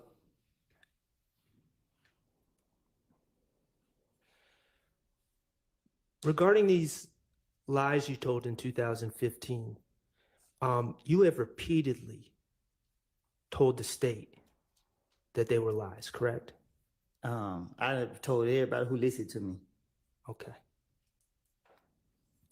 I want to ask you about, you mentioned it briefly with Mr. Steele. Remember that on June 10th of this year, we're talking about this year now. Remember when you were in the judge's chambers? I'm listening. Do you remember that? Yes. Okay. And just so we're clear, you didn't request to speak to the judge or the prosecutors, did you? I had no clue where I was going. Okay. And you had been in jail the weekend before, Yes, and guards brought you to the judge's chambers. took me straight in there. Okay. And when you were brought to the chambers, Miss Hilton was there, correct? Yes, Okay. And the SWAT team. security, whatever the word you say in the SWAT team. I was not there. No, I didn't see you. Okay. Mr. Stillwell wasn't there. Who? My client, Mr. Stillwell. Shannon. No, Okay. And none of the other defense attorneys were there. no. Okay.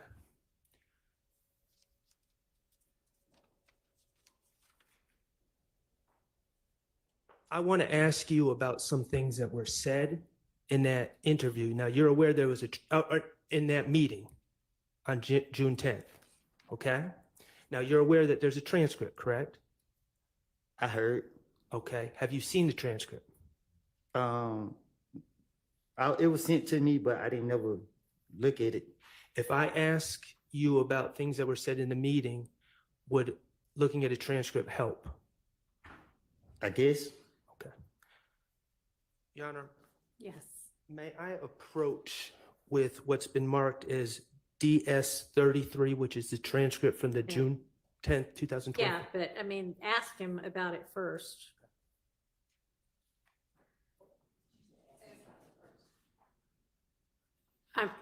Ask him about it, Oh, and okay. then if he needs to see it, then Okay. you can give it, Okay. you can hand it to him, but Thank you. Don't look at this unless you need to, okay? All right. there you go.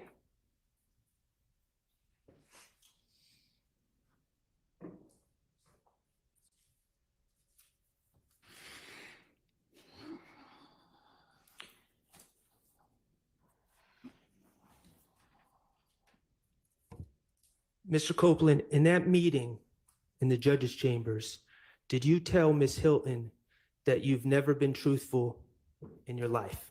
Yes. Except when you're telling them that you're a liar? Right.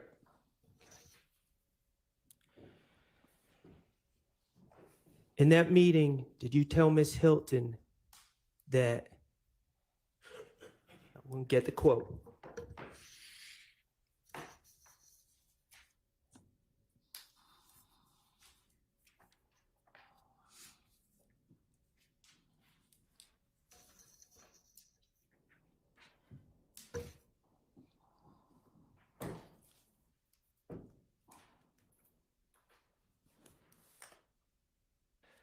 So when the police question me, they don't question me every time they lock me up.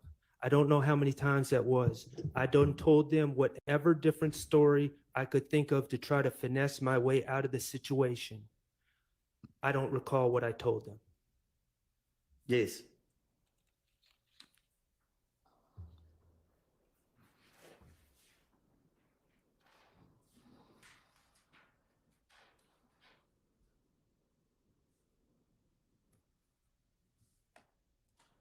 Did Ms. Hilton tell you when talking about lying? But if I know that you are lying about that, I do not intend to do that. If I know that right now he's lying, I know he's lying, I'm not going to charge you because I don't know your reason for doing that. Did she tell me that? Yes. Yes.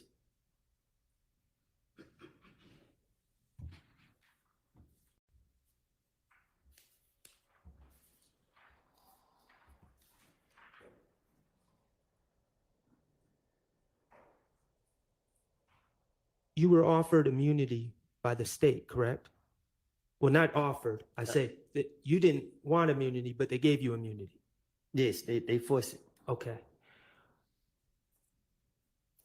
To Ms. Hilton, did you tell her I did these crimes? Yes. Wow.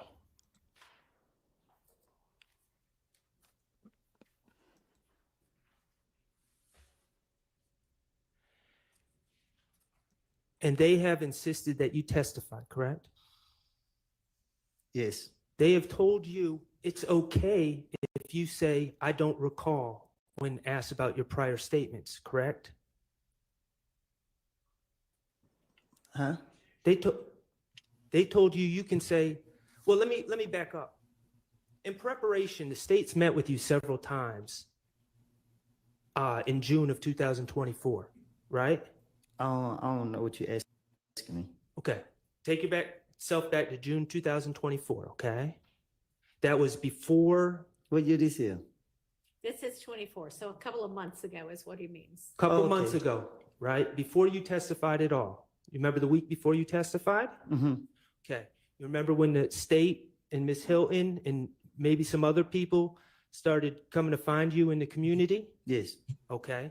You had a lawyer at the time, right? Yes. His name was John Melnick? Yes. Okay. Jonathan Melnick. To your understanding, did the state, when they were trying to find you in the community, did they reach out to your attorney or did they go behind your attorney to talk to you? Objection, Your Honor, relevance. So To your understanding? on the relevance, I mean, we've kind of been through all of this. Can I? Try a different question. Was Mr. Melnick there for those meetings with Ms. Hilton in the community? No. They took you to the courthouse one day before you were to testify, correct? No. 2 days. 2 days before you were to testify. And was Mr. Melnick there for those meetings? No. And you told the state that what you said in 2015 was lies. I told Ms. Hilton.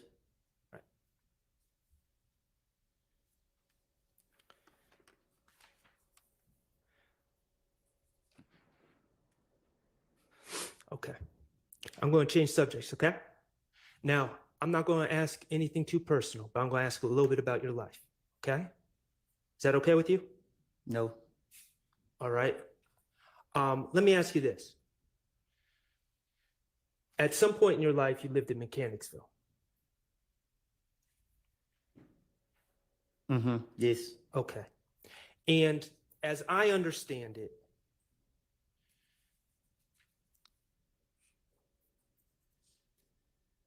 your life hasn't always been easy. My life ain't never been easy. Okay. Your life has never been easy. And there have been times where you have been in dangerous situations in your life. Is that fair to say? Yes. Okay. I want to ask you about some ways that you avoid dangerous situations. Okay. When you are approaching a stoplight, a red light, do you stop at the red lights? Objection, Your Honor, relevance. It's very relevant. I assume he's going to get to it. Do you stop at the red lights? Hell no. Okay, you said hell no. Yeah. Okay. Why don't you stop at red lights? Because I want to live. Okay. And when you say because you want to live, what are you afraid of at red lights? What is your concern? Somebody pulling up on the side of my car. Someone pulling up on the side of the car and shooting you, correct? Yes. Okay. And so when you pull up to red lights, you might stop briefly, but then you... I'm not stopping at all. Okay, so you just keep going. Right through it. Okay. I appreciate you telling us that information. And is that during the day and night? It's doing any red light. Okay. If the police right there, I turn off. And you've actually told the police this in a prior interview in 2021. You told them that you don't stop at red lights, correct? You told Investigator Flores that. Probably did. Right. Okay, what about tinted windows? Do you prefer to drive cars with tinted windows? This a must. That's a must. Why is that a must? So people won't know I'm in that car. Why don't you want people to know you're in that car? Because they like to shoot at cars. Okay, so is that a form of self-preservation? Riding around in cars with tinted windows only? You better. Okay. And let me ask you this: with the red lights, are you the only one that does this, or are there other people in your in Mechanicsville or in other areas that do that as well, to your knowledge? Speculation and relevant. Well, he said to your knowledge, I think. I'm To your gonna allow knowledge. it. Most of the people I know run lights. Run lights. Okay. What about the tinted windows? Even my sister and them got tinted windows. Okay. Finally, I want to ask you about wearing a mask. And when I say a mask, I don't know what to call it. So maybe if you can educate me and the jurors. Talking about a cloth mask with a hole right here. Mm-hmm. Okay. What do you call that type of mask? Shit, different stuff. I call it a mask. Some people call it a shiesty. They just got different names to it. Okay, I'm just going to call it a mask, but to be All right. clear, we're talking about the same things. And you've worn those masks before, correct? Yes. Okay.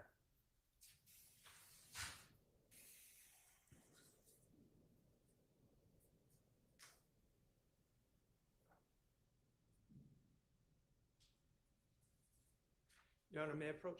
You may. Mr. Copeland, I am handing you what's been marked DS29A and DS29B. Okay, are those pictures of you? Look like it. Okay, and are those pictures of you? You're not doing anything illegal in those pictures, correct? No. Okay, I mean, correct. correct. I'm not doing that illegal. Right. You are wearing those masks I talk about in those pictures, correct? Right. Okay. Mr. Kokomo, could you publish 29A and They're not admitted yet. oh, I'm sorry. Your Honor, I move to admit DS 29A and 29B.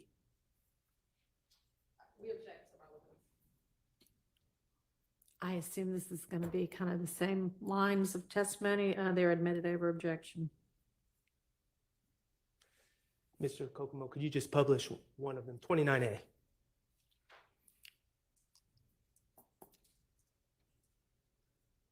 Okay. We're going to publish 29B.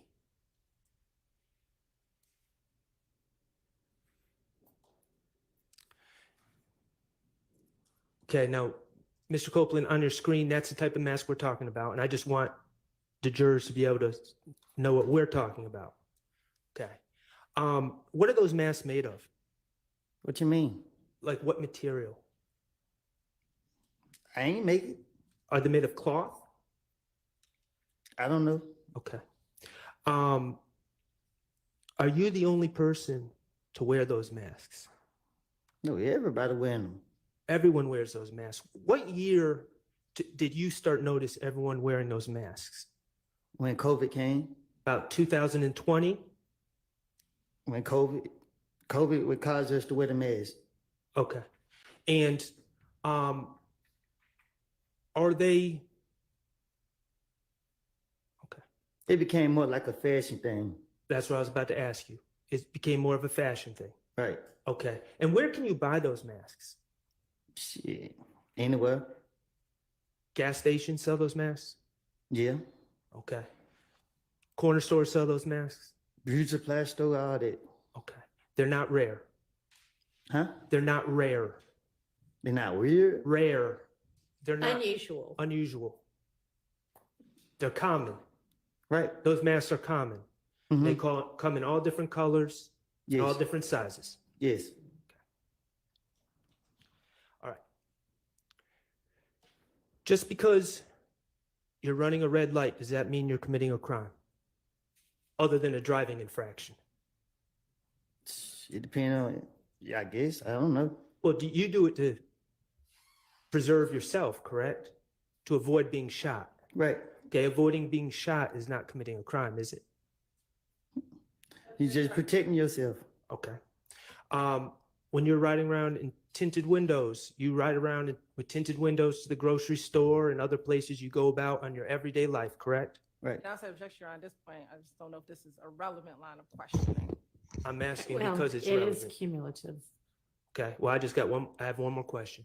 Go ahead. When you're wearing that mask, you just wear that mask in your everyday life, when you're going to the store, when you're going to run errands, doing whatever, correct? Right. All right, thank you. Okay. Mr. Copeland, you said that Rice Street is the worst place in the world. Yes. You have said that you'd rather die than go to Rice Street. Yes. Okay. You talked about your stay in Rice Street in, I guess it would be February 21st of 2015 when they arrested you on that probation warrant, and you stayed there for several weeks, correct? Yes. Do you remember exactly how long you stayed there? Yes. How long? 3 weeks. 3 weeks, okay. So that would have been February 21st to the middle of March of 2015. Yes. Okay. And in that, first of all, in Rice Street in general, there's dorms, right? Not where they put me at. Well, I'm just talking about in general right now. I'm going to get to where they put you at in a second.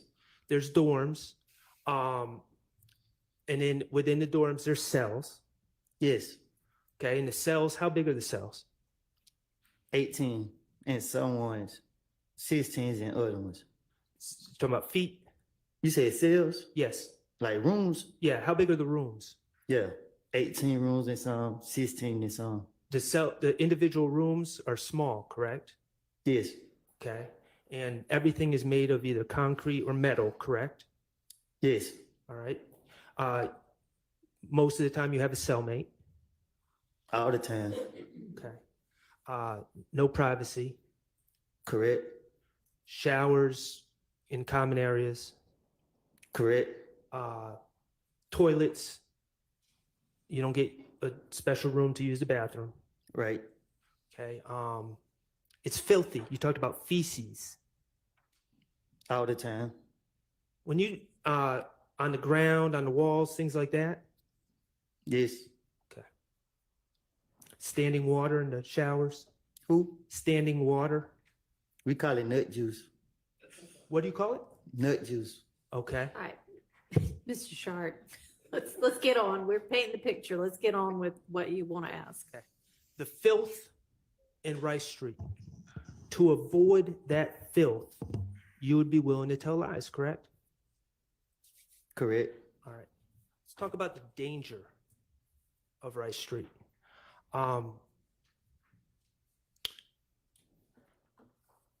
What's a shank? A knife. Okay. Knife made of just a random piece of metal, correct? Whatever you can make with. Whatever you find. Are shanks common in Rice Street? Is they who? Common. What you mean? I keep using that word. Is it unusual for people to have shanks in Rice Street? When I say people, I'm talking about the inmates. You saying, do they have them? Yes. Yes. You better have one. Okay. And is it a concern of yours that someone that doesn't like you would have a shank in Rice Street? Yes. Okay. You know jail, you know Rice Street to be a particularly dangerous place, correct? Yes. And it's a particularly dangerous place for you, correct? Yes. You would lie to avoid the dangers of Rice Street, correct? Yes. I want to talk about the isolation. Okay. In February of 2015, you were arrested, and let's be clear, you feel it was a bogus probation warrant, correct? It was. Right. You were on probation and they accused you of not completing your community service. And I didn't even have community service to do. And even if you did, you never heard of anyone getting locked up for failing to do community service on probation. I even called my probation officer and she said she didn't do it. Right. I understand. And so when they locked you up in February of 2015, they put you in isolation, correct? That's what you want to call it. Well, you said, I think the way you described it was the medical unit. There was sick people. It was disgusting. People were talking to themselves. Yes. People were doing worse stuff than that, eating their stuff. Okay.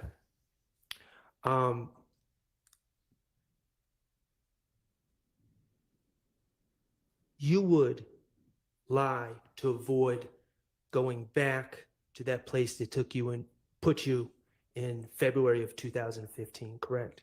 You talking about now? No, I'm talking about on June 10th of 2015. You would have lied to avoid going right back to where they had you 3 months earlier. Right. Okay.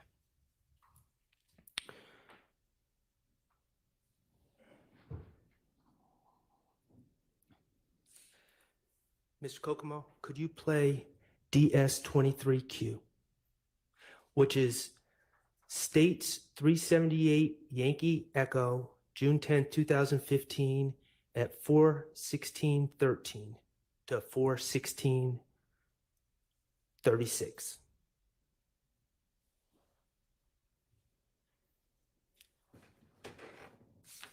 Do I need to listen to it? I would appreciate it if you did. Thank you.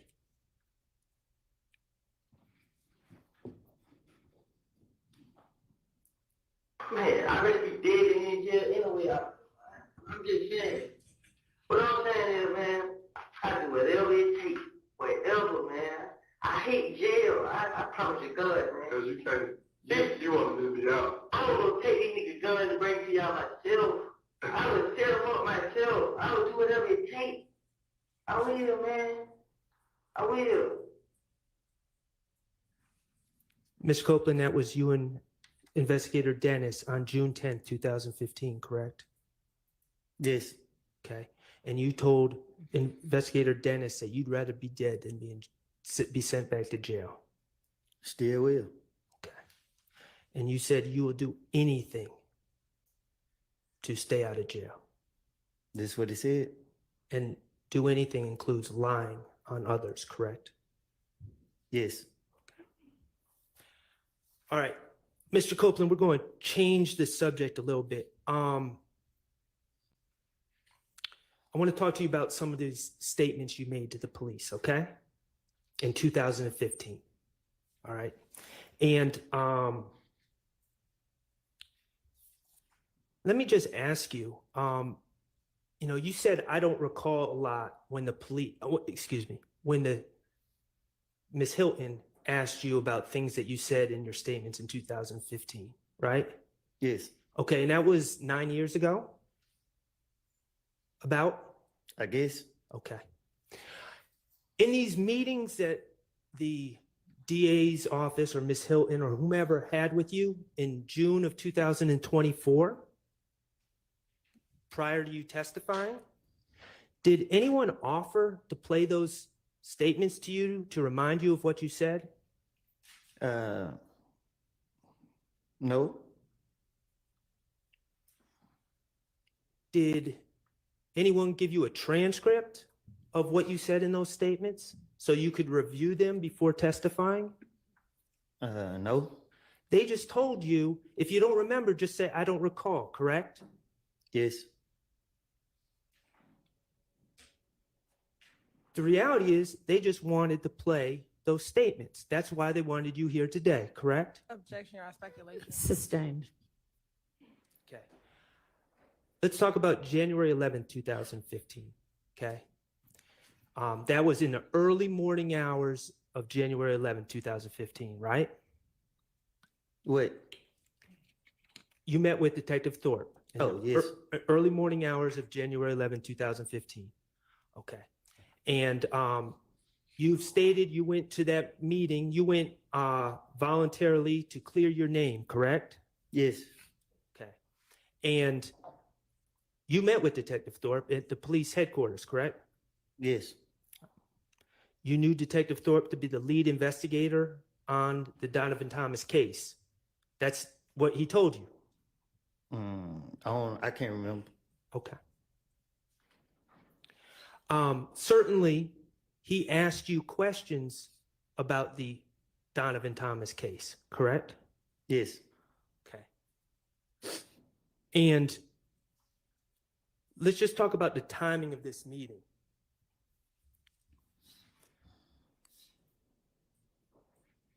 If, and I know we're saying it did not happen, I want to be clear on that.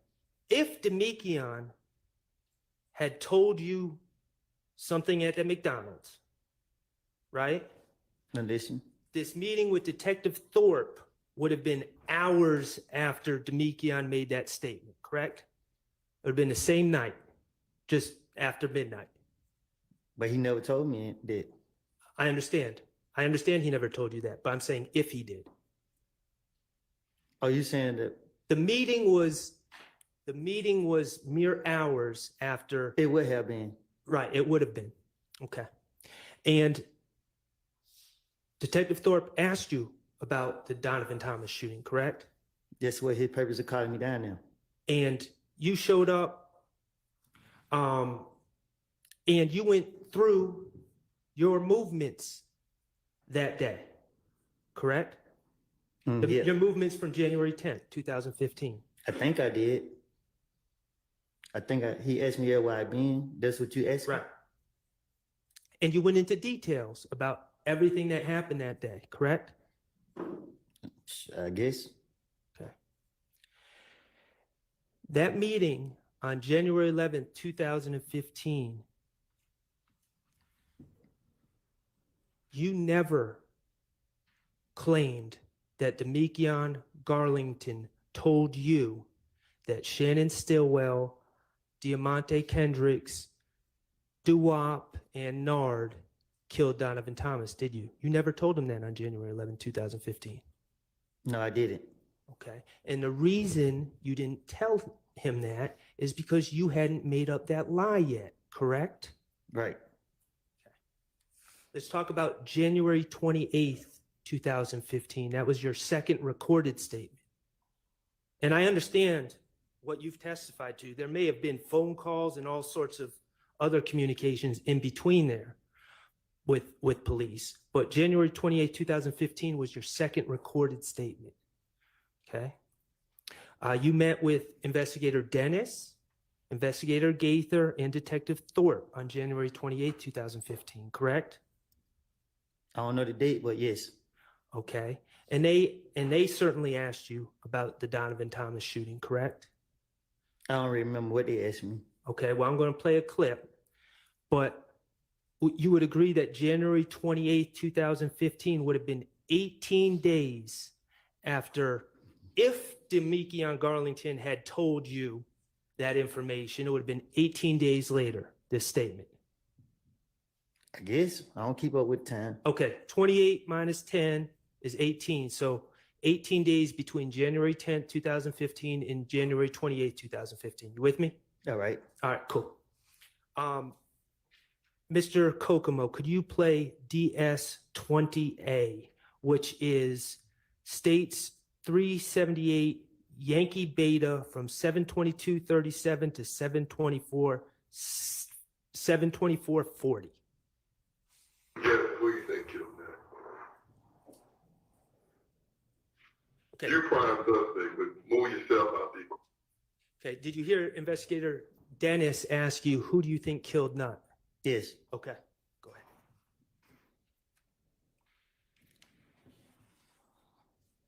Who you think did it? I'll probably say that. I'm just saying, like, word on the street is, you've been tried, convicted within the street.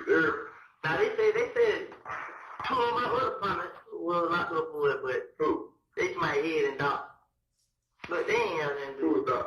Not locked up. Who was that? Clarence. I think that's his name. Cause I didn't like him. Yeah.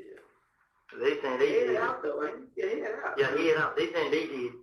You know what I'm saying? They trying to make it seem What like. you think? Like, what do you think? What do you think happened? Okay, right there, you said to Investigator Dennis, when asked who you think killed Nut, you're saying, they're saying, meaning the streets, right? Right. Streets are saying Head and Doc, who are two people you know.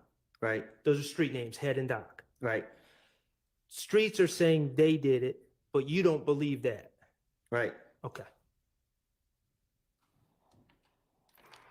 Like, real shit. I think it got something to do with them. I think they did something. They got another beef somewhere else. Cause I been hearing stories like Nut's supposed to ran off on somebody with some. You know what I'm saying? But When you said I think it had something to do with them. You were referring to If Gang, correct? Yes. Okay. And I paused in the middle. I probably shouldn't have, but you started talking about the rumor was Nut ran off with something.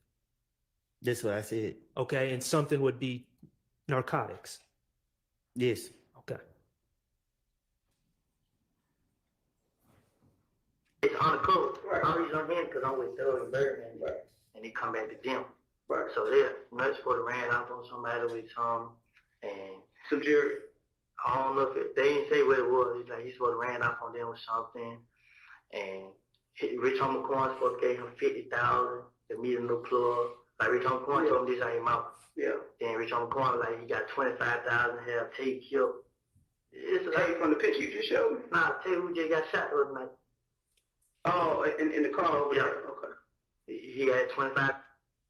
Okay. So you continued to say that the rumor was that Nut, or I should say Donovan Thomas, you said Nut, ran off on someone, and that something would have been narcotics.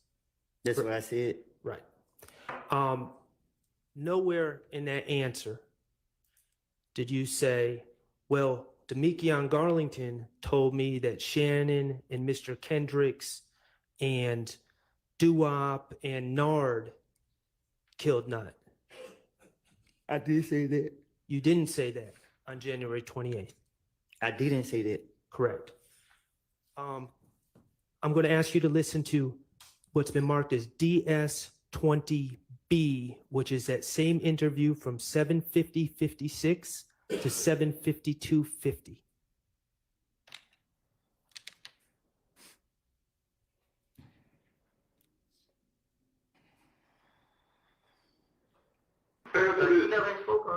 Why would people saying Birdman have something to do with all this?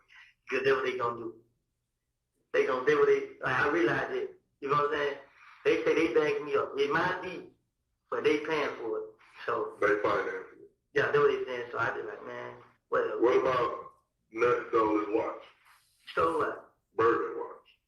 I doubt it. So when you go in Birdman's house, you're not gonna go in their room. There's Shannon calling right there. But like every time you're in the Birdman house, you go in the living room. No, nobody go in his room. What about Kels and Greedy stealing the watch? Still in front of the club? You never heard anything back. What about Kel knocking off Nut? Doubt it. I ain't gonna say I doubt it. Ain't. I heard that. I don't say I doubt it. I don't know. Because when him and Thug, like, he was just like, well, call Nut. I'm gonna tell Nut about this. Like his big homie. Yeah. Like the big brother, like I'm telling like the boss. Yeah, like he just like I gotta tell Nut what he need to say. I was looking at him like, why you gotta tell Nut? But I ain't never seen that, but right here. What about Thug knocking off Nut? Like I said, I really can't say, like, when he came out of Nut, I don't know. I don't know nothing about it. Who did you hear? You said that you heard just in the streets that Head and who's the other dude? Stop. But they say they got locked up for it. Head got locked up with the gun, they killed Nut, and all this shit here. Yeah, like, it'd be 50% truth, 50% falsehood. It'd be 100% lie. No, he did get locked up. Okay. So in that clip, Investigator Dennis is again asking you about your theories about who killed Donovan Thomas, correct? That's what I heard. And he floated a theory about Birdman being behind killing Donovan Thomas because Donovan Thomas stole a watch of Birdman's, right? You heard that? Yes. And you said you don't know anything about that or you doubt it, correct? Yes. All right. And then he asked about Greedy. And Greedy is Donovan Thomas's brother, right? I guess. Okay. And you said you didn't know anything about that. Right. Okay. And then he asked about Kel. Yes. Kelvin Watts, Kel. killing Donovan Thomas, and you said you never heard anything about that. Yes. And then he asked about, I think he said Thugger. We're talking about Jeffrey Williams, and you said you don't know nothing about that. Right. Correct? All right. That second time when you were asked about your theories about who killed Donovan Thomas, you never said that Demekion Garlington told you that Shannon, Mr. Kendricks, Nard, and Duwop killed Donovan Thomas, did you? Because he didn't tell me that. I understand. Okay, I'm going to play DS20C, and I'm going to ask you to listen to this clip as well.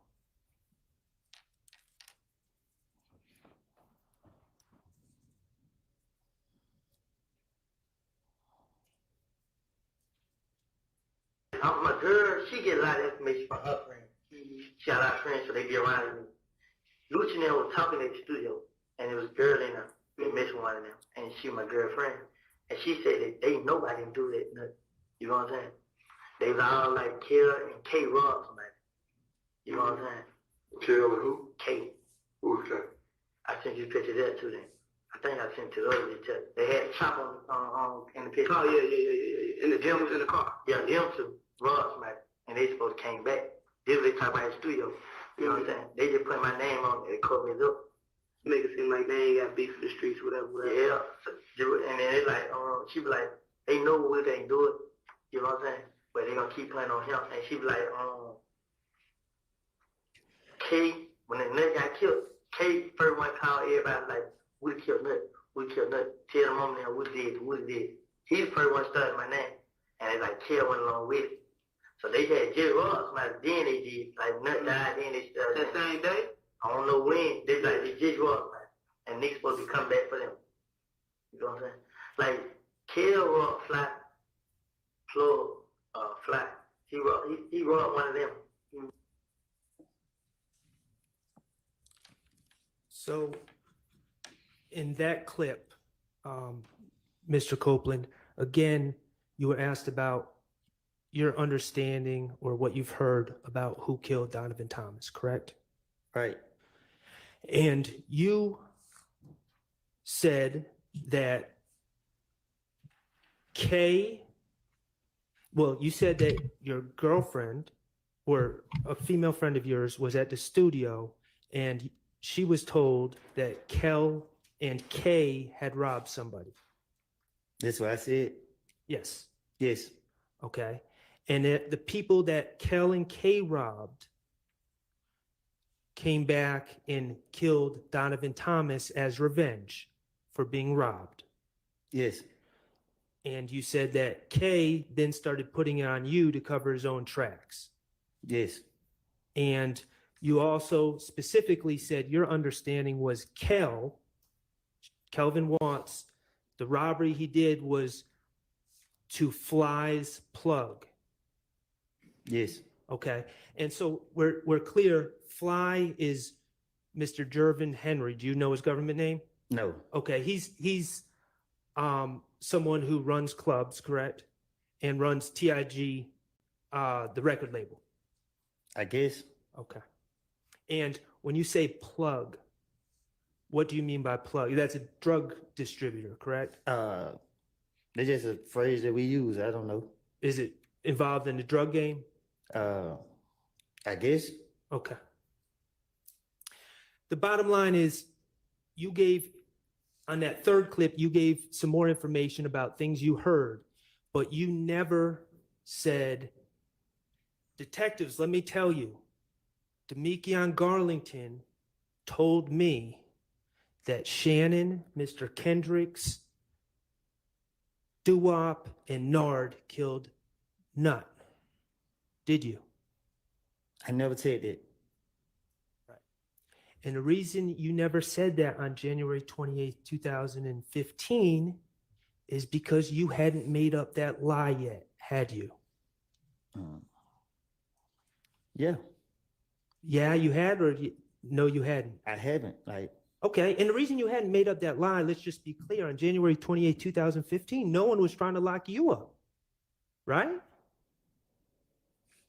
I just didn't have no reason to. Right. You had no reason to finesse at that time. Right. They lost like I was. I want to ask you about February 20th, 2015. On that date, you met with investigator Curry, correct? Curry. And let me just, I think his name is Curry, it might be Kerr, but it was the investigator about those people shooting at you while you were holding your baby. Remember that? Yes. And you remember that investigator? I remember, I didn't know no name, but yeah. Okay.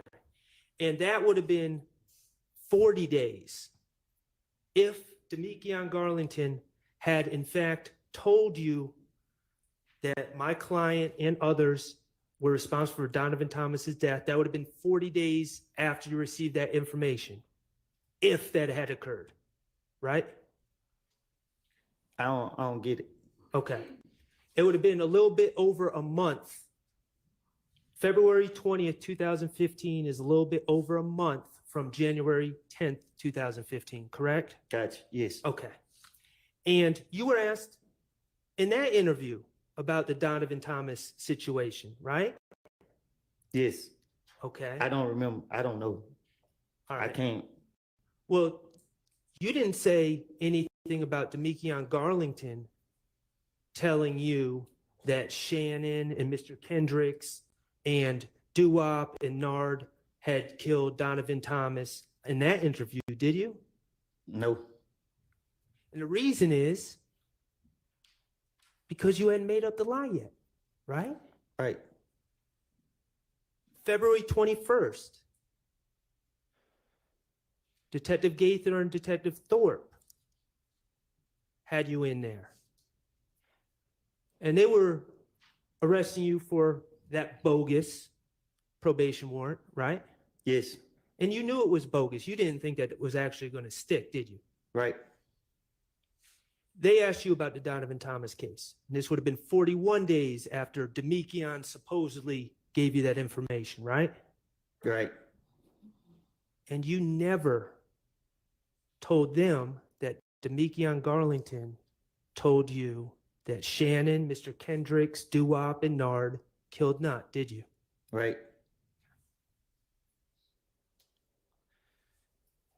We can agree that in the 4 recorded meetings prior to June 10th, 2015, you never claimed Demekion Garlington said those things about my client or Mr. Kendrick, correct? Right.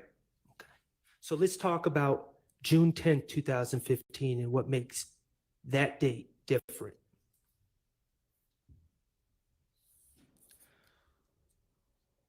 On June 10th, 2015, okay, we're going to that interview. You with me? Yes. All right, appreciate you. You met with Investigator Gaither, Investigator Dennis, Investigator Thorpe, and Federal Agent Cunningham, correct? No. I didn't meet with them. They brought you to the interview room and they came in the room. Yes. Okay, you didn't choose to meet with them. No. All right, and let's just talk about the circumstances. And I'm going to show you a picture that's already in evidence. I believe it's 378 Yankee Echo 1. If I may approach and get that, Your Honor. You may.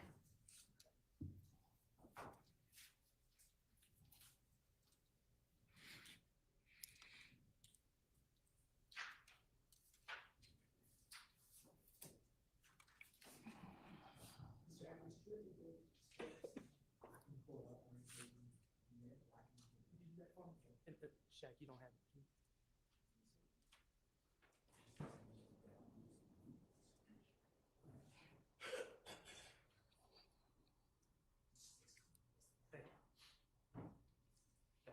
May I approach? You may. I'm handing you what's been marked as 378 Yankee Echo 1. That's the state's exhibit. That is a picture of you in the interrogation room on June 10, 2015, correct? Yes. I'm going to just wait till we can display this.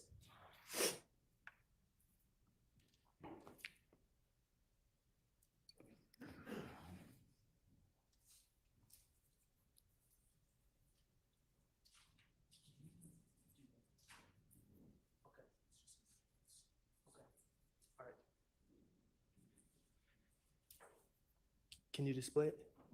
Oh, actually, don't.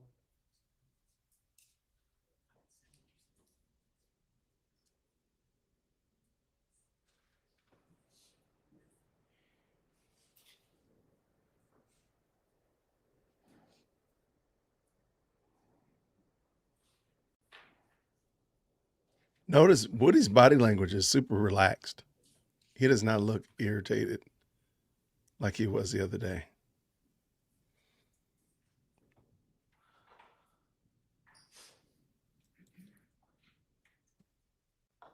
All right. Thank you, Mr. Atkins. All right. Mr. Copeland, when you go to jail, you wear a blue jail outfit that's given to you by the Fulton County Sheriff Department, correct? Yes. Okay, and it says Fulton County Jail or Fulton County inmate on the shirt and the pants, correct? Yes. You absolutely hate wearing that blue outfit, correct? Without a doubt. Okay. In this picture, you are not wearing one of those blue outfits. You're wearing street clothes, correct? Ooh, Right. I see what he's doing. Okay, but let's just be clear. In that picture on June 10, 2015, when you're being interviewed, your hands are shackled together, correct? Yes. You have leg irons on, correct? Yes. And the leg irons are attached to an anchor on the ground, so you cannot get up and run, correct? And they're hurting. And they're hurting. And you knew that it was only, unless something drastic happened, it was only a matter of hours before you were going to have a blue Fulton County jumpsuit on, correct? Yes.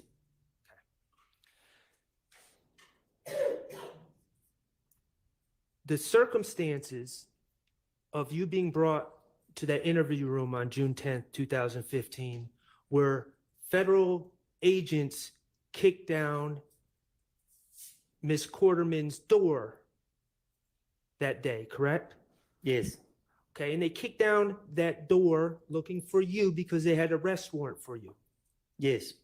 They had an arrest warrant for you for the April 28th, 2015 possession of a firearm incident at the Dunbar Rec Center. Yes. Okay. And while in the apartment, they saw some things, correct? Yes. And they went and got a search warrant. I don't know. You're not sure if they got a search warrant? Okay. The bottom line is they searched your apartment. They did. Okay, and they found a Smith & Wesson handgun in the kitchen of that apartment, correct? They found a gun. I don't know what kind. Okay. Was it a handgun? I never saw it. Okay. They also found a stolen laptop computer in your apartment, correct? That's what they said. All right. They also searched Deshaun's car, correct? No. Well, didn't they find stolen IDs and other stolen property? That was a rental car from Okay. her mama rented. Okay. Okay. Thank you for that clarification. They found a stolen IDs and other property in a rental car that was associated with you, correct? That you had been driving. Yes. And also on June 10th, 2015, your daughter's birthday was coming up. 7 days. 7 days from that date. Yes. And you had plans to have a big celebration for her birthday. Yes.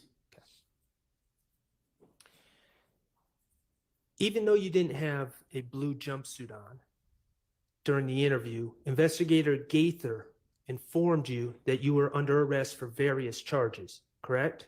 Yes. And you were under investigation for various other charges. Yes. Okay. She told you that you were being charged with possession of a firearm by a convicted felon for the gun at the Dunbar Rec Center. Yes. She told you that you were being charged with reckless conduct for leaving the gun on the bleachers at the Dunbar Rec Center. Yes. She told you that you were being charged with gang charges for possessing a gun at the Dunbar Rec Center. Yes. And you knew that you knew that you weren't getting a bond for the gang charges at Right. first appearance. Right. You were going to have to sit for a while because of those gang charges. Yes. Unless something drastic happened. Yes. You were also told that there were that they were investigating the stolen MacBook computer found in your apartment. Yes. You were told that they were investigating the stolen IDs and other property that was found in the rental car. Yes. And Investigator Gaither told you that she knew that that stolen property found in the rental car was taken during a series of auto breakings in the area, correct? Yes. You also had a Henry County bench warrant. Yes. I believe you had another bench warrant out of the city of Atlanta involving a four-wheeler. You don't remember that? Yeah, I don't remember. Okay, that's fair. And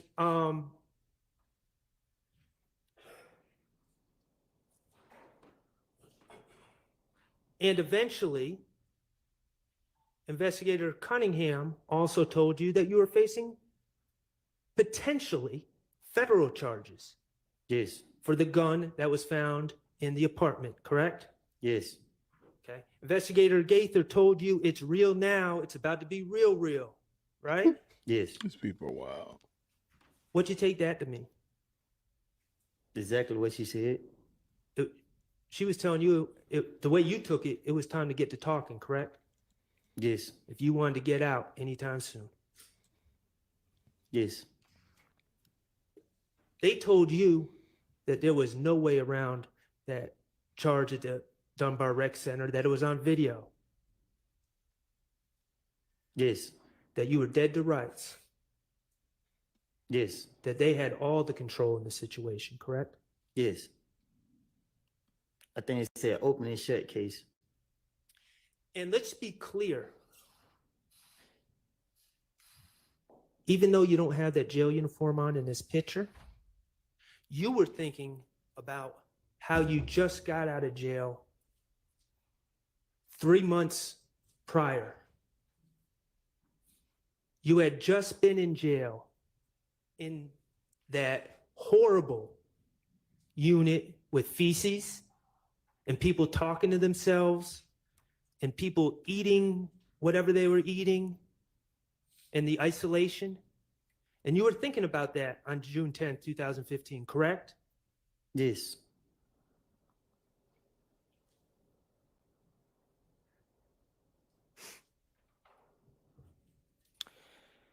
Could you play, Mr. Kokomo, could you play what's been marked DS23B? And this is from States 378 Yankee Echo 94048 to 94229. Okay, what you're here for is your warrants from Dunbar City. Can you tell me what's going on with that?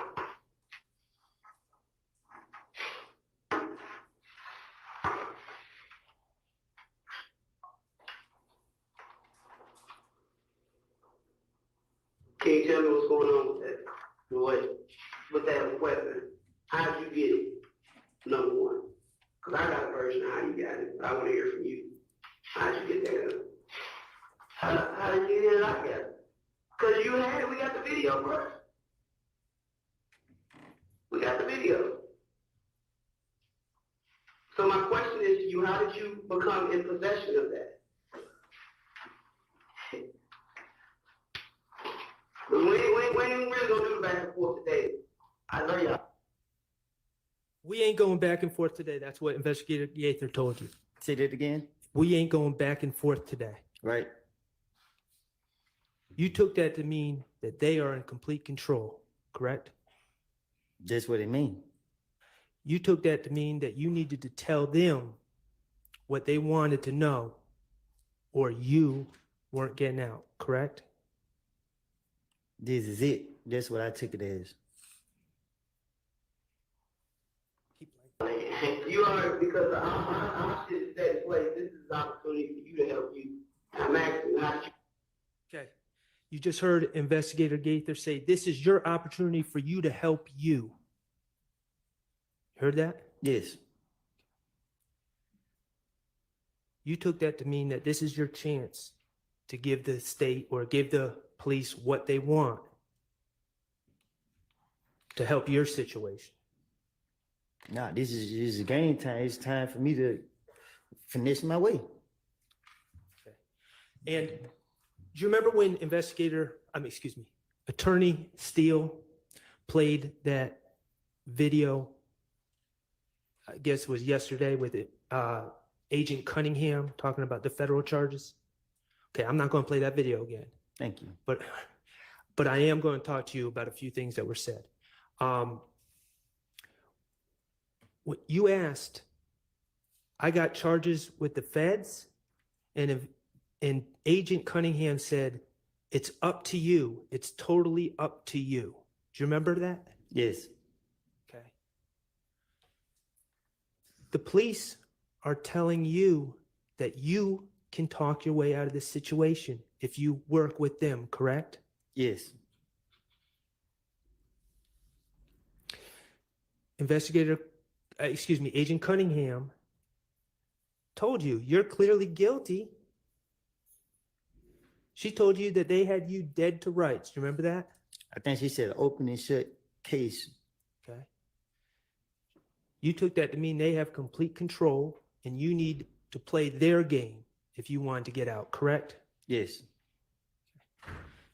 Agent Cunningham told you about the charges you were facing. She told you that federal sentences don't have parole. Yes. No early release. Yes. She told you that with federal cases, they don't typically let prisoners stay in Atlanta, right? Right. She said that they were typically going to send you to some other state to serve your federal time behind this. Right. You didn't want to be separated. You love your daughter, don't you? With all my heart. You post about your daughter on Instagram and you're proud of your daughter, correct? Yes. And you consider yourself a good father, don't you? I try to be. Okay. And you did not want to be separated from your daughter in some federal prison in another state, did you? Who want to? Understood.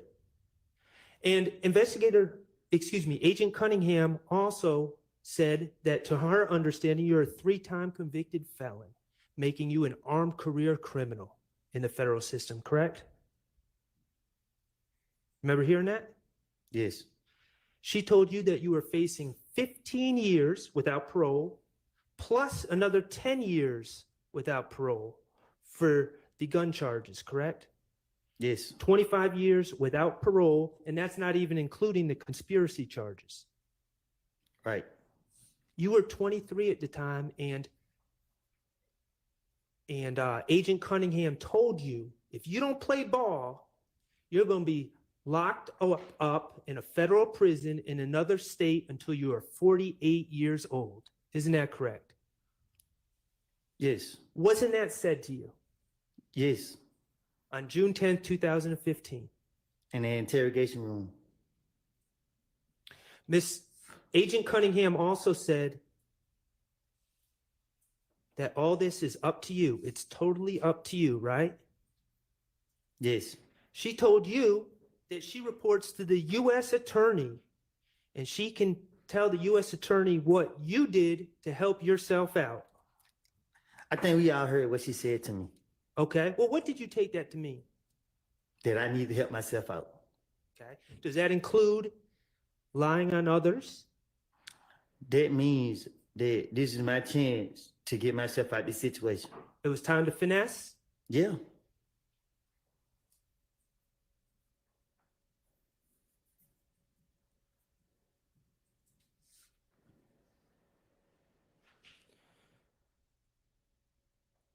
Could you, Mr. Kokomo, could you play 23E?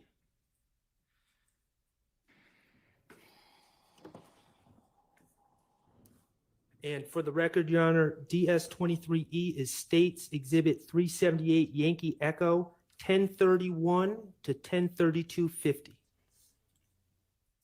This is abusive. Do you understand the right that none had? Do you understand the right that none had?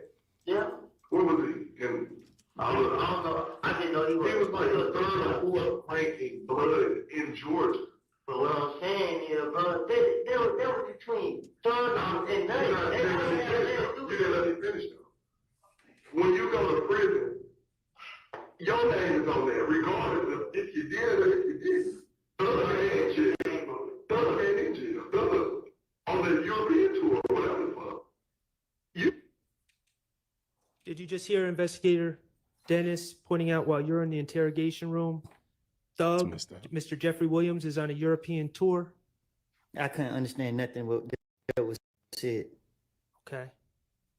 Did Investigator Dennis bring up the European tour that Jeffrey Williams on? Is that something you brought up or Investigator Dennis, to your recollection? I guess he did. Can you keep playing? The one that's gonna go courtside for that, and it ain't no protective custody. It's you. So you the one that's gonna have to speak on what you need to. If you need to speak on what you need to speak on, help. Okay. Did you hear Investigator Dennis say that you were going courtside? Yeah, I can't hear it the way it sounds. Okay. And that's okay.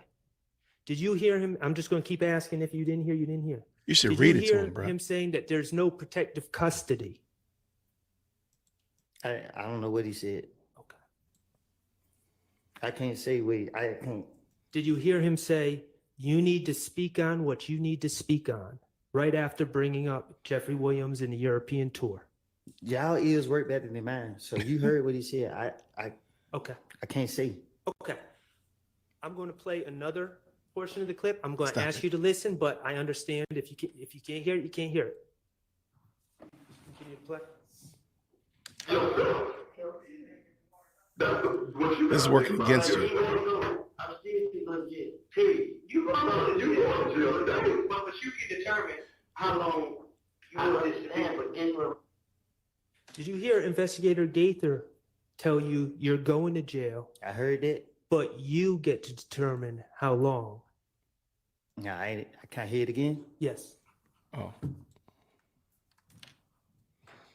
What you gotta think about You yourself. want to go. I'm still gonna get paid. You going to jail today, but you can determine how long you want to stand for getting. What did you take that to mean when Investigator Gaither says you're going to jail, but you get to determine how long? Okay.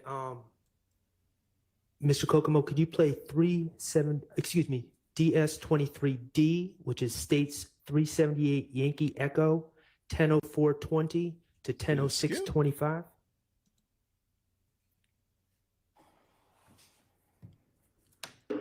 I ain't had no parts like the shooting, none of these. I didn't have no part. I did bad. I didn't even do it for the same. I mean, when they started doing this shit, everybody would call my name because they all who did it. Then they even put my name in these songs. It ain't even me. I mean, the way y'all look at me, y'all supposed to be there. Sending them like that. I mean, yeah, pay. Did you just hear yourself say that people are accusing you of things? Bro, I can't hear nothing in there, bro. Okay, could you play that again, Mr. No. I can't hear it. You can play it 1,000 times. Okay, we're going to try it one more time because I think it's important. But Mr. Copeland, if you can't hear it, we'll move on, okay? Y'all ears are better than mine. I understand that. I'm not blaming you. He should just read it. I ain't had no parts like the shooting, none of these. I didn't have no part. I did bad. I didn't even do it for the same. I mean, when they started doing this shit, everybody would call my name because they all who did it. Then they even put my name in these songs. It ain't even me.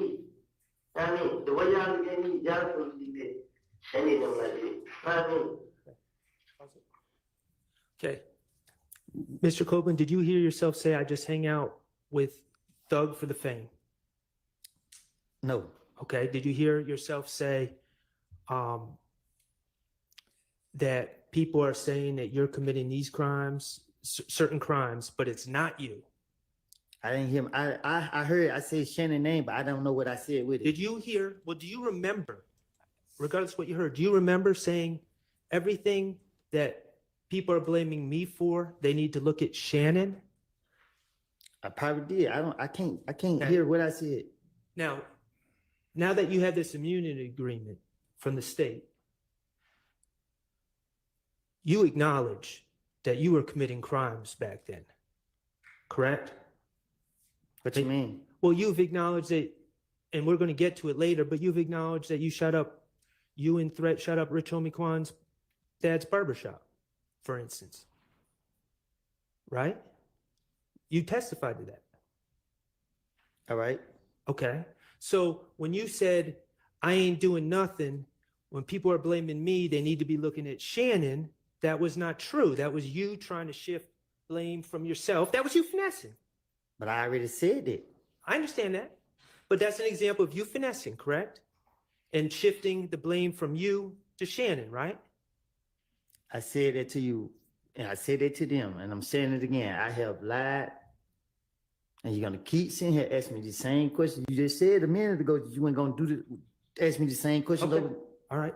Yeah, I think All you right. should let it go. I'm gonna play something not that you said, what other people said to you, okay? And I'm gonna ask you to listen. And if you can't hear, you can't hear, okay? All right.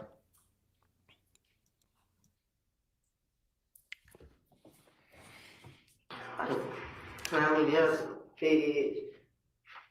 I can't take care of my kids, man. I mean, fuck that, man. I ain't did nothing. I ain't shoot the houses. I ain't shot nobody. I mean, man, only I had a gun because the test told me, man, I had the right to defend myself. Because the same night he got killed, I came down here. I don't get to tell him, but guess what I was just thinking, like, man, these niggas thug, I like power, man. Even right now, I'm still thinking about it. Like, shit, man, I just fucked myself up, man. Just worse and worse.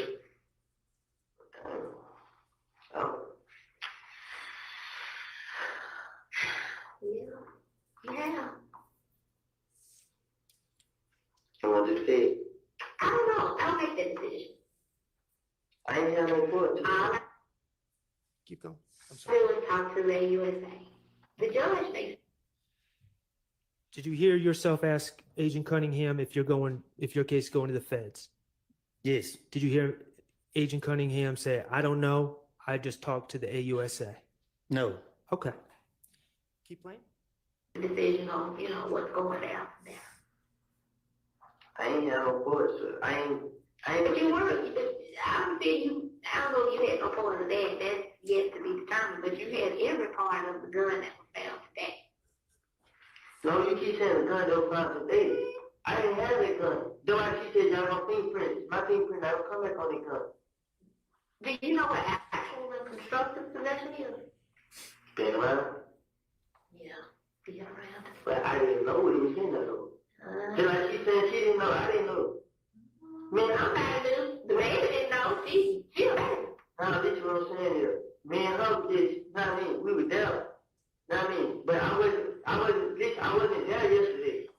But you were there this morning when they found it, sweetheart. You know how I got there this morning? You know how Well, I didn't get there. but that's irrelevant. You were there. When they came and spotted you up, it was there, you were there. That's all I need. That's on you. So what you need me to do? I don't know, I'm just trying to get I mean, that's on you. This shit is on me. It ain't no way I can get out of it. Help yourself. I'm trying to Help myself you. That's you talking. That's a good start.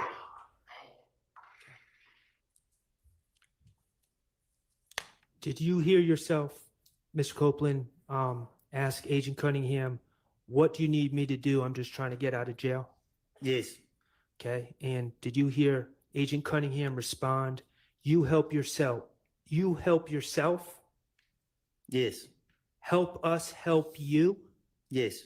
You're talking, that's a start? I said yes. Okay. Help us help you. Did you take that as it was time for you to finesse, to start telling stories on others, to get yourself out of the situation? Yes. I got one more clip I'm going to ask you to listen to, Mr. Copeland. And this is actually from February 21st, 2015. Ms. Kokomo, I'm going to ask you to publish what's already DS 24A, which is already, it's a clip from States Exhibit 378 Yankee Delta from 433:33 to 436:11. And again, that's from the February 21st, 2015 interview with Investigator Gaither and Detective Thorpe, okay?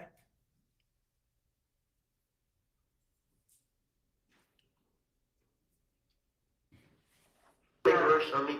You know how they got me in jail? They got me in the back. Somebody protecting me. If you feel like you need to protect me, why they get me out of jail? No, bro, it don't quite work that way. It's understand. Now, you recognize that as Detective Thorpe's voice, correct? He's not on the video, he's off the camera, but you recognize that as his voice, correct? You play it again? Yep. Just back up 5 seconds. No, bro, it don't quite work that way. It's understand. It is not Burger King. You're not gonna have it your fucking way. I ain't trying to play my will. You remember They say Detective have Thorpe it telling your you that? way. Yes. Okay, all right. Well, I'm going to ask you to listen to what he tells you. I just wanted to make sure we're on the same page with Detective Thorpe, okay? I haven't done no. Hear me out, because you need to hear somebody who's gonna talk real shit to you. I ain't gonna fuck around with you. I already told you. I'm not gonna hold your hand. I'm not gonna help you cross the street. None of that. Let me hear me. Hear me. You locked up for probation violation. Whatever happened between you and the parole board and the probation unit, that's on y'all. That's on y'all. Now, myself and Detective Gaither, we're gonna take time out of our off day to get you out of jail, to talk to you, to see whatever information you give can be used to help you. What you gotta give in order to get. All you want to think is all you want to give me. But you want to, but you don't want to give nothing back. Here's the thing. I didn't ask you to get along. Oh, and I told you before, you and I, we're not going to do a 68. I'm not going to blow you and you owe me one. No, it don't work that way. You understand what I'm getting at? Because I ain't going to fuck around with you no more. You want people to help you out, but then you step and stop at the certain line and say, well, you pick out the rest. I got the information. So, Mr. Copeland, that was on February 21st, 2015. You would agree that Detective Thorpe made these comments to you before you first lied and said that Mr. Garlington told you the information on Shannon and others, correct? Yes. Okay. And Investigator Thorpe said, I ain't gonna F around with you, right? Yes. You have to give in order to get. Yes. You want to say, give me, you don't give back. Yes. And of course, the give me was you getting out of trouble, getting out of jail, right? Right. Okay. You and we aren't going to do a 68. I'm not going to blow you and you owe me one. Oh, right. I didn't hear that Said part. that? Yes. Did you understand the message that he was getting across when he said that? Right. We are not going to no DA and say, you cut us a break and he ain't give us nothing. You heard him say that? Right. Go ahead. I have the information, but I'm not going to say anything else. Y'all just need to go ahead and check me out of jail, and I'm good after that. No, bro, it don't work that way. Whatever fucking TV show you was watching, them motherfuckers was wrong. I don't even look at TV. I can't hear So you. whoever told you whatever you thinking, you're dead ass wrong. We're not going to go to no district attorney and say, can you go ahead and cut him a break because he gave us nothing? Nigga, don't work that way. When the fuck did life start working that way? It don't work that way. That's a fuck courtesy. You gotta give to give. And that's just being real. Now we. Did you hear Investigator Gaither back Detective Thorpe up and tell you, you got to give to get? And that's just being real. Yeah, I just heard it.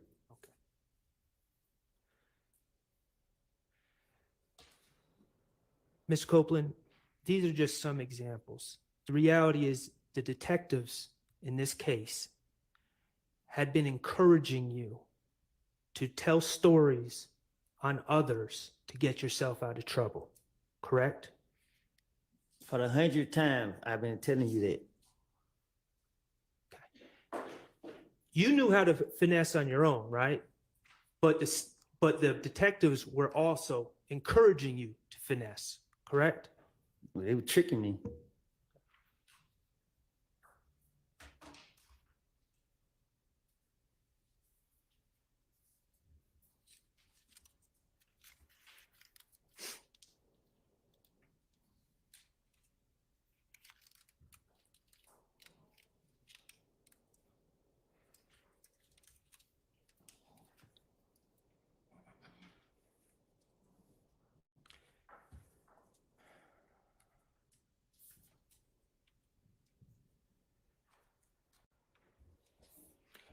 Okay. As I understand it, Mr. Copeland, your testimony is that you told many lies in these interviews in 2015, correct? Yes. Okay. I would like to just review with you some of the lies that you told, okay? All right. All right, thank you. First of all, I want to talk to you about the gray infinity. Okay? I'm listening. All right.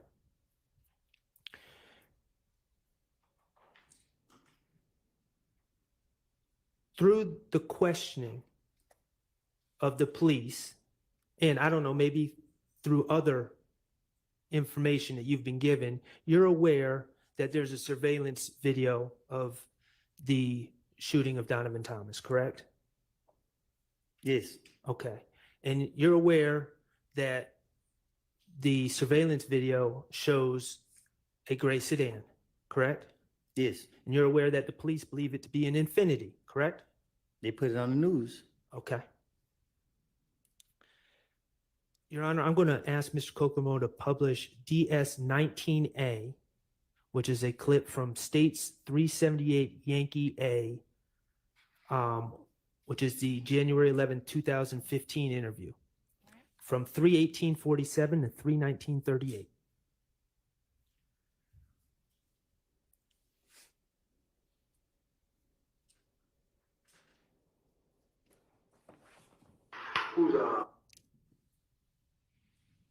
Who's Walter Lee Maddox? Who? Who's Walter Maddox? Huh? No, y'all. Did y'all ever rent or own an Infinity? Infinity. Y'all ever rent one of those cars before?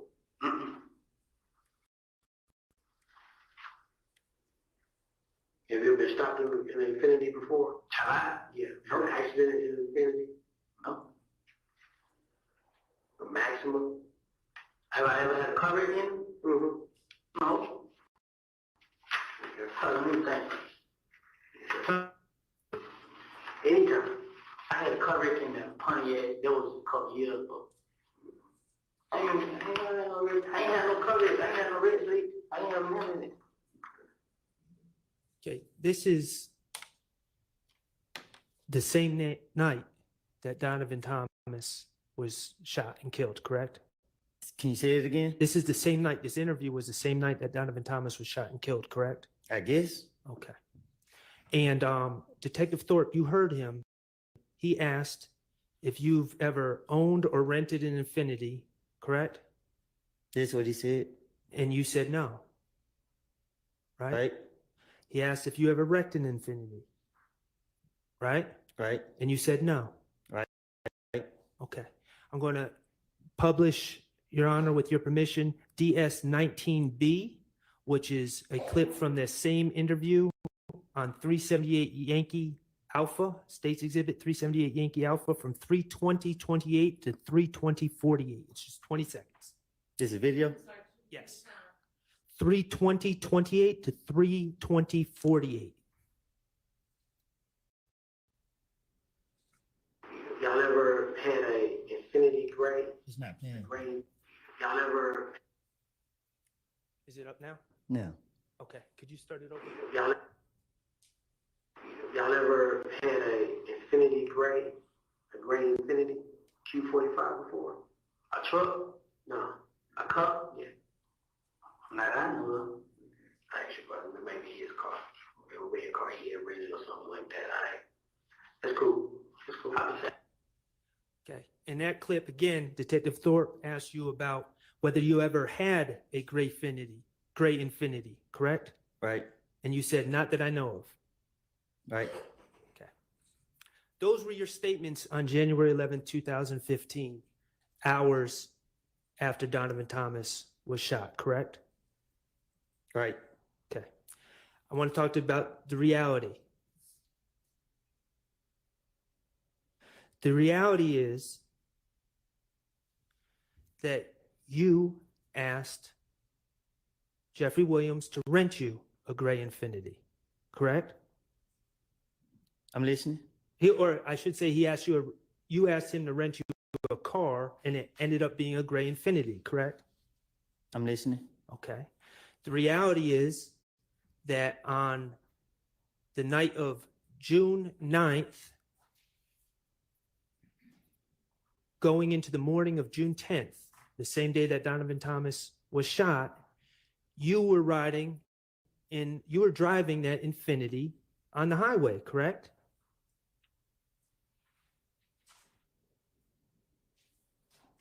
I don't know. I can't remember when I was driving it. We just saw your testimony from earlier in this trial. Yeah, but you being specific about the time. I don't know. Okay. The reality is, I don't know when I written on the expressway. That's what I'm saying. okay. Do you agree that it was, I'm not asking for a time, do you agree that it was on the evening of January 9th? It was nighttime that you wrecked. It was correct? nighttime. You were speeding on the highway and you hit some cones. I lost control, yeah. And that was, I believe in your testimony, you said you wrecked the car. And let me be clear, Quindarius Zachary, Lil D from Cleveland, you know who I'm talking about? Yes. Lil D from Cleveland was in that car, that Infinity, with you on the night you wrecked. Yes. Okay. And after wrecking the car, you guys reattached the bumper on the side of the highway, correct? How you know that? Is it true? I'm listening. Okay. And after you reattached the bumper, that's when you went and pulled up on threat Trevante Turner at a music studio somewhere around Northside Drive, I believe is what you said. Yes. Correct? And you gave that car to that Infinity to Trevante Turner. Yes. Okay. And in your testimony, you said then you went home, fell asleep, and the next day you woke up, and that's when the Donovan Thomas shooting occurred, correct? Yes. Okay, so I'm just working through this with you. I'm not trying to trick you. So based on your testimony, you were driving that car, that Infinity, on the evening of January 9th going into January 10th, correct? I guess. Of 2015 with Mr. Zachary. I guess. And you gave that Infinity to your good friend, Threat, in the early morning hours of January 10th, 2015, correct? I gave it to him at nighttime. It was dark. Okay. So you don't remember if it was before midnight or after midnight. Is that what you're saying? I don't keep up with the time. Okay, that's fine. The bottom line is you were specifically asked about that Infinity or an Infinity hours after Donovan Thomas was shot. And you denied ever being in possession of an Infinity, correct? Say that again. When you were asked on January 11th, early in the morning, talking to Detective Thorpe, when Detective Thorpe, the lead investigator of the Donovan Thomas murder, asked you about possessing a gray Infinity, you denied that you ever had one, correct? Right. Okay. Let's talk about the gun at the Dunbar Rec Center.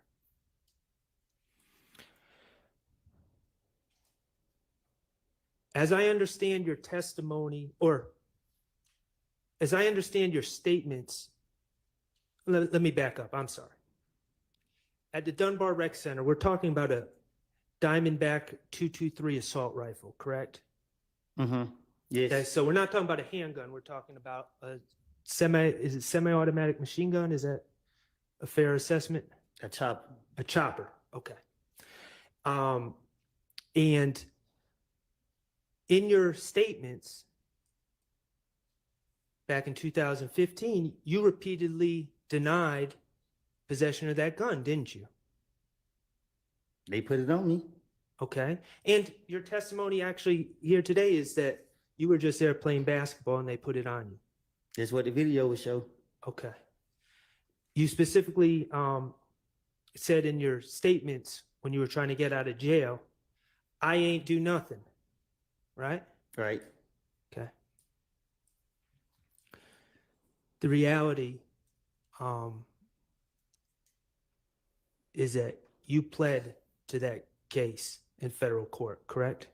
Yes. Okay. In federal court, you acknowledged possessing that gun. Yes. Okay. And you were sentenced. Yes. Okay. And you served, and to be fair to you, you served your sentence, right? Yes. Okay. Let's talk about the stolen IDs in the rental car and the laptop in the apartment on June 10, 2015, okay? And that's the day that the federal agents kicked into Sean's door and locked you up. And that's also the same day that you made up the story and lied and said Demekion Garlington told you that Shannon and others were responsible for killing Donovan Thomas, right? Yes. Okay.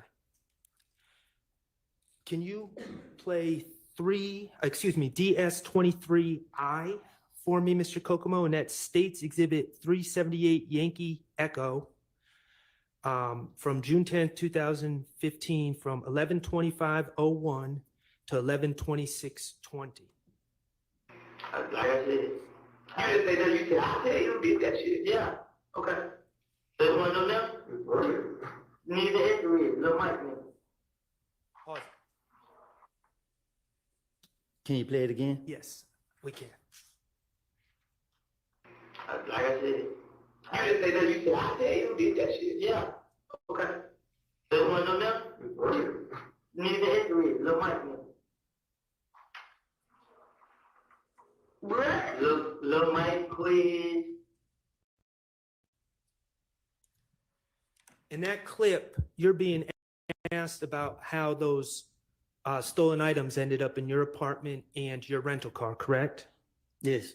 And you're telling the investigators that you didn't do those auto breakings that resulted in those items being stolen, correct? Right. You're saying it was Little Mike and Quez from Etheridge? Yes.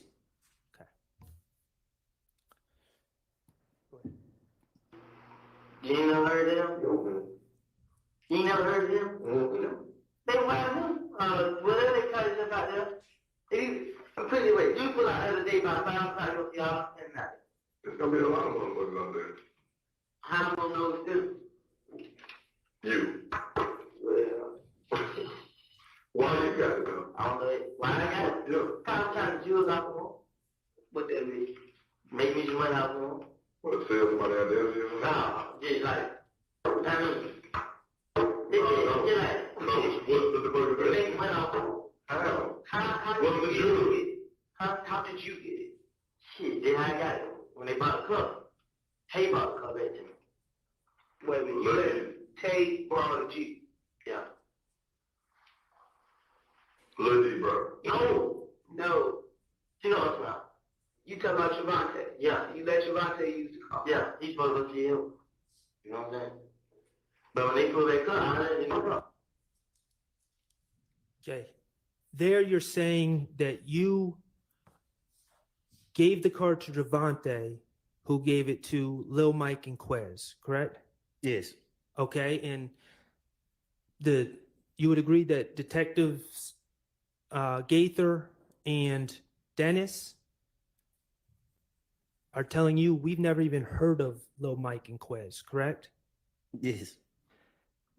Mr. Copeland, Lil Mike is not a real person, is he? No. That was the finesse. You invented a person out of thin air, correct? Yes. Quez is not a real person. You invented him out of thin air on the spot, correct?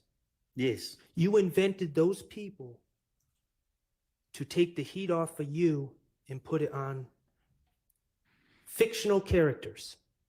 I done told y'all that's what I do. That's your finesse, right? The reality is that that stolen merchandise was found in your apartment and in your rental car, and you invented fictional characters to take the heat off yourself, right? I know you're going to say, I told you that's what I do. I guess. But I got to ask the questions. You understand? Okay. Yes. Okay. October 27, 2021. Okay.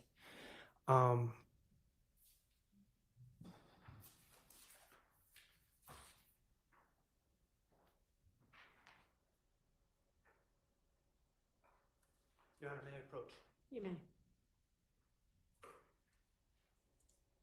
Mr. Copeland, I am handing you what's been marked DS25C. Do you recognize the people in that photograph? Yes. Okay, and who are those people? Me and the police. Okay, and do you know either of the police officers' names? Miss V, and I think that the white man named Kelly, something like that. Okay, could the Caucasian gentleman be known as Investigator Kettle? Yeah, something like that. Okay, and Ms. V is Investigator Viverito? Yeah, the probation officer. Okay. And are you in an interrogation room in that photo? Yes. Okay, and is that a photo from the interrogation of you on October 27, 2021? Yes. Okay, and at this time, Your Honor, I would ask to admit DS25C into evidence. All right. Mr. Kokomo, could you publish that?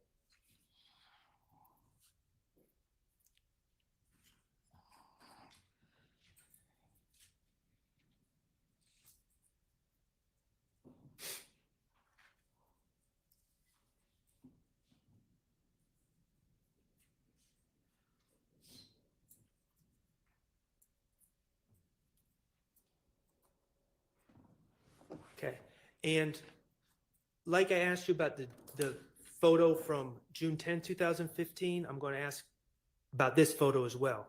You don't appear to be wearing a Fulton County blue uniform, are you?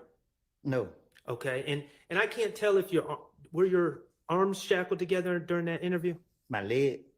All right, and we see you're wearing Timberland boots, and we see a chain right next to the boot, correct? It's on my leg. Right, and that's shackling you to the ground. Yes. You are under arrest in this photo. Yes. Okay, and you know that you are soon to be wearing a Fulton County blue uniform, correct? That's what they told me. Okay. And the allegations of that case were you were pulled over at Atlantic Station in Atlanta, correct? No. Where were you? Walking. Okay, you were walking. All right. According to the police, they searched a car that they were saying was yours, right? Yes. And they found a handgun under the car seat, correct? That's what they claim. Okay. And you were a convicted felon, so you're not allowed to possess the handgun. But I was walking. Okay, I understand that that's what you're saying. But you were charged with reckless conduct and possession of firearm by a convicted felon, correct? Yes. Okay. No. I was told with driving with suspended license and the firearm. Okay. Thank you for that correction. When you say firearm, you're talking about possession of firearm by a convicted felon. Yes. Okay. And there's a little complication with that explanation. You were in fact searched after you were arrested, correct? I was tased and everything. Okay. And when the police searched your clothing, correct? Yes. And they actually found a magazine in your pocket, and bullets in your pocket, correct? That's what they say. In the pocket of the pants you were wearing, correct? That's what they say. Okay. And when I say a magazine, that's a component of a gun that holds the bullets, correct? I guess. Okay. All right. Mr. Kokomo, could you play DS25B, which is from 10/27/21 interview from 2/23/05 to 2/23/58? I think that video has been tendered and admitted. Woody keeps hitting him a button. That's why he has this view like this. He hit a button that does that. Bless his heart. I don't have an objection, so I'm just saying that it's not admitted. I might not need to play the video. Mr. Copeland, do you remember in that interview, you were asked about if that's not your gun in the car, and if you were just walking, why do you have a magazine with bullets in your pocket? Correct? You remember them asking you that? Can I speak to my lawyer? Yes. Well, Yes, you can. Let's take a break anyway. Wow. We'll take about 15 minutes. No, we don't need no 15 minutes. Yeah, Woody has hit the button on that screen, on that laptop that he has. There's a button that changes this view. Some reason or another, because if you follow him, I want to say that Monday he was wearing a suit. Yeah, that Monday he was wearing a suit, or it might have been the next day when he was wearing that blue. He did the same thing, but he hit it back because you could see you could see the camera that's facing the state and all that kind of stuff, and you can see behind them. But yeah, I don't know what he's done or why they haven't changed it, but that's what he's done. He's actually changed. Bless his heart. I think he's just messing around, and he hit a button and it switches to this camera view. I have approximately an hour more, maybe an hour and a half. Oh, wow. And Mr. Williams, were you gonna do any cross? Mr. Williams. No, Your Honor. Okay. All right. We'll break. Oh, they might get done today. That's crazy. If he has an hour and a half left and it's 3:30 now, I mean, that could be all of like 5. Maybe let's go 6 just for easy math. I guess it's possible. Yeah, looking at him, that wasn't good because he does look nervous. He does look nervous to mention that he was carrying those bullets in that magazine. Thank you so much, Kathy. Thank you very much for the very kind $10 super chat. She says, DWC best live chat ever on YouTube. Thank you so much. This is the best live chat, hands down, hands down. Now, if you're interested at all in cooking, if you're ever interested in getting your cooking skills up, I have an advanced copy of the Max Shard Brian Steele cookbook. I just dropped the link down there. It's posted on my Twitter. I should put it on my Buy Me a Coffee page. I need to put that over there. Anyway, I thought it was just fun in light of what we were talking about earlier. Let me see. I can pull it up real quick. And no, it's not a real cookbook. I'm just being silly. Just having a little hearty har, as my kids like to say. But what are y'all thinking about Brian Steele in contrast to Max Shard's questioning? What are y'all thinking about it? I'm reading some of the chats and I'm kind of getting a little vibe that you all are not feeling Max Shard's questioning as much as you were feeling defending Brian Steele. Let me real quick see if I can pull this in. Probably gonna mess it up. I'm probably gonna mess that up. All right, let me get this. All right. 5-star Michelin cookbook. Okay. Come on, y'all gotta give me some credit. Y'all gotta give me some credit for that. That thing is funny, man. Come on. Come on. You gotta at least say that that thing is funny. Why will it not allow me to bring it in? CASCs is a new member. Thank you so much for joining the team. Thank you so much for joining the team. I think Max Shard is more relatable. I can give you that. That's why I asked the question, do you think he's ever been to the green store? He just seems like somebody that has been to Southwest Atlanta. He's probably been to the green store a time or two. He's probably been over there. And if you're not familiar, the green store is just a convenience store in Southwest Atlanta that is actually green. And it's right there off of Metropolitan Parkway. All right, what we got here? Brian seems, sorry about that. Brian seems more measured, put Woody at ease while delivering the best call. I agree. He was much more, no question there. I think Max Shard is trying to get, I feel like Brian Steele knew that his client was innocent, and he's just gonna go ahead. I think he was doing Woody a solid. Shard still has to get his client, get his name off of all this stuff. They're on a quick break, Lovey. Woody wanted to speak with his lawyer, and then they said they're gonna take a quick little 15. And let me make sure I got the screen back up. Because I don't. Why do I not have the screen up? Because reasons.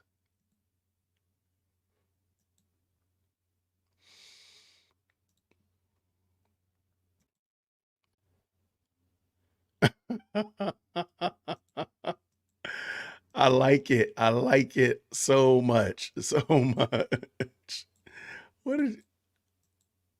Why is it not popping up? Oh, that's why, Jason. This is a rookie mistake. Lord have mercy. This is what you get for having so many tabs open, Jason. Lower these tabs. Like, you don't need to have 55 tabs open, my guy. Put some of these tabs down.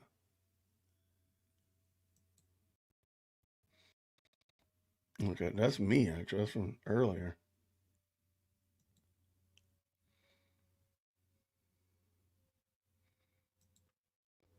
Yeah, I think that the defense is definitely cooking. And also my keyboard is skipping because I did not charge it. So we got that small little hiccup.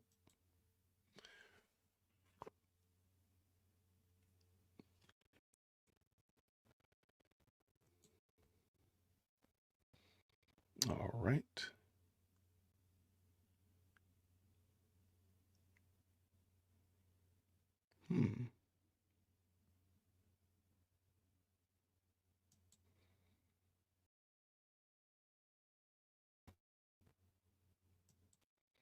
I'm making a lot of rookie mistakes here. Interesting.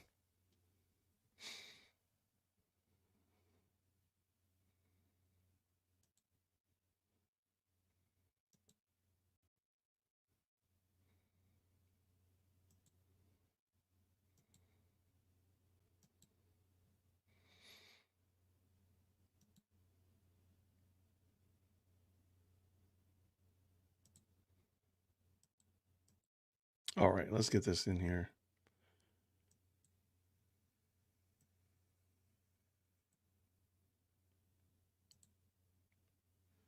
All right, let's try this again here.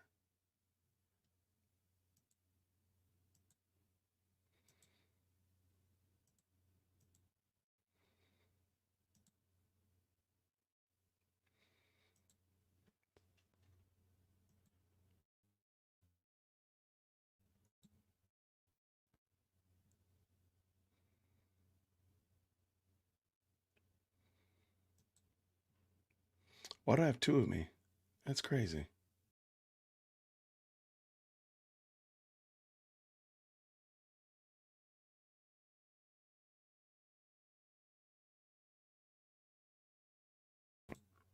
Okay, let's try that again.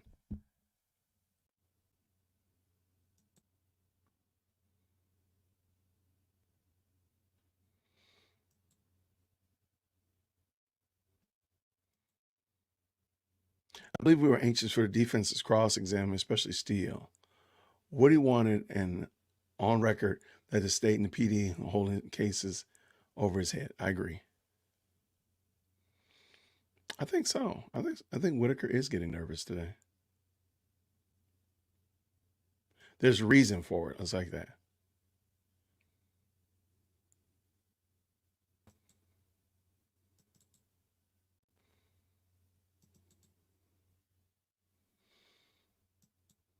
All right, let's see.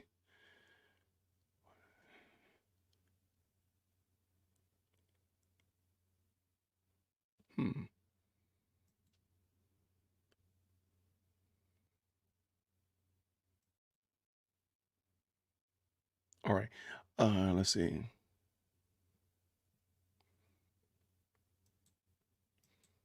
Are y'all seeing the double mirror effect too? Ay.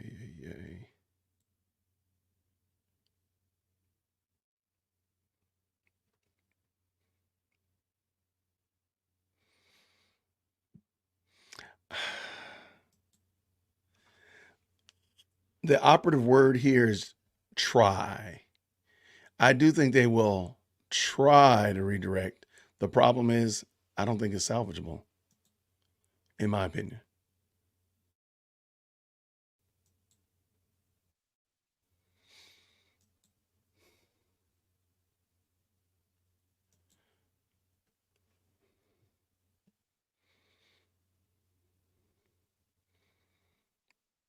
Yeah, they kicked open some. Yeah, there's freight train holes. They're not just holes; they're freight trains. So there's going to be a problem there. I don't know how they're going to resolve it. They're going to try, though. They're going to try. But I think the burden is that they have to have beyond a reasonable doubt, and all the defense has to do is to create a reasonable doubt. It's very reasonable now to believe that threat killed or ixnayed, however you want to say it, tunnels, threat, unalived, nut, that Jeffrey did not do the things that they're saying that he's done, and that the PD was stressing and holding. Because keep in mind, every time Woody demonstrates this frustration and anxiety, it's easy to translate. That's probably how he was behaving in this interrogation. So you can actually see it in real time in 4K. Like maybe he was like this. Maybe this is how he was feeling. Especially yesterday with his whole stomach hurting and knots. And he talked about not feeling well in one of the interrogations that the state played. So.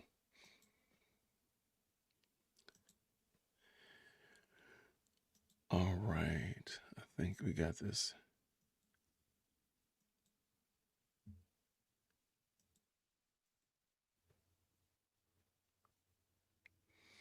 All right. Let's see. Pam and Gina cookbook. Yeah, wow. Oh, Pam and Gina are cooked. I'm sorry. I like that. Yes.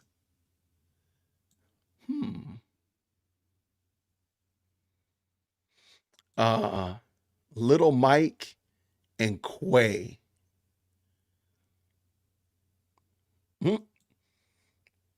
Hey, Monica, we need you working, so don't let us disrupt you. We're just over here being off task. Do not get in trouble because of us.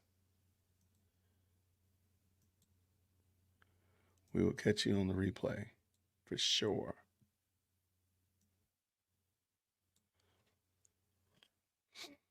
Okay, let me double check something. Okay. You can see me.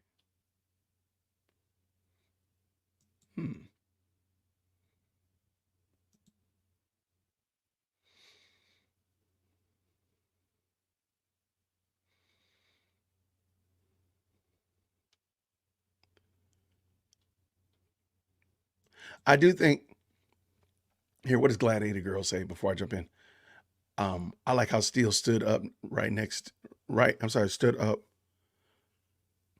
stood to the right of Woody so that he could hear in the calmness of Steele's made and cross-examination better, in my opinion.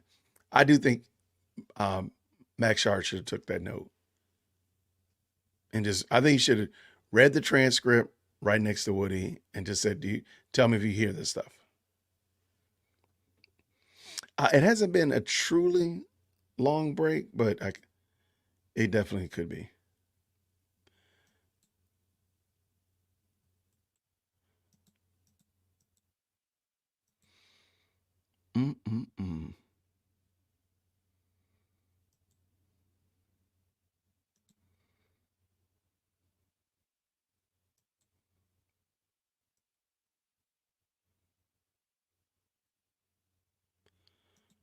All right. Mandy, could you jump on for a hot second? Just so I'm getting a ghost effect. I don't know why. Yeah, she did say 15 minutes. That hasn't been true 15 minutes. I think we're okay. If you're available.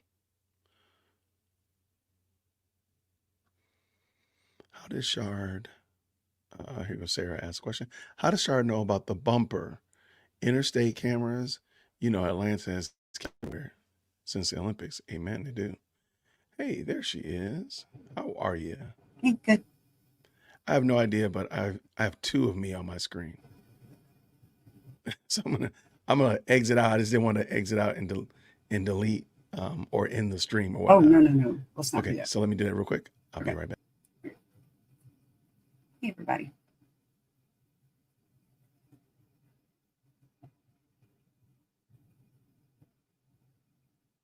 Where is everybody watching from today? Somebody said Milwaukee, Wisconsin. I've been there.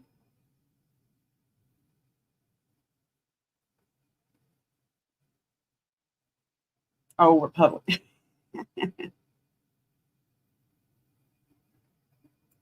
Jason, let me see if I can kick one of you out.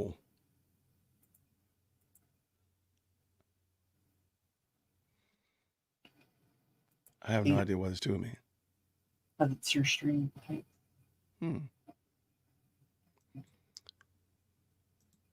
Do I sound multiplied? No. I just have two of me. Yes. And they're the same names. At least change your name, you copycat. At least. I have no idea why I have two of me. All right, so this is the good me, and this is the doppelganger. I'm saying get rid of him. He's still there, though.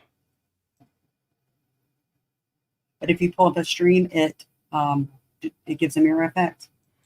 I just have two of me, and it's just bothering me. Because in my ears, I hear me twice. I hear an echo. If you go out of StreamYard and come back in, it's still doing it? I'm going to do it. I'm going to do it right now, though.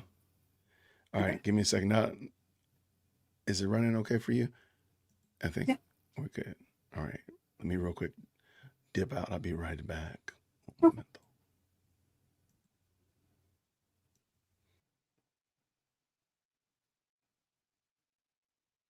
I'm just chilling in a t-shirt and people put me on full screen. All right. I'm going to pull up Juror just in case it goes back alive. Alive, like live.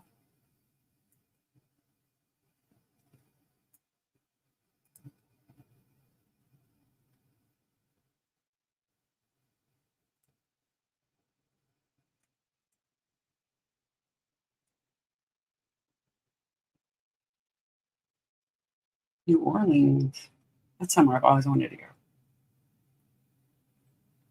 There you go. All right, trying again. Okay, somehow or another, it opened up another window. Y'all, I don't care what anybody says. Oh, thank you so much. I heard you talking about me dragging you in here in your t-shirt. So thank you so much. No, you're fine. All right. I don't care what you Mac people say.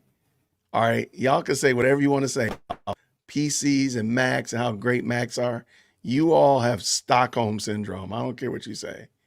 Macs are not that fantastic. Forget it. Just stop it. Stop lying. All right. I just want to say that. Anyway, it opened up another window, somehow another studio in the background somewhere. I had to find it. But now we're back. I have no idea how that happened. You Mac people are going to tell me some reason. Matter of fact, let me go ahead and start a fight. Here, this will get a good fight going. Apple, before you ask. Apple. Well, you're giving the wrong answer, Mandy. Apple is the right answer. Watch Always. this. This is the right answer. Bang, kicked you out. There, see? Now I got the power back. I'll kick you out of here. The right answer is not Apple. Thank you so much, friend. I appreciate you. Apple, before you ask. Bye, y'all. Bye. I kicked her out too, by the way. All right. Yeah, I don't know what it was. So anyway, thank y'all so much for your patience. I appreciate it. Thank you, Mandy, always coming through to help me out, bail me out of these tech issues. All right, what we got? Android, come on. Absolutely. I'm only putting up comments. I'm only putting up pro Android, anti-Apple commentary. Come on. Linux, come on. If you want an Apple comment, you got to drop a $300 super chat. There we go. Problem solve that. What? No, don't be loud and proud with your Android. I love my Galaxy. Yeah, come on. Only anti-Apple commentary here. That's it. Okay. I'm hoping, Robin Hamrick, this is a great question. I'm hoping that if Max Shard gets done today, that the state will not try to re-examine him or redirect him afterwards. So it'll be over with today. But they're going to probably, they don't have any chill. So they're going to probably try to come back on whatever that day is, Tuesday. All right. Yeah, there's a lot of wrong answers in here. There's a lot of right answers though. No, come on, Gordon. You know good and well, Mac computers do things that do not make sense. And sometimes Apple just does things that are difficult just because. There's no other reason. You know it. You know it. It's okay. Just accept it, my guy. Accept it. Just accept it. Accept it. Look at this. Look at this. Come on. Cali Texan is my friend. Texas Cali is my people. Come on. Galaxy all the way. Yes, that's why N Doug has been my best friend. I knew it. You know, come on. $500? $500. Team Android. What is that? A pineapple? Man, get out of here. Hey, don't get me started talking about what is that stuff called? Everything Bagel. I don't know why. No, you said the wrong answer, Mandy. You said the wrong answer. Now that's an argument. I just love having that one. And come on. And there we go. Come on. I can't tell you how many times I've already had to move files off of my little Mac Mini, which was supposed to be the bee's knees. I'm not going to tell you. And see, Gibbs is my people. I see it backwards. The only reason I got this is because I was using Ecamm, and Ecamm is only run on a Mac. And so I traded in my gaming PC for a Mac. I will say it's quiet. They have heat management down to a science. I will give them that. Mr. Chart, you say you have Okay, maybe another one in the hour chat if or you can hour hear. and a half. Okay. And then the state thinks redirect No. of, About an hour and a half, 2 hours. okay. So Mr. Copeland, I'm sure much to his chagrin, will be coming back on Tuesday of next week anyway. Dang. Here's the situation. We also need to deal with what we're going to do about the juror. And I know y'all wanted some further information and maybe to even ask some questions. And it doesn't necessarily have to be done today, but it has to be done fairly quickly if the ultimate decision is going to be something other than she stays here. So we can do one or the other this afternoon. We could either finish your cross or we could deal with the juror, but I don't think we can do both, which is fine. So I just was kind of maybe going to ask you, do you have a preference? I would prefer to finish my cross. Okay, and I think that probably makes more sense anyway, but we're gonna need to then deal with the juror issue Tuesday, I think is, we just can't leave that out there. You know, I'm sure she's wondering what the decision's gonna be. Are we able, if Mr. Sharp, I know he said he was gonna go for maybe another hour to Yeah. hour and a half. If he does finish just before 5 or within a certain amount of time, would the court be willing to inquire of the juror? Sure, if we, you know, if it's like close to 5, but I don't want, you know, yes, maybe. It just all depends on what our timing's gonna be. Okay, all right, let's get Mr. Copeland back in, get the jury back in.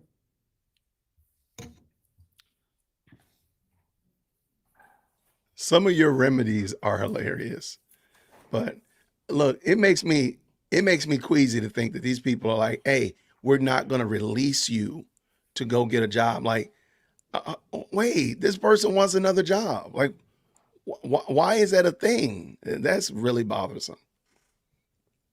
And I don't know y'all, and y'all want to pay me $25 a day. I want to move to Arkansas and make whatever it is I want to make. That's crazy. That is bothersome to me.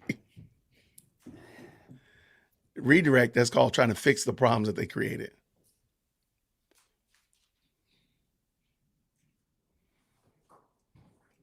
Right.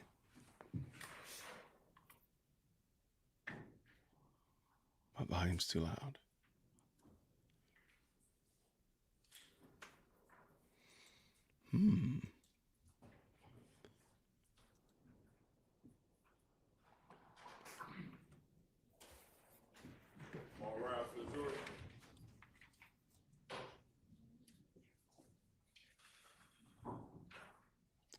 Checking 1, 2. Is that better? Is that better?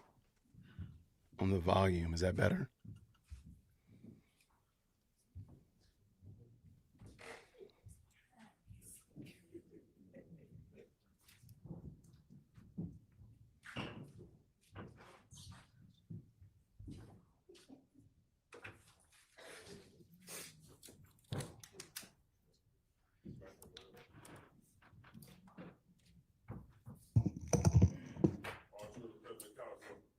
All right, cool. Thank you.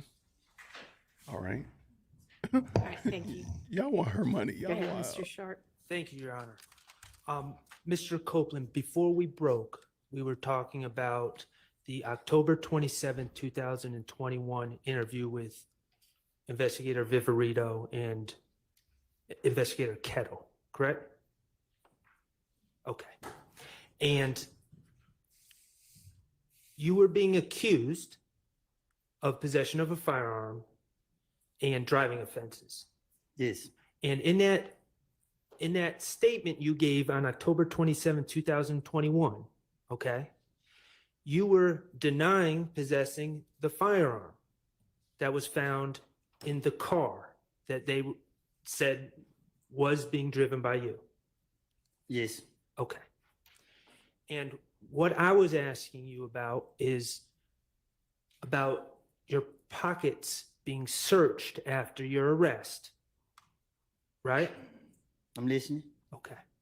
And the reality is the police did search your pockets and they found a magazine and some bullets.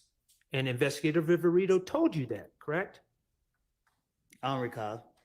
Okay. You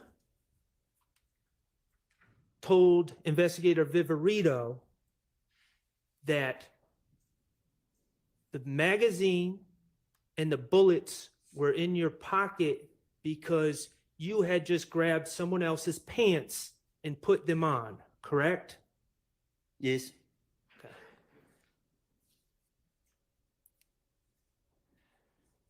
The reality, Mr. Copeland, is that those were your pants. Prove it. Okay. Let me ask you this. Did you plead guilty? to possessing a firearm in case 22 SC 182134 on June 28, 2023? I play NOLO.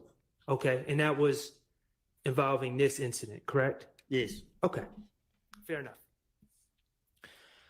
Going to ask you about the shooting of Rich Homie Kwan's father's barbershop. Okay? Is that okay? No. Okay, well, I got to do it. You're aware that Rich Homie Kwan's father does own a barbershop in Atlanta, correct? I don't know. I guess. Okay. 2014, someone shot up Rich Homie Kwan's father's barbershop, correct? I guess. Okay. And this was a big deal. Rich Homie Kwan, at least at that time, was a well-known rapper. I'm listening. Okay. And Rich Homie Kwan was trying to find answers to who shot up his father's barbershop, correct? I mean, he came to you for answers. All right. You knew Rich Homie Kwan, right? Something like that. Okay. And he came to you for answers, and he told you that he thought Trevante Turner threat shot up his father's barbershop. Right. And you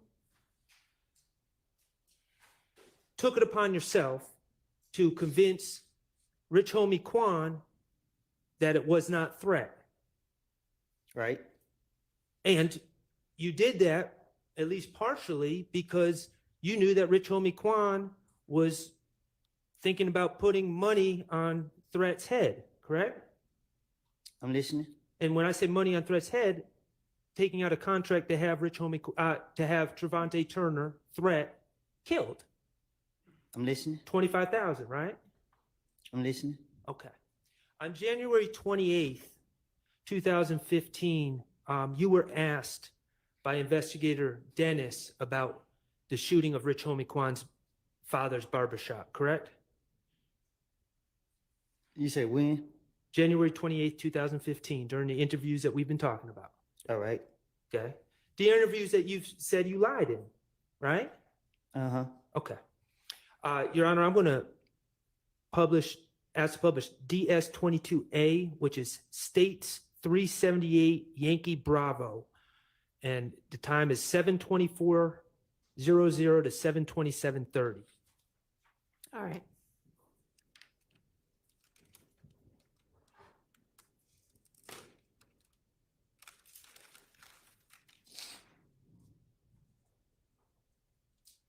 Okay, and on the screen, that's you, Investigator Dennis, and Investigator Gaither, correct? Yes. Okay, thank you. Then Rich on the corner, like, you got 25,000 have Tate killed. It's like From the picture you just showed me? Nah, Tate who just got shot the other night. Oh, in the car over Yeah. there. Okay. He had 25,000 have. We're going to get to Rich Homie Kwan's father's barbershop in a second. Trevante Turner is now sadly deceased, correct? All right. When you were talking about him being shot back in 2015, he was also shot in 2015, correct? Yes. Okay. And that was Shell Kel who shot? I'm not for sure who shot him. Okay. Tate killed. Who did? Just Rich on the corner shit. Cause he was telling me. So I'm telling Rich on the corner like, but you got these niggas in your house. These same niggas showing up my house, bro. Right. Rich on the corner like, he like, bro, they just look like that, bro. Like, we the same shit. I'm like, but still, bro, you out here hating these niggas, this and that. So Rich on the corner like, bro, it ain't dead. We the same shit. I just can't turn my back on them. Like, it ain't dead, bro. You support these niggas, bro. So the more you support them, the more they gonna come out and do that. If you leave them alone. And in there, we still haven't gotten to the barbershop part, but in there, you're talking about conversations with Rich Homie Kwan and his problems being linked to the Bloods, correct? I guess. Okay, and Rich Homie Kwan not really being built like that. For sure. Okay. And the fact that he was scared to leave the Bloods, but in your opinion, they wanted to use Rich Homie Kwan for his money. I'm talking to the police. Okay, but that's what's being discussed. All right. I'm not saying it's the truth. That's what's being discussed, though. All right. Okay. Then everything gonna go away. Yeah. Then you're like, bro, just protect me, bro. We need y'all, bro. I need y'all to protect me. How the hell we gonna protect you? You and you got here doing it. Then you're like, so you shot my truck, bro. Backside of the truck. Man, you been, you know what I'm saying? Man, you been around. Like, nah, I'll just ask you in there like this. What did he have the 25 of the dude say here for? Say, his daddy got shot. Hey, Right. So like how they say my name? On Bankhead, they say Tay name. They saying Tay did. I know Tay. And just so we're clear, you said Rich Homie Quan's daddy got shot. So it wasn't just a barbershop that was shot. His barbershop was shot, but he actually got shot in the barbershop, correct? I don't know nothing about all that. Okay. Well, that's what you said. You said that Rich I'm Homie talking Quan. to the police again. Okay. Ain't do it. You know what I'm saying? Then I don't lie and stuff saying Tay said like my. I know Tay ain't do it. Right. You know what I'm saying? The night before we just hit the party. Yeah, who did it? Somebody else did some. Spit it out. You know what I'm saying? But it's supposed to be some nigga that had money over there. You know what I'm saying? Niggas over there got money. No, I'm talking about Bankhead. A lot of niggas on Bankhead got money. That's why when I started thinking, I couldn't think of the name, but this nigga supposed to have paid somebody on Johnson Road on one of them streets over there to do it. Mm-hmm.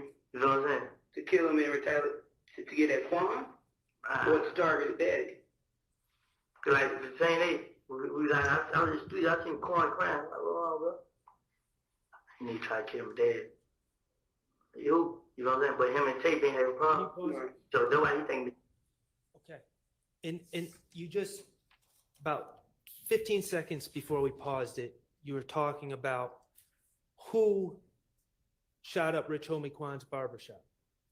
Rich Homie Quan's father's barbershop. And you said a man from Bankhead with money hired someone from Johnson Road to do it, right? I'm listening. Is that correct? Is that what you said? That's what I said. Okay. Somebody from Bankhead, and when you say Bankhead, you're talking about Donnelly Hollowell Road, right? I guess. Okay, well, you said it. Bankhead means street. Bankhead mean that area. Okay. That area off of Bankhead. And he paid someone from Johnson Road to shoot up Rich Homie Quan's. I ain't pay nobody to do nothing. I didn't say you. Oh.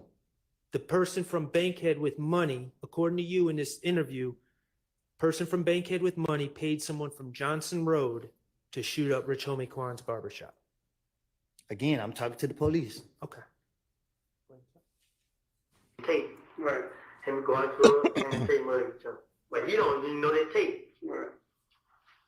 How y'all have a problem? But Tate missed the school, but and they feel like they retaliation. Man, it ain't. But I couldn't say him because no matter how many times I tried to speak up to Tate, he always had in his head, Tate did. Right. So like, man, y'all shooting, man. So that's what that was about the other day. I called Tate, you know. I was gonna hesitate, but I had Tate put up on me like probably like Friday or Thursday or Friday. Tate pulled out like, hey bro, bitch, I'm going at 25,000 on your head. Why so much? He's jealous Tate. Yeah. He real scared. He's scared of Tate. So I said, Tate, I'm like, bro, he trying to face my then Rich on the corner supposed to go and care about. You know what I'm saying? So I'm feeling like that's what he did because the whole time he been had the money on Tate's head and he ain't do it. So when he going the man out, that's what happened. That's on him. You feel what I'm saying? But I ain't talked to Tate. So I don't know how it happened. I don't know what happened. But I knew Tate wasn't messing with nobody. Tate stopped doing whatever he was doing. He just right now. He trying to be a rapper. Okay. So let's unravel. And I'm not saying, Mr. Copeland, please understand, I'm not saying that's the truth. I'm just talking about what you told the police. I told you, I told the police anything. I understand. I understand that. Okay. But I'm just want to talk about what you said. I'm not saying it's the truth. In that story that you gave the police, you were saying that Rich Homie Quan was convinced that Trevante Turner, Tay, shot up his father's barbershop. What I'm saying is, you think I'm letting somebody hurt my partner? So if I'm having a conversation with Rich Homie and he trying to put some money on my friend, you think I'm gonna really have that conversation with him?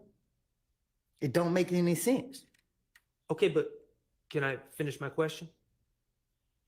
So what you told the police, not saying it's the truth, what you told the police is that you talked to Rich Homie Quan and tried to convince him that Tay did not shoot up his father's barbershop because Rich Homie Quan had $25,000 on his head, right? That's what you told the police. Never put the police on what's going on. Mislead the police. That's my always the mindset. I got you. All right, you keep talking about what I told them. I understand. I think we're all on the same page. We can't be. Okay. Let me ask you another question. Okay, let's play the next clip. DS24B, which is 378 Yankee Delta. It's from February 21st, 2015, from 4/12/10 to 4/16.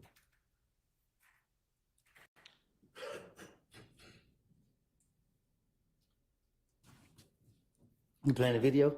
Yes. Thank you. I'm trying to resolve the problem at hand.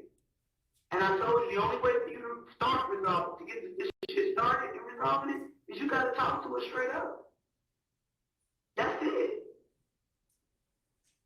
You gotta talk to us straight up. Because if you're not, it's just gonna continue and continue and continue. And I hate to see you or anybody else come up dead behind the foolishness because everybody wanna be loyal to the streets and But I'm going to take care to shoot Tay out of you blowing him up. They tricked Tay over there. I don't know, laying out there hiding. Not saying it's true. You told Investigator Gaither that Rich Homie Quan paid Shell Kel, to shoot Tay. Correct? That's what I said. Okay. And then when Tay pulled to pick somebody up. But when Tay pulled and wait, get ready to call nigga come back out there, they started shooting. Then my so-called sister, not my mama child, not my, somebody on the northern, but go around telling folks that I shot a house up when she know the whole time they set Tay up. So you see what I got to go through though? Hold on, let me get this straight. You said Quan paid who? Kel to shoot at Tay. To kill Tay. To kill Tay. How much you paid? It's supposed to be 25,000. Did he get it? I told Tay before that. I told Tay come pull up on me. Tay pull up on me. I said, bro, look, bro. I love you there, bro. But you gotta get out of the way, bro. Rich on the corner, goddamn. You want you dead, bro. Why though? Cause somebody tried Rich on the corner dead at the barber shop. Right. They think it was Tay, Tay. right? Yeah, they think it was Tay. I'm just on the corner. It wasn't Tay, bro. Who was it? I don't know. Then the crazy thing about it, they like as I was listening, they were speaking on it like it's supposed to be somehow Bankhead with some money. I don't know who this nigga was, who he is. I never heard. I heard him say name, but I can't think of what it is. But I know if I was to hear it, I know it. But he supposed to have paid somebody to do it. But I'm telling Rich on the corner, like, I know Tay ain't do that. You feel me? That ain't Tay. Tay not just gonna walk up and shoot nobody. So he like, what I'm telling you, it was Tay. I'm like, no, it wasn't. He like, man, I'm like, bro, no, it wasn't, but I'm not gonna lie. All right. So in that interview on a different day, you're again talking about the shooting of the Rich Homie Quan's father's barbershop and of Rich Homie Quan's father, correct? I'm listening. Okay. And again, what you just said on that tape was someone from Bankhead with some money paid someone to do it, right? Right. Okay. So in two separate interviews, you told detectives that someone from Bankhead with some money hired someone from Johnson Road to shoot up Rich Homie Kwan's barbershop. Rich Homie Kwan's father's barbershop, correct? I'm listening. Is that correct? You said that in 2 different interviews. Okay. Now, the reality, Mr. Copeland, is once you are given immunity as a witness in this case, you testified in court earlier when Ms. Hilton was asking questions that it was in fact you and Trevante Turner who shot up Rich Homie Kwan's barbershop, didn't you? How many times we gonna go over this? You and Trevante Turner, in fact, shot up Rich Homie Kwan's barbershop, correct? I'm listening. The reality, Mr. Copeland, is the $25K on someone's head was completely made up by you, correct? Right. The reality is that somebody from Bankhead with some money, those details, somebody from Bankhead with money, that was completely made up, correct? Right. The reality is someone from Johnson Road being hired and you would recognize their name if you heard it. All that was made up on the spot, on the fly, in the mind of Kenneth Copeland, wasn't it? Right. That was you finessing. Just like Lil Mike and Quez were made up on the spot, the man from Bankhead with money, the man from Johnson Road were made up characters. I done told y'all 100 times I don't lie. You see him right here, keep trying to throw it in my face. I don't admit it till I lied. I'm not trying to throw it in your face, Mr. Copeland. I'm giving you an opportunity to come clean. I thought I did that. Okay.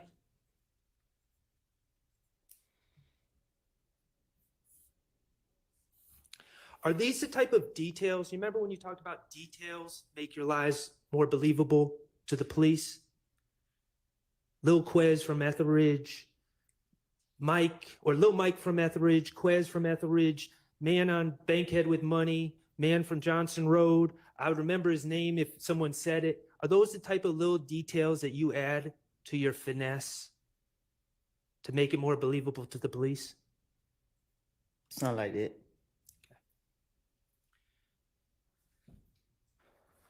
I think he's made his point. I'm going to move on to another topic, okay? I think Shard has already made his point, in my opinion. Yeah, he needs to Your Honor, land may his I plane. approach the witness with DS-30.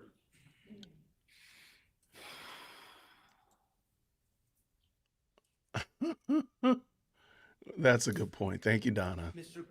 Mr. Copeland, I'm asking you to look at DS-30.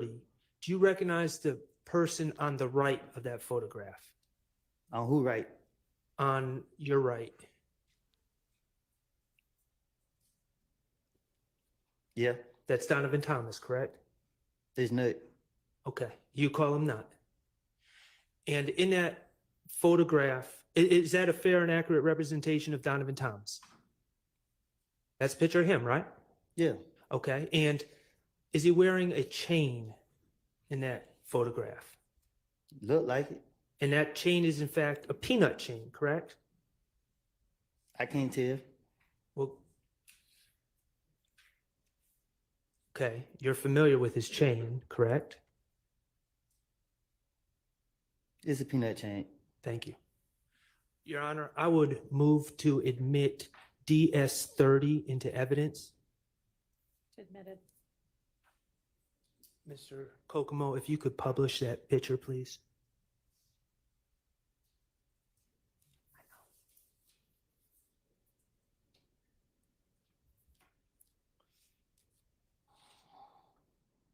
Okay. Hanging from Mr. Thomas's neck chain's humongous, is man. essentially what the Planter's Peanut Man. It's a chain of the Planter's Peanut Man. And that is Donovan Thomas's chain, and that is a chain that he owned in 2015, correct? I guess. And he owned it in 2014 as well, correct? Shit, I guess. Okay.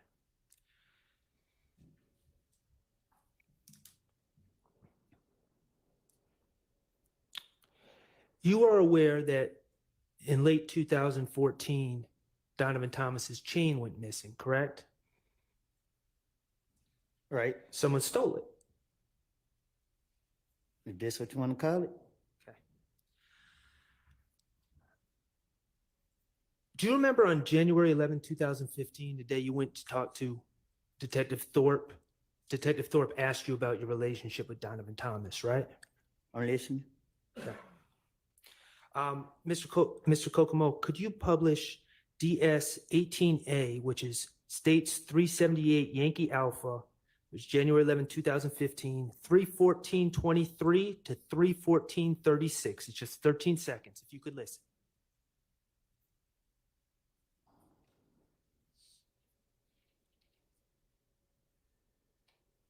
That I talked first, they said, why was I didn't do it. I never had, I witnessed, ain't never had two words to each other. Me and that was always okay. You know what I'm saying? Only person I had a problem with was Kev. I already be with him. When we see each other, they jump me up.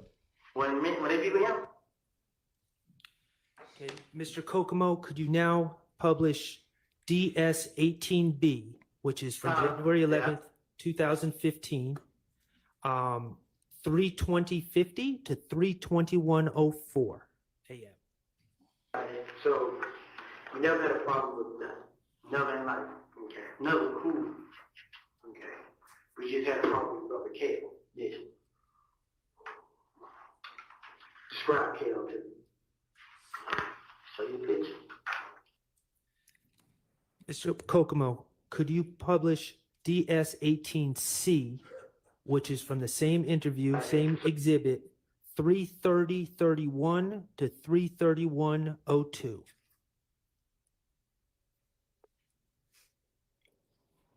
I switched up on them, so I got you. Yeah, so they got the ass with you. But I know that they saying like, I didn't know it ain't yo, I did something. I know it ain't, you know what I'm saying? I ain't trying to go to jail, I ain't trying to deal, I ain't trying to go to nobody's funeral, I'm not none of this. Me and nothing ain't never had a problem. You know what I'm saying? Somebody, I put show it to you. A person come on my Instagram page and say, you gonna die tonight. They come on my picture and say, your Instagram? Yes. You gonna die. And finally, Mr. Kokomo, could you play DS 18D, which is from the same interview, 3:41:50 to 3:42:45 a.m.? I don't know what to do. Like, I didn't do it. Like, I'm lost. Like, right now, man, I really am, man. I'm scared. I'm lost. I always wondering, but I can't even think, man. Like, I don't know what to do, man. I don't, man. Cause my name come back and everything, I'll be the same with it. But now somebody's dead, and I just know, I know how it feels to lose one, you know what I'm saying? I lost my closest friend, you know what I'm saying? And now, these niggas, they showing up at mama house and stuff like that, bro. Like, and it ain't even dead, it's a game. It's the whole clip, you know what I'm saying? They deep, you know what I'm saying? That's the only thing put fear in my heart, cause now I gotta watch out for everywhere I go. I have to watch out, and it ain't nothing I can do about it, man. I didn't have nothing to do with this. I didn't kill him. I didn't have him killed. I ain't never tried to fight him. I ain't never tried to rob him. I ain't never done nothing to nothing.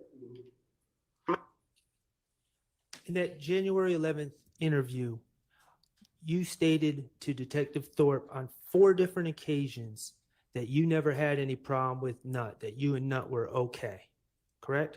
I'm listening. Okay.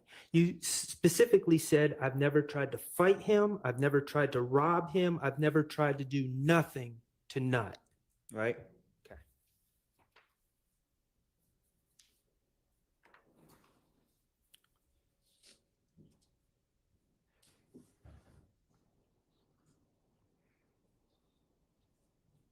Your Honor, I'm going to ask Mr. Kokomo to publish DS 21, which is States 378 Yankee Beta from 8/11/50 to 8/13/18.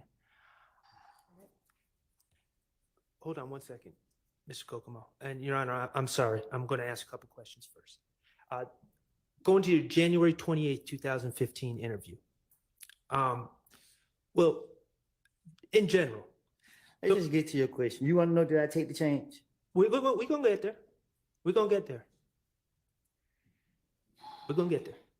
This is about to go south.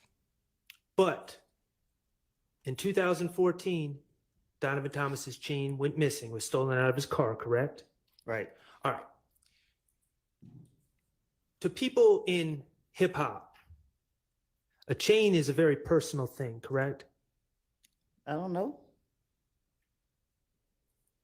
You don't know that? Okay. Mr. Kokomo, if you could publish DS-21. Oh, man.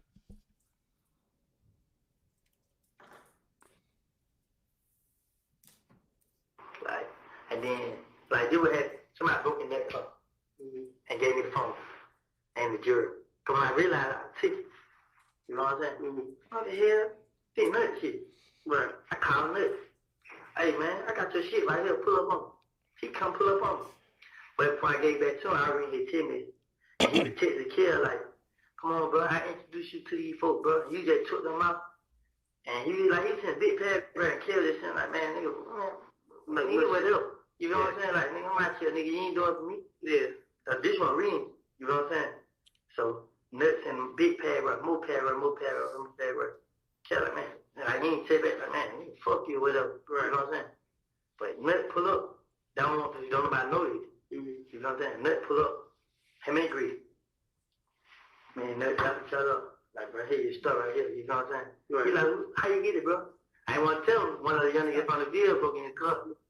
Okay. In that story, you were saying that someone stole a chain from Nut, correct? The peanut chain. Yeah. And that person, and not only his chain, but his ID, his wallet, his phone, correct? Right. And that person happened to give you Donovan Thomas's belongings. Right. And you said, you told the police, you realized it was Donovan Thomas's chain. And you called Nut and wanted to return his stuff, right? And specifically, right before we paused it, you said you didn't want to tell Donovan Thomas who took it, right? Right. You wouldn't want to tell Donovan Thomas who took it because Donovan Thomas is what some people might say is the big homie, right? He's a gang leader. You don't just take Donovan Thomas's chain and it's all cool, correct? I don't know. Well, that's why you wouldn't want to tell Donovan Thomas who took it, correct? You'd want to protect whoever took that chain. You wouldn't want Donovan Thomas gunning for that person for disrespecting his property, right? Right.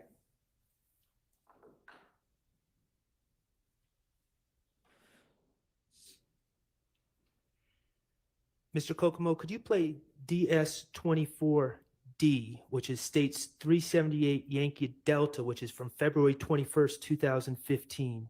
And this is from 5:37:44 to 5:40:26.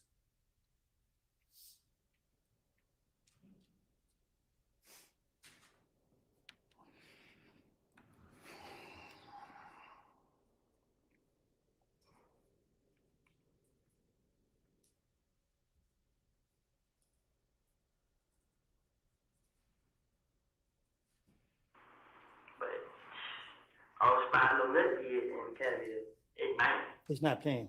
He told me to pull up there one day. Is it popped up now? No. You started again, Mr. Kokomo. There you go. Thank you. I was spying on that kid in Canada at night. He told me to pull up there one day. Somebody had one of my little partner broke in the car, stole his chain, his phone, his ID, my driver's license. And I gave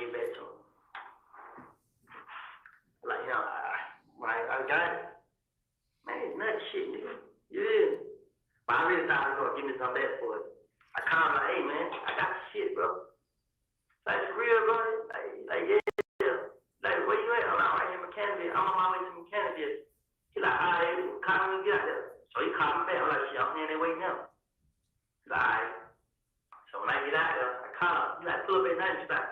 Like, shit, I ain't got no ride now. I got dropped out like about 4. Like, I pull up, what about? I like, pull up, like, right here, park on the player. He pull up, bag in, I mean, Vic. She get out the car. Vic was in the car, like, what's up? Like, what's up, bro? She nut came, I said, here you go, bro.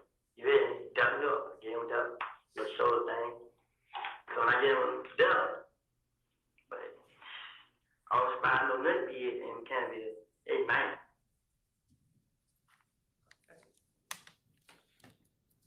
Again, on February 21st, 2015, you're telling that investigator about your partner stealing from Donovan Thomas and then giving you the chain and the phone and the wallet, and then you returning it back to Donovan Thomas, right? And you dapped him up, and you and Donovan Thomas were all good. Right. Okay.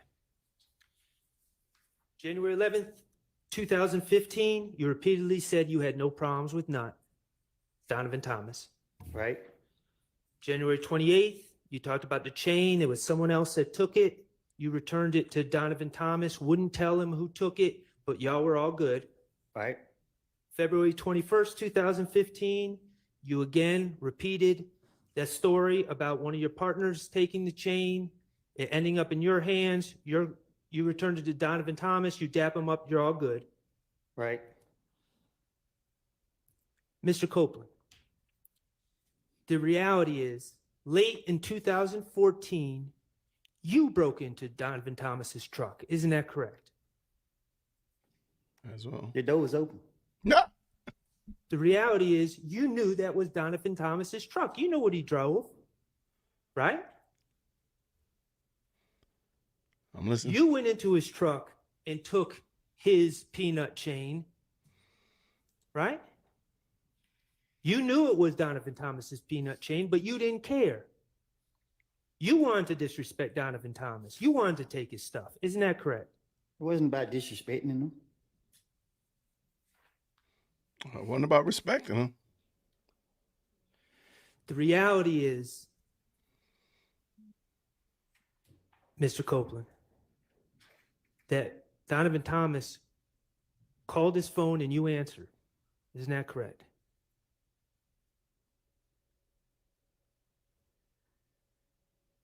I'm listening. Yeah.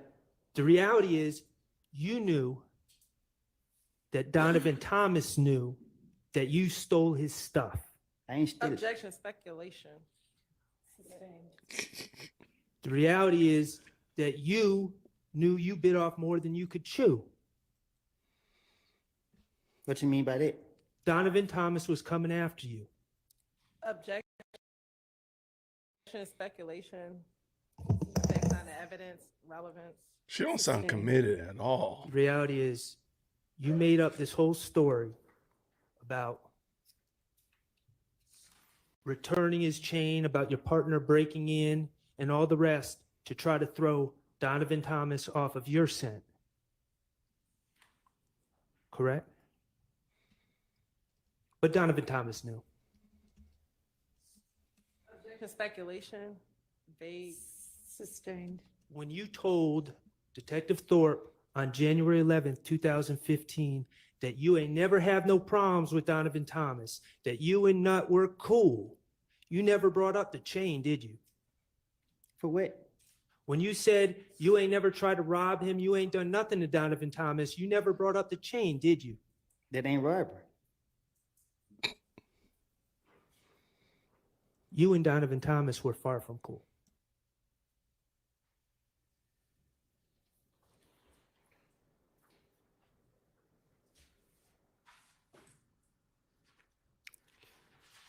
TIG stands for Think It's a Game, correct?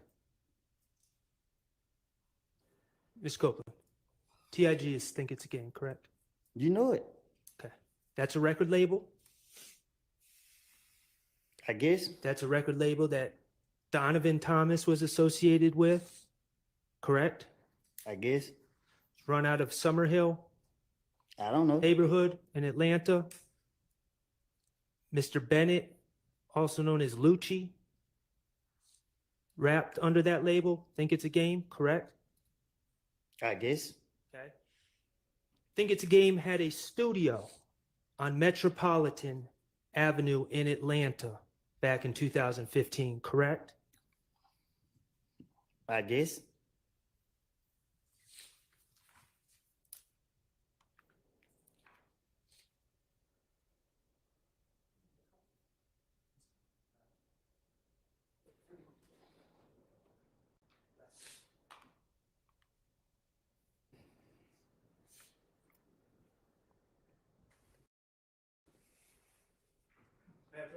You may.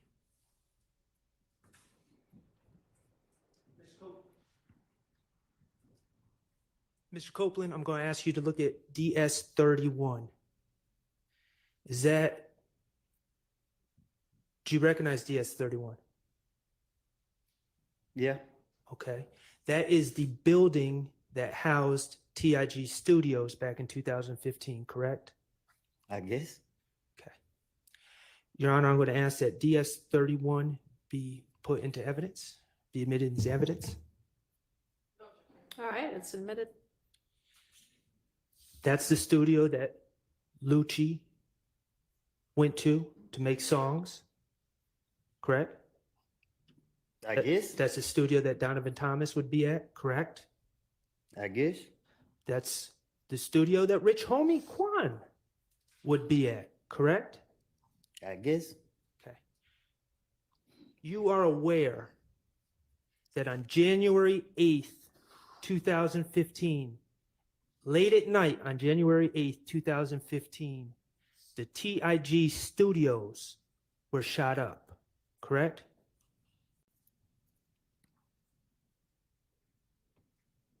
You know that, right? I'm listening.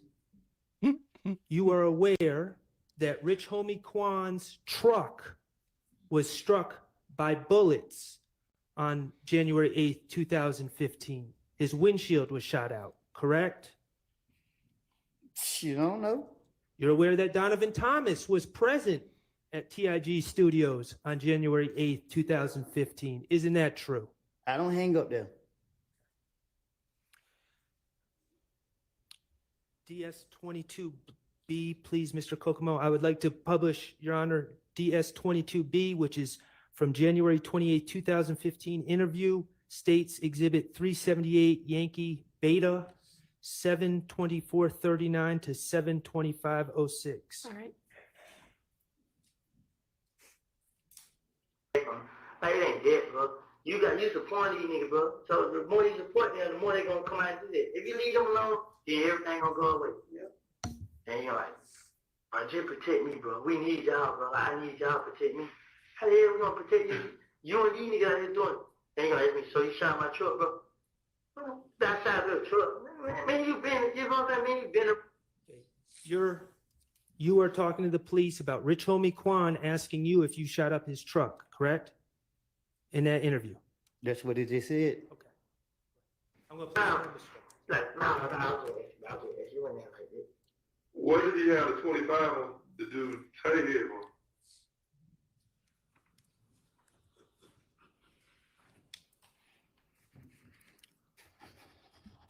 That's it. So, Rich Homie Quan questioned you about whether you were the person that was outside the TIG studio shooting up in that studio on January 8th, 2015. Isn't that correct? You can't question me. Okay.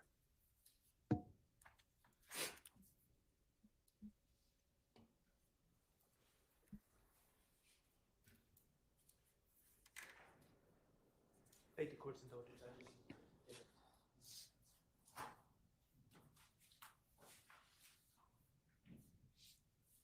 This is getting wild. Yeah, this is what happens when finessing goes wrong.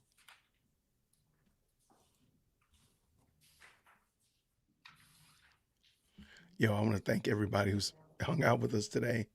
I appreciate you in light of the technical difficulties. Thank y'all for hanging in there.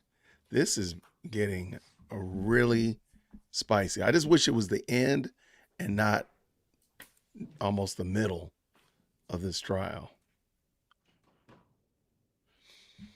I forgot to. Anybody remember? Oh, I've had bingo too. Shout out.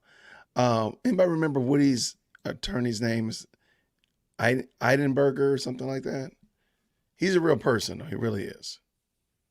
Woody was shooting at everything.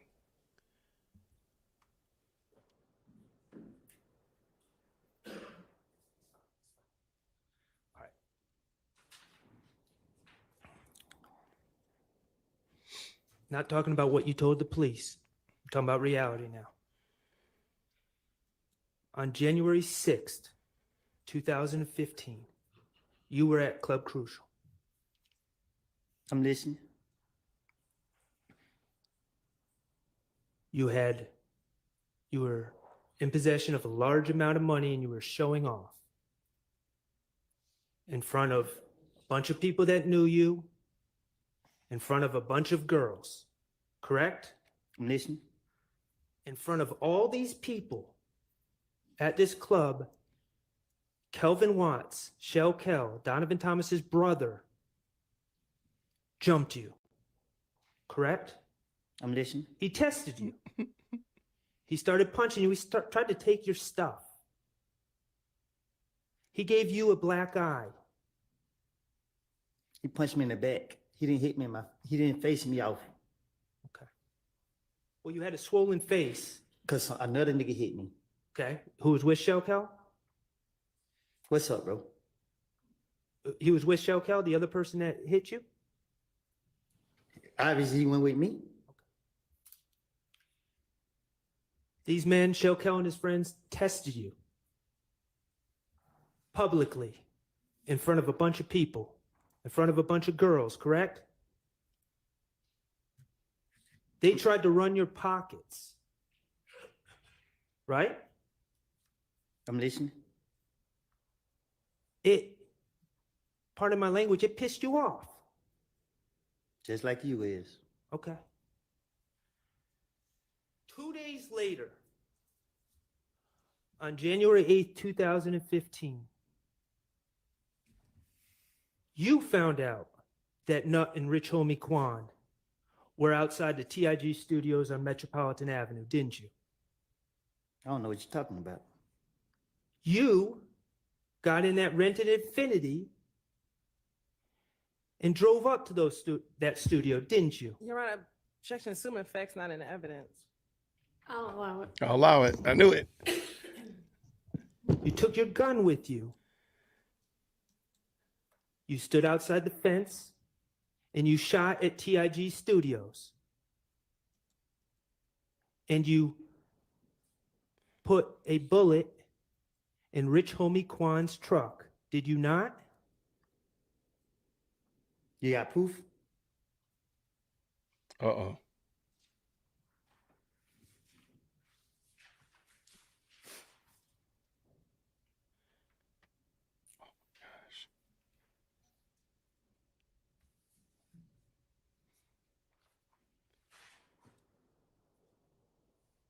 Was Trevante with you when you went to the TIG Studios? Did you got proof?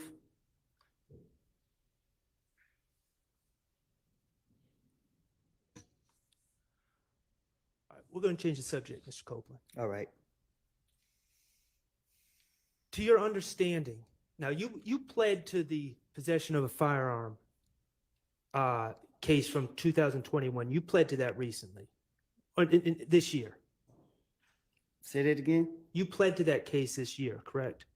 Earlier this year, the possession of firearm that you were interviewed about on October 27, 2021? I don't know if it was this year or last year. Okay, fair enough. To your understanding, you still have a pending matter in front of the Fulton County District Attorney's Office, correct? Shit, I ain't no telling. I don't know. Well, you discussed it. You gave an interview with the Danza Project recently, right? Right. All right, What about we me? discussed Shout me the out. pending matter, where your understanding is you are charged with filing a false report. Oh, yeah. Okay. to your understanding, you're charged with false report of a crime and false statements, 2 felonies, correct? Right. And the allegation is that while you're at Fulton County Jail, Relevance as to the specific conduct or the specific, an improper impeachment as to the specific extrinsic evidence of the specific Shut up. incident that occurred. Okay, I can't really hear you very well, but I think we might need to approach about this anyway.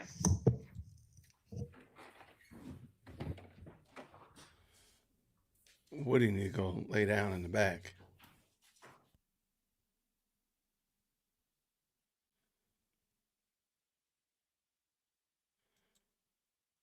If they bring me up on Rico, y'all got me. Y'all got me.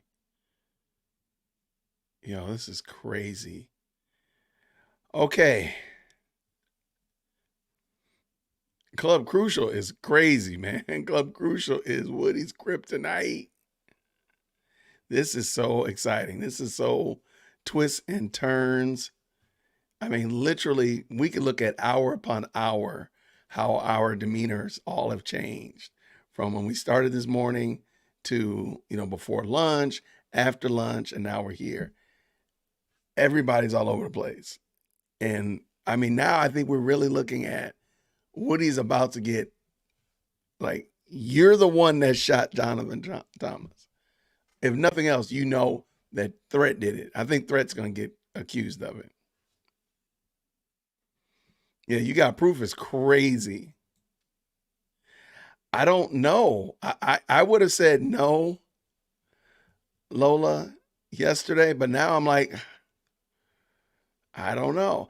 I don't think he did, but I think Threat is going to get, Threat did it. Because then that would, because he gave him the car.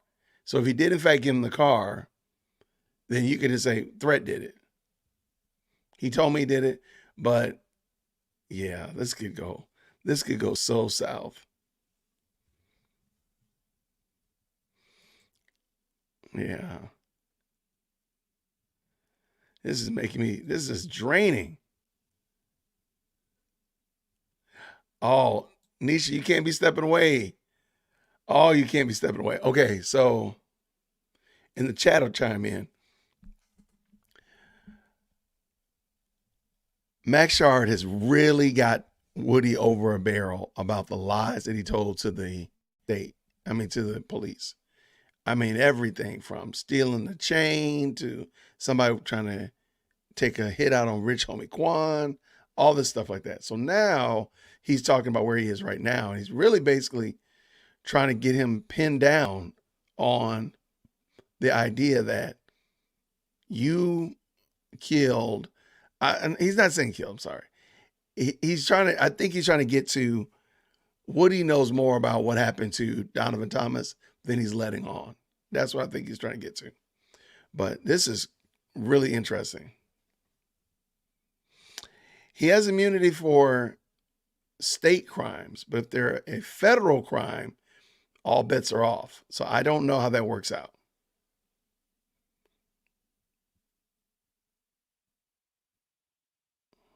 Yes, Threat is Tay.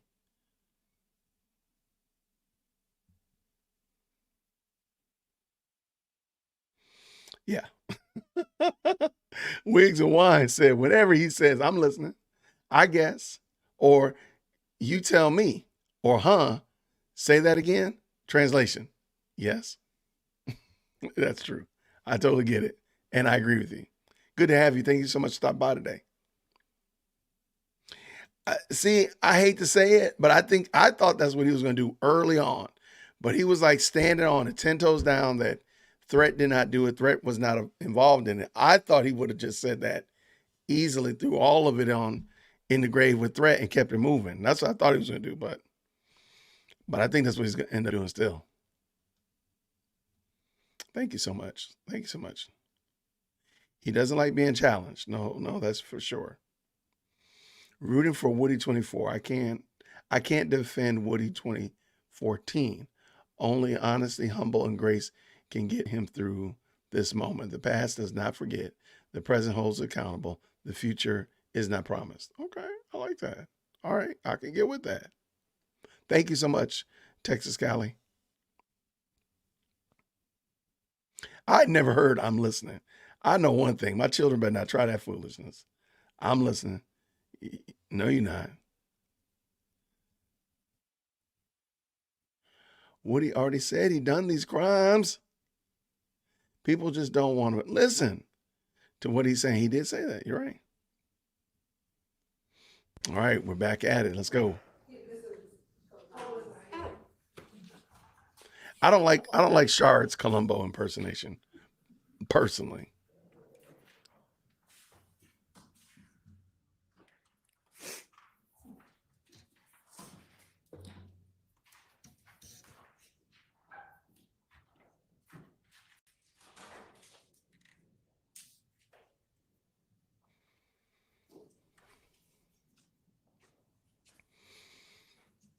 Getting grimy, getting juicy.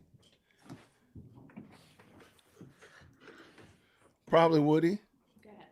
Okay, let's go. Your Honor, may I approach You may. DS27A and DS27B? Yes.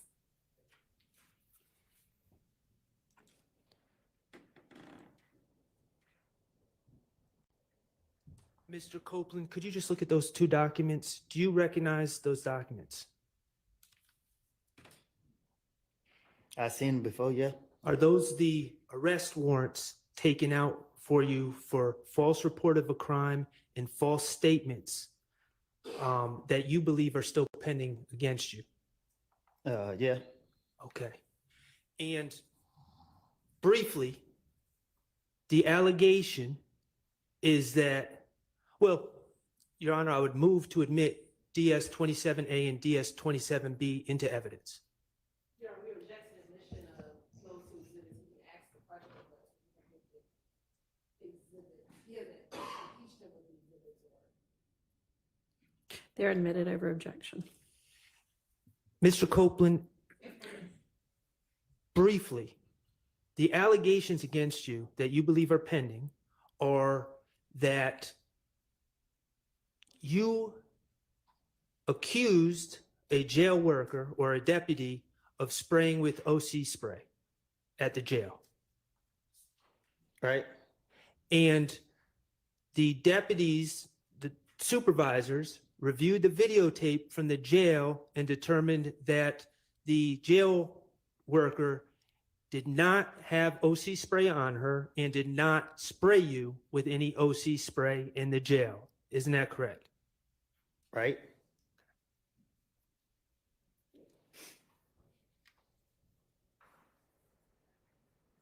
Did you know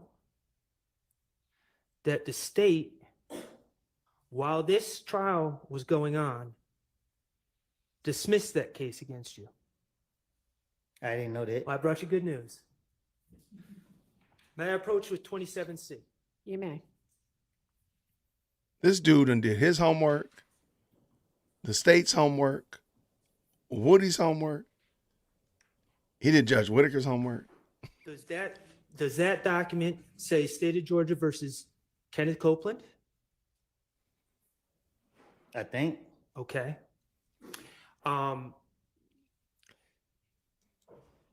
That document indicates. Can I approach? You may.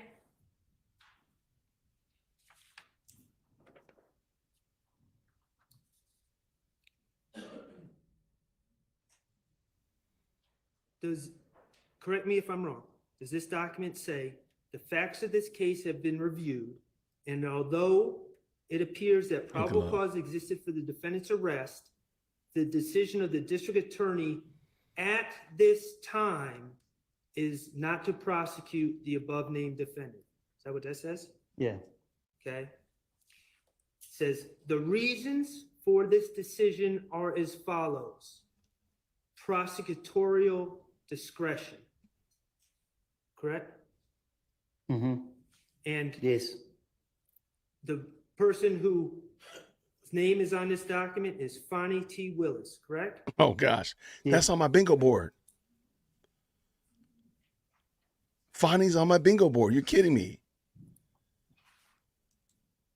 That document does not indicate that your pending charges for false report of a crime and false statement, they don't indicate that those are dismissed forever, just for now, at this time, correct? I guess. Okay. And nothing in that document says we dismiss this case because we were wrong, Mr. Copeland's innocent. It said prosecutorial discretion, correct? What they mean? Okay. It means they just made the decision to do it. All right, that we can strike that part. Ask your next question. Isn't it true? And you just found out that this was dismissed today, but isn't it true that while you were on the state's witness list to testify in this case, the state was simultaneously, at the same time, prosecuting you for false statements and false report of a crime? Isn't that true? Talk to me so I can understand. They were calling you a liar at the same time that they were asking this jury to believe what you're saying. Isn't that true? Oh, yeah.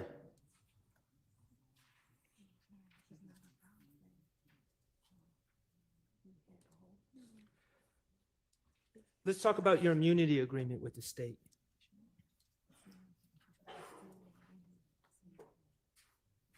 They told you in that June 10th, 2024 meeting that you did not ask for, that any crime that you talked about, they were not going to prosecute you for. Correct? Yeah. You can talk about shooting Rich Homie Kwan's dad's barber shop. You can talk about shooting Rich Homie Kwan's father. They're not going to prosecute you for those things, right? That's what they told you. That's the promise they made to you. Correct? Characterization of the evidence.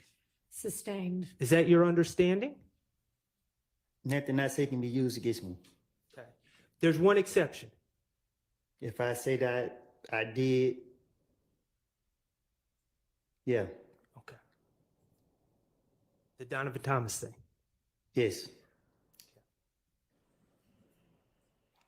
Look at Love. Love is troubled. Mr. Love Copeland, shooketh. You don't know any of these gentlemen back here to have a personal beef with Donovan Thomas, do you?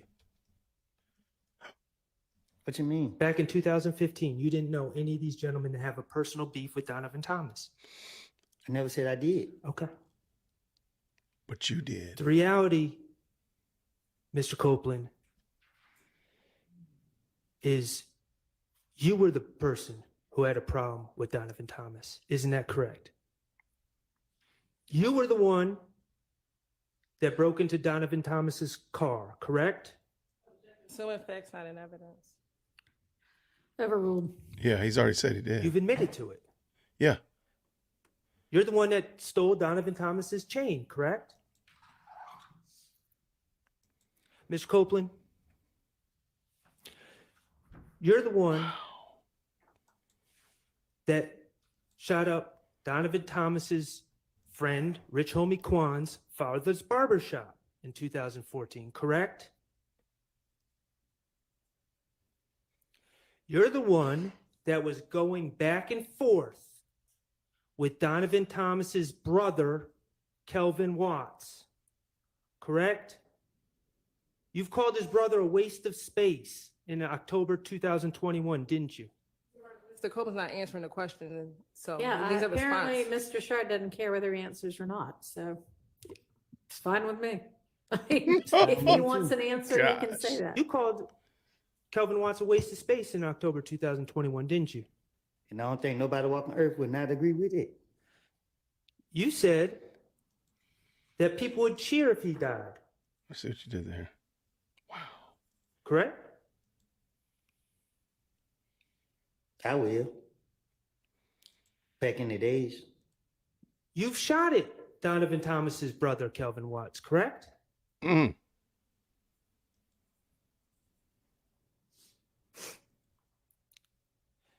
You're the one who got jumped by Donovan Thomas's brother on January 6, 2015 at Club Crucial, correct? Club Crucial.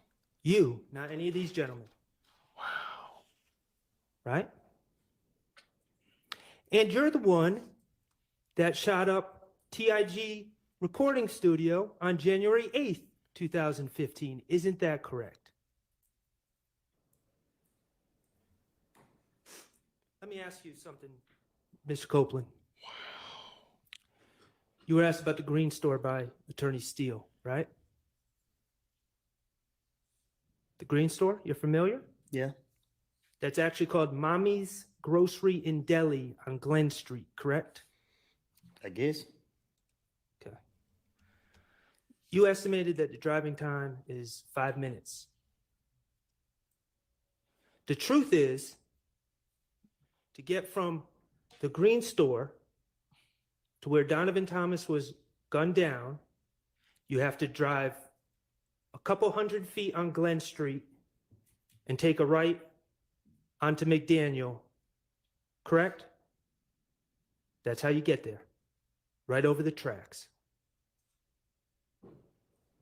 The truth is, it takes less than a minute to make that drive. Isn't that correct?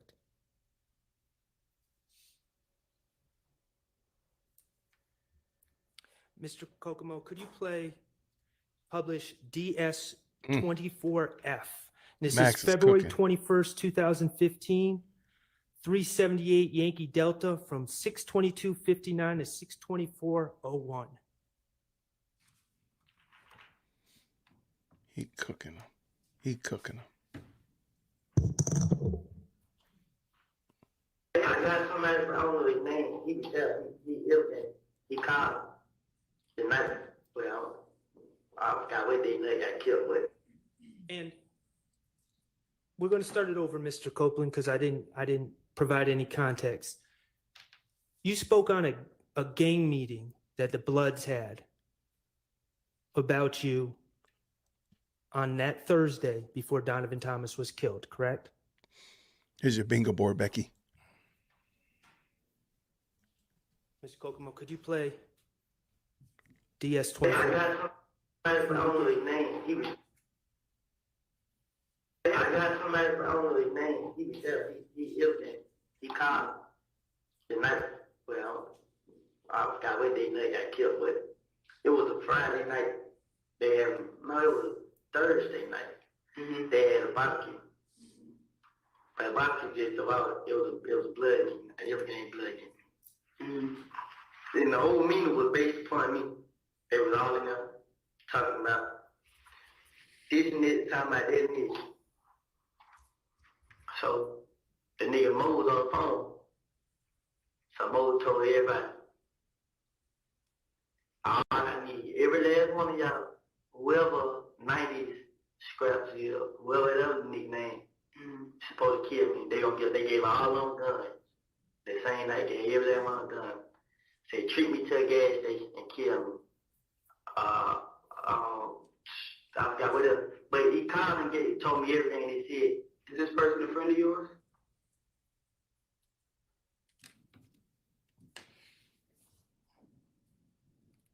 The Bloods had a gang meeting on the Thursday before Donovan Thomas was killed, 2 days before, on the same day that you shot up TIG Studios. Isn't that correct? I don't know what you're talking about. In that statement to the police, you said that the whole meeting was based on me. Not them, on you. That Mo, from behind the wall, had put the green light on you. Not anyone else. He put the green light on you for what was going on with you.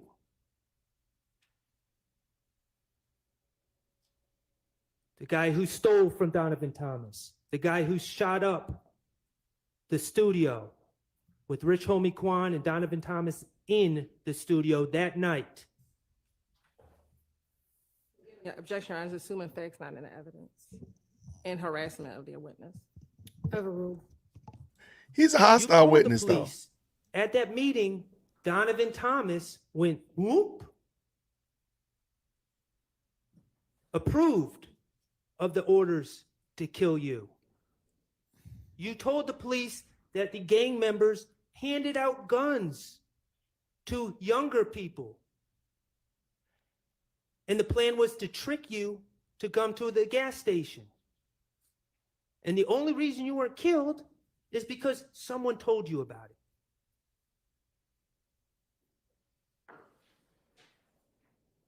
In January 2015, Donovan Thomas was coming after you. Objection, speculation, again, assuming facts not in evidence. Sustained. Mr. Copeland, you're not the type of guy to back down, are you?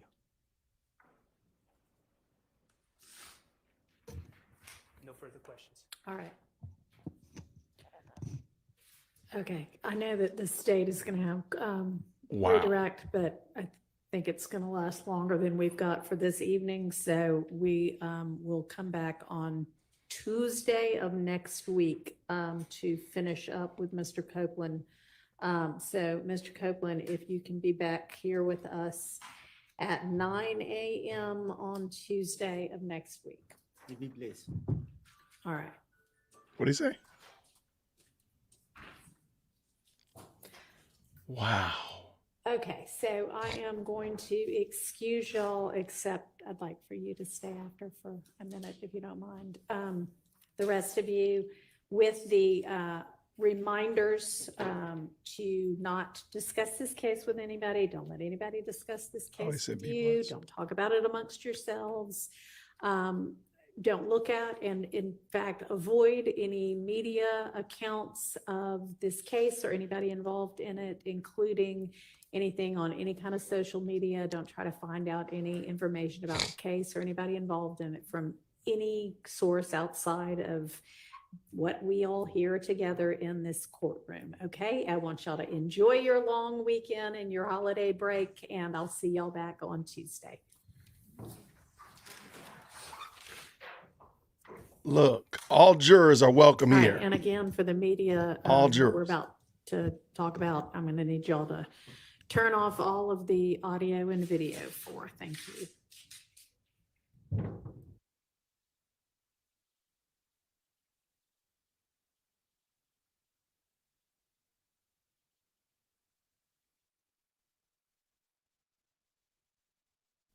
That's the most quiet we've ever seen Adrian Love.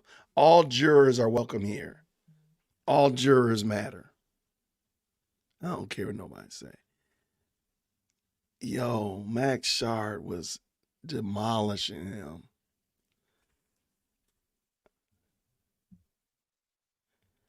Wow, that was pretty. Okay, let me get real quick. Well, let me get in here first of all. Shard was cooking. He was cooking. Probably won't matter though. Wait, so Woody is the Rico?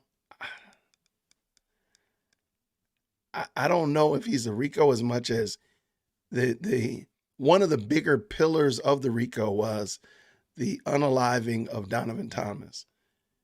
If nobody at that table or none of the defendants are guilty of deleting Donovan Thomas, then it really starts to fall apart. Not saying they didn't do other gang stuff that they need to answer for, but there's a possibility that this could really, it should never have been a Rico. That's just it. Let's just say it again.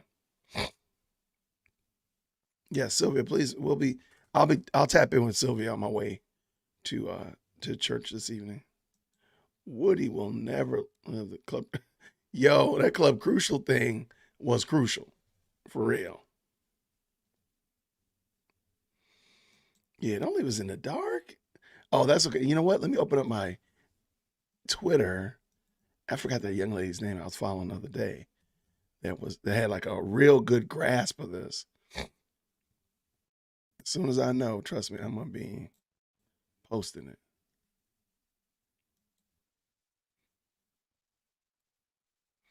Okay, pulling up real quick. What was her name? Darn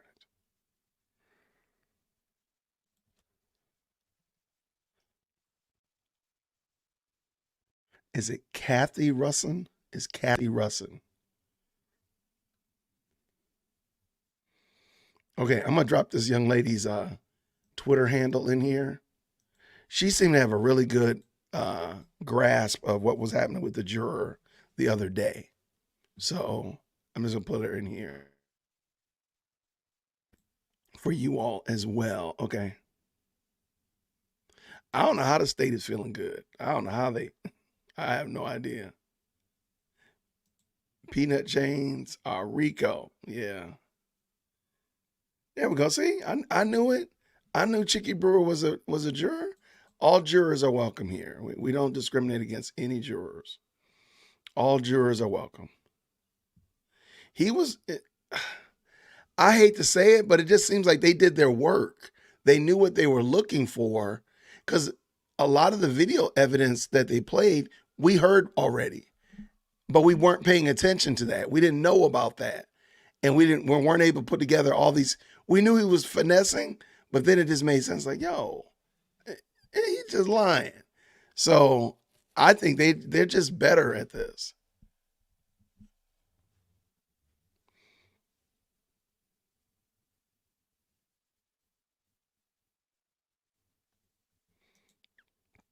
Yeah, he's from the streets for sure. I hate it too. No video. They're discussing a juror that got a new job out of town, like Arkansas or something like that. And they want to talk about whether or not they should allow the juror to be excused. I hate it because I'm like, look, man, this person trying to get a job, and y'all gonna hold me up just like y'all holding up all these people indefinitely. Y'all gonna be doing this till next year. That's crazy. So I hate it for him. Yeah, he ended on a great. That's how it should have ended. That was great, and I think that's part of why Hilton and Love were so upset. They were just trying to throw something out there, like let them at least hear me object to something. Let them hear my voice one time. But yeah.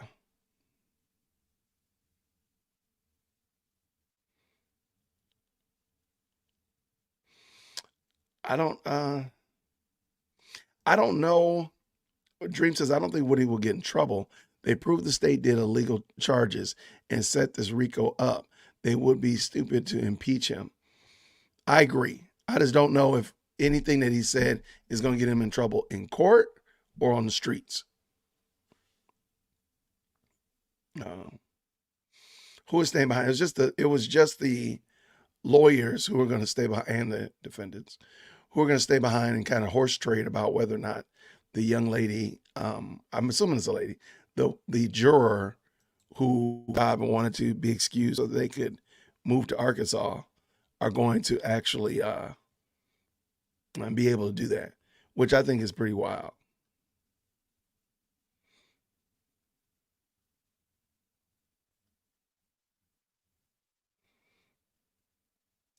All right.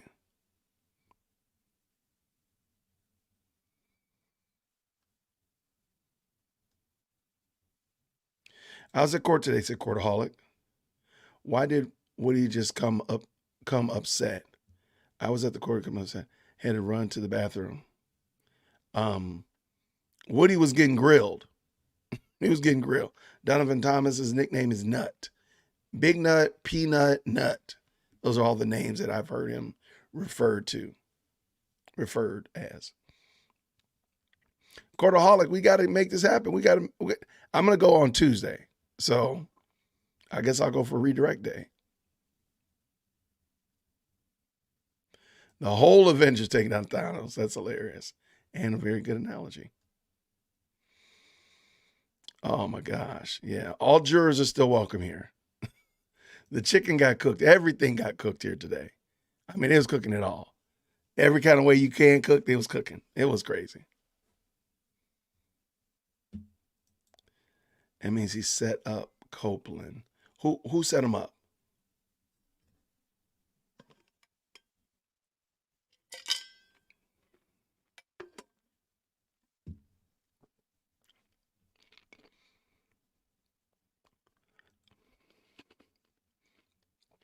Most certainly praying for Woody.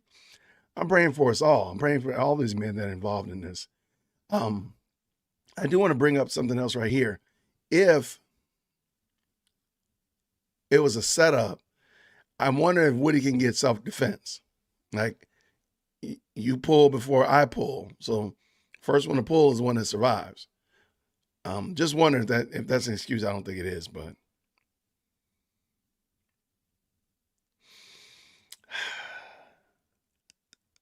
can the state charge Woody with perjury for things he said at this point?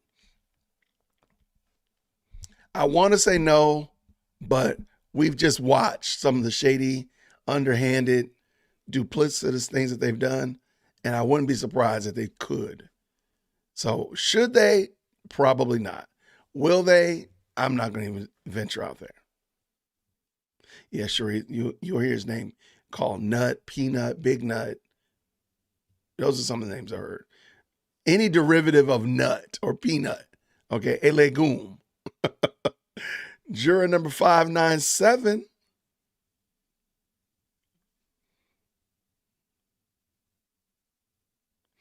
If you have peanut butter in the pantry, you on Rico.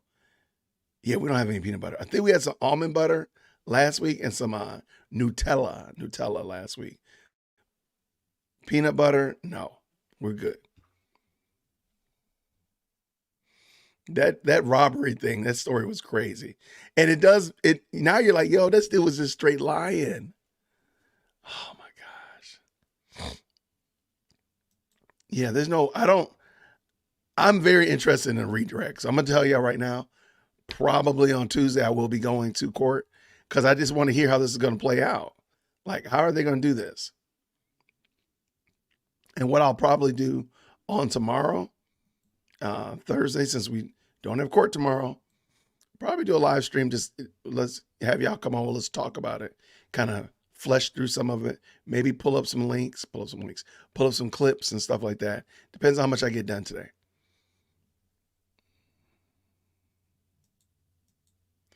The jury heard a lot and Shard knows it. Absolutely.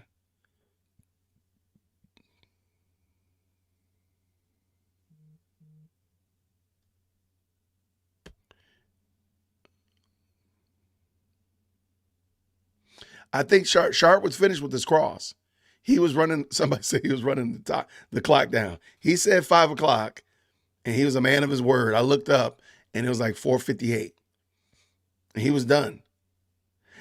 To me, I think, and this might be most of us, the direct as well as the cross-examination, they don't seem to tell a cohesive story. They seem to kind of jump around a lot. And, I'm going to give a little bit of credit to the prosecution because Hilton was all over the place. But when you go back and just, if you're honest and look at Shard and look at Steele, they were kind of all over the place too. I think their story and their question asking made more sense than Hilton's did. That's why people just really could not get with Hilton's. But hers were kind of all over the place. And so was Shard's, so were Steele's. Now, that being the case, however, I think they were able to tie it all together a little bit better, even though they ended like on these crescendos, they ended on these high notes, and it wasn't like a true everybody lives happily ever after, end of the book type of scenario. You could understand where they were going. And I think that was better in my 2 cents.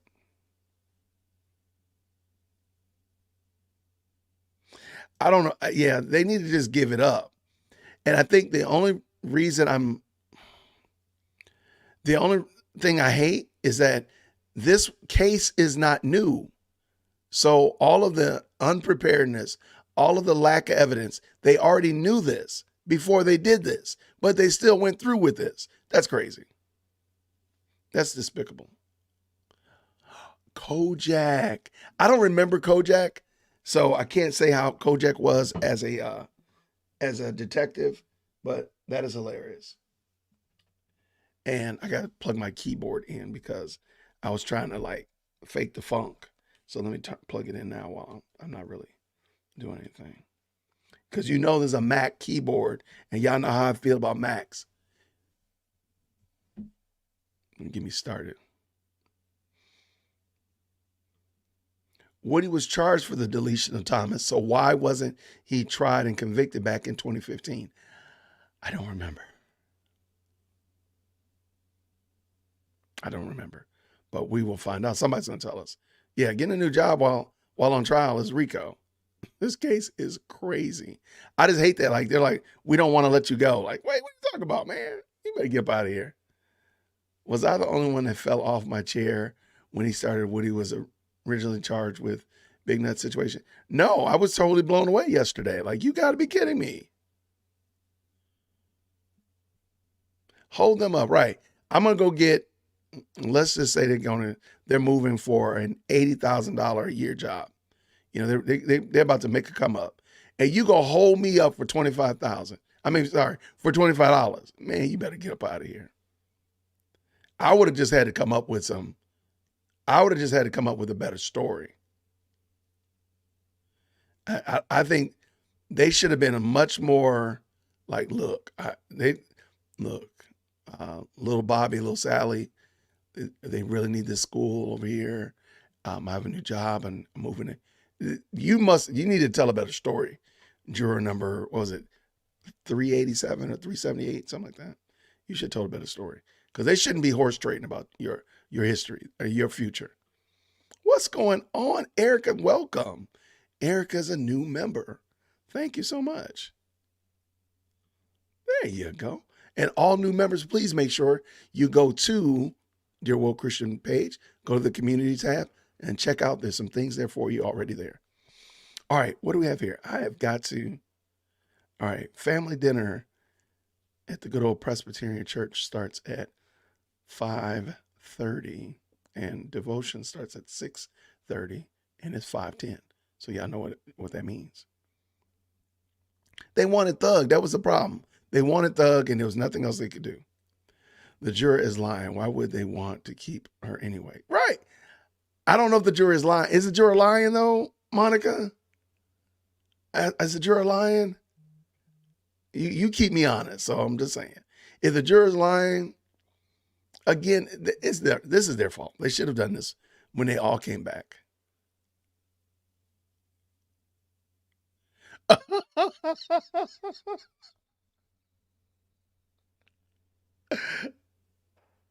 Gray, I didn't even know who you were, but that thing right there, bless my soul. She said, I'm definitely going to the premiere of this movie. It's going to be amazing. Well played. Well played. Oh my gosh, it's got my eyes sweating. That's hilarious. Because it's true. This is a drama. Big screen drama. Big screen. This is not some made for TV drama. This is big screen, blockbuster type of stuff. Absolutely.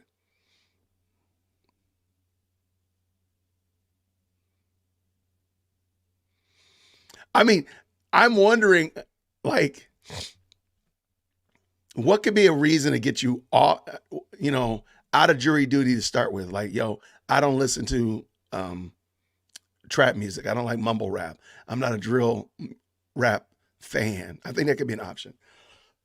But what could be something to get you out of jury duty? Say, hey, I converted this past weekend. Christ saved me, regenerated my heart, and now I see the errors and problems with this case, and I have a problem being on the jury. I have no problem if the case was a reasonable case, and by reasonable, they promised y'all 6 months. I want to say it was 6 weeks, but let's just say 6 months. They promised y'all 6 months, and it took a year to pick a jury. They already out the gate line. And now, come this November, it will be 1 full year of trial. Just saying. And we know that there's no end in sight.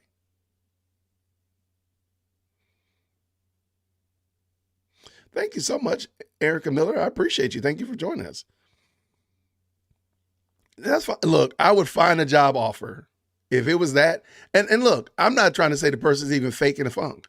I would be complying. Like, oh, you want a job offer? Not a problem. You want to see my onboarding? You want to see my name badge? I don't care. If it's there, it's real, then do it. If it's not, then it is. But I would also be very, very like, hey, hurry up, get that to me. Yes, Scott and HR, can you please get this here? Because I'm juror number 387 and I'm dying over here. Help me out. We got the U-Haul pack. Oh, I forgot about that thing. Is it doing it? Okay. That's wild. Okay, that is kind of cool. I'll give Apple people, I got to give them a little bit of support because I know y'all got Stockholm syndrome because y'all like this phone to be abusing y'all. It will have to be more parts. Yo, does anybody know that Dear World Christian loves the Fast and the Furious franchise? I don't even care.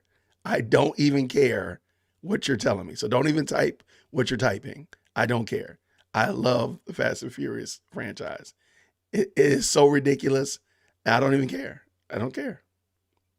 I love it. I think it's hilarious, man.